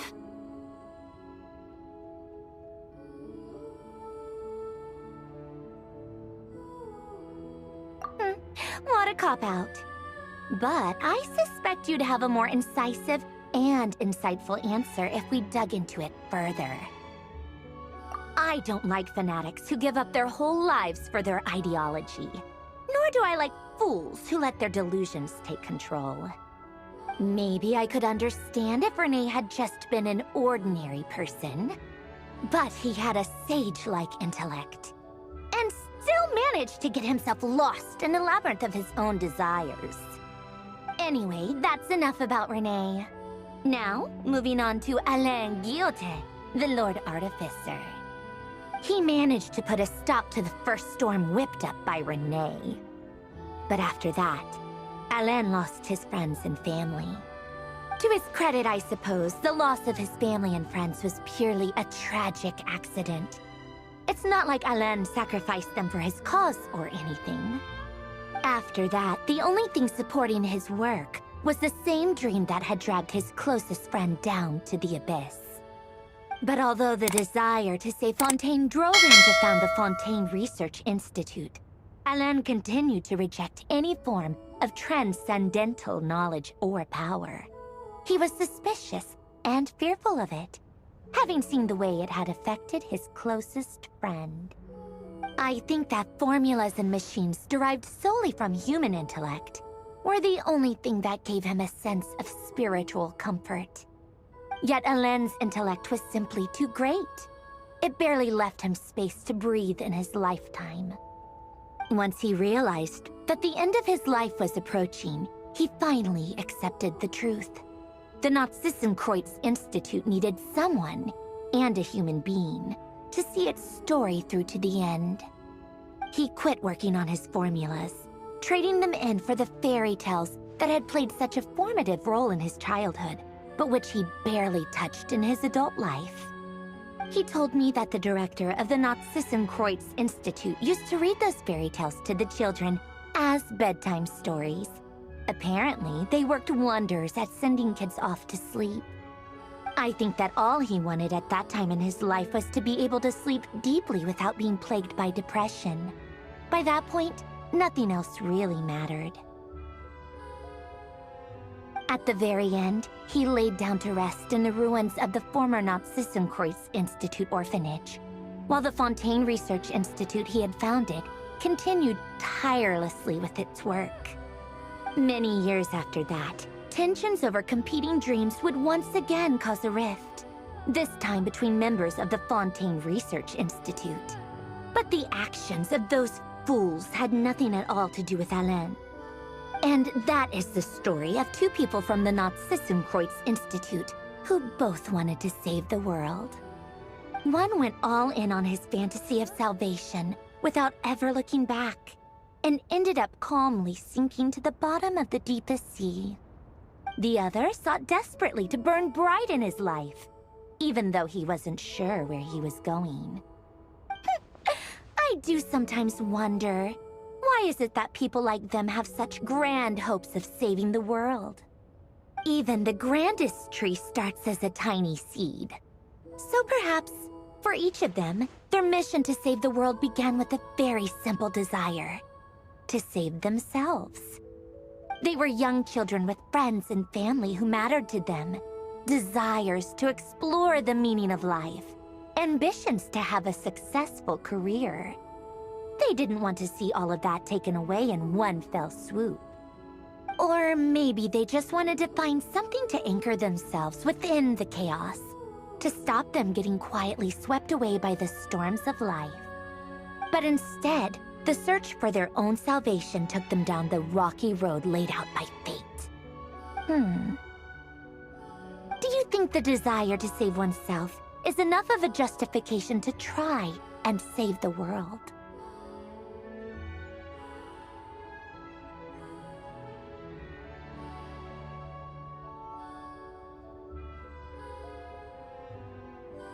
You don't know? I guess that's a fair answer. At least you're not trying to hide your confusion. Alain was much more straightforward about it. I asked him the same question back when he was in his prime, putting all of his energy into his work. Yes, it's enough.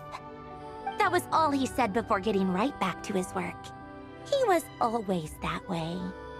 All right, tea time's over. I owe Arlecchino a favor for telling me these stories. I'll have to bring a whole sack of gifts the next time I visit the House of the Hearth. I'm gonna go tinker with Polonia now. You guys can do whatever you want, as long as it doesn't involve interrupting me. Polonia, exit hibernation mode. Begin diagnostics.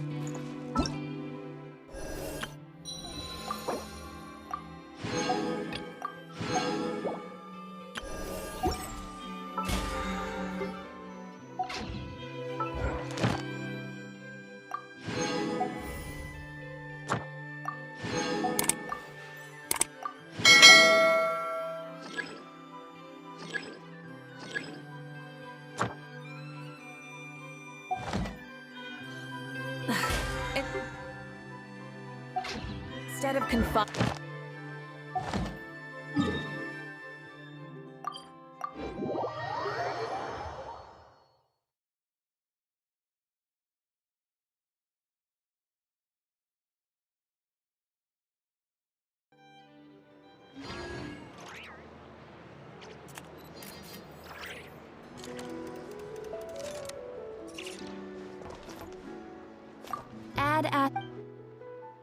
Thank you for Add Astro.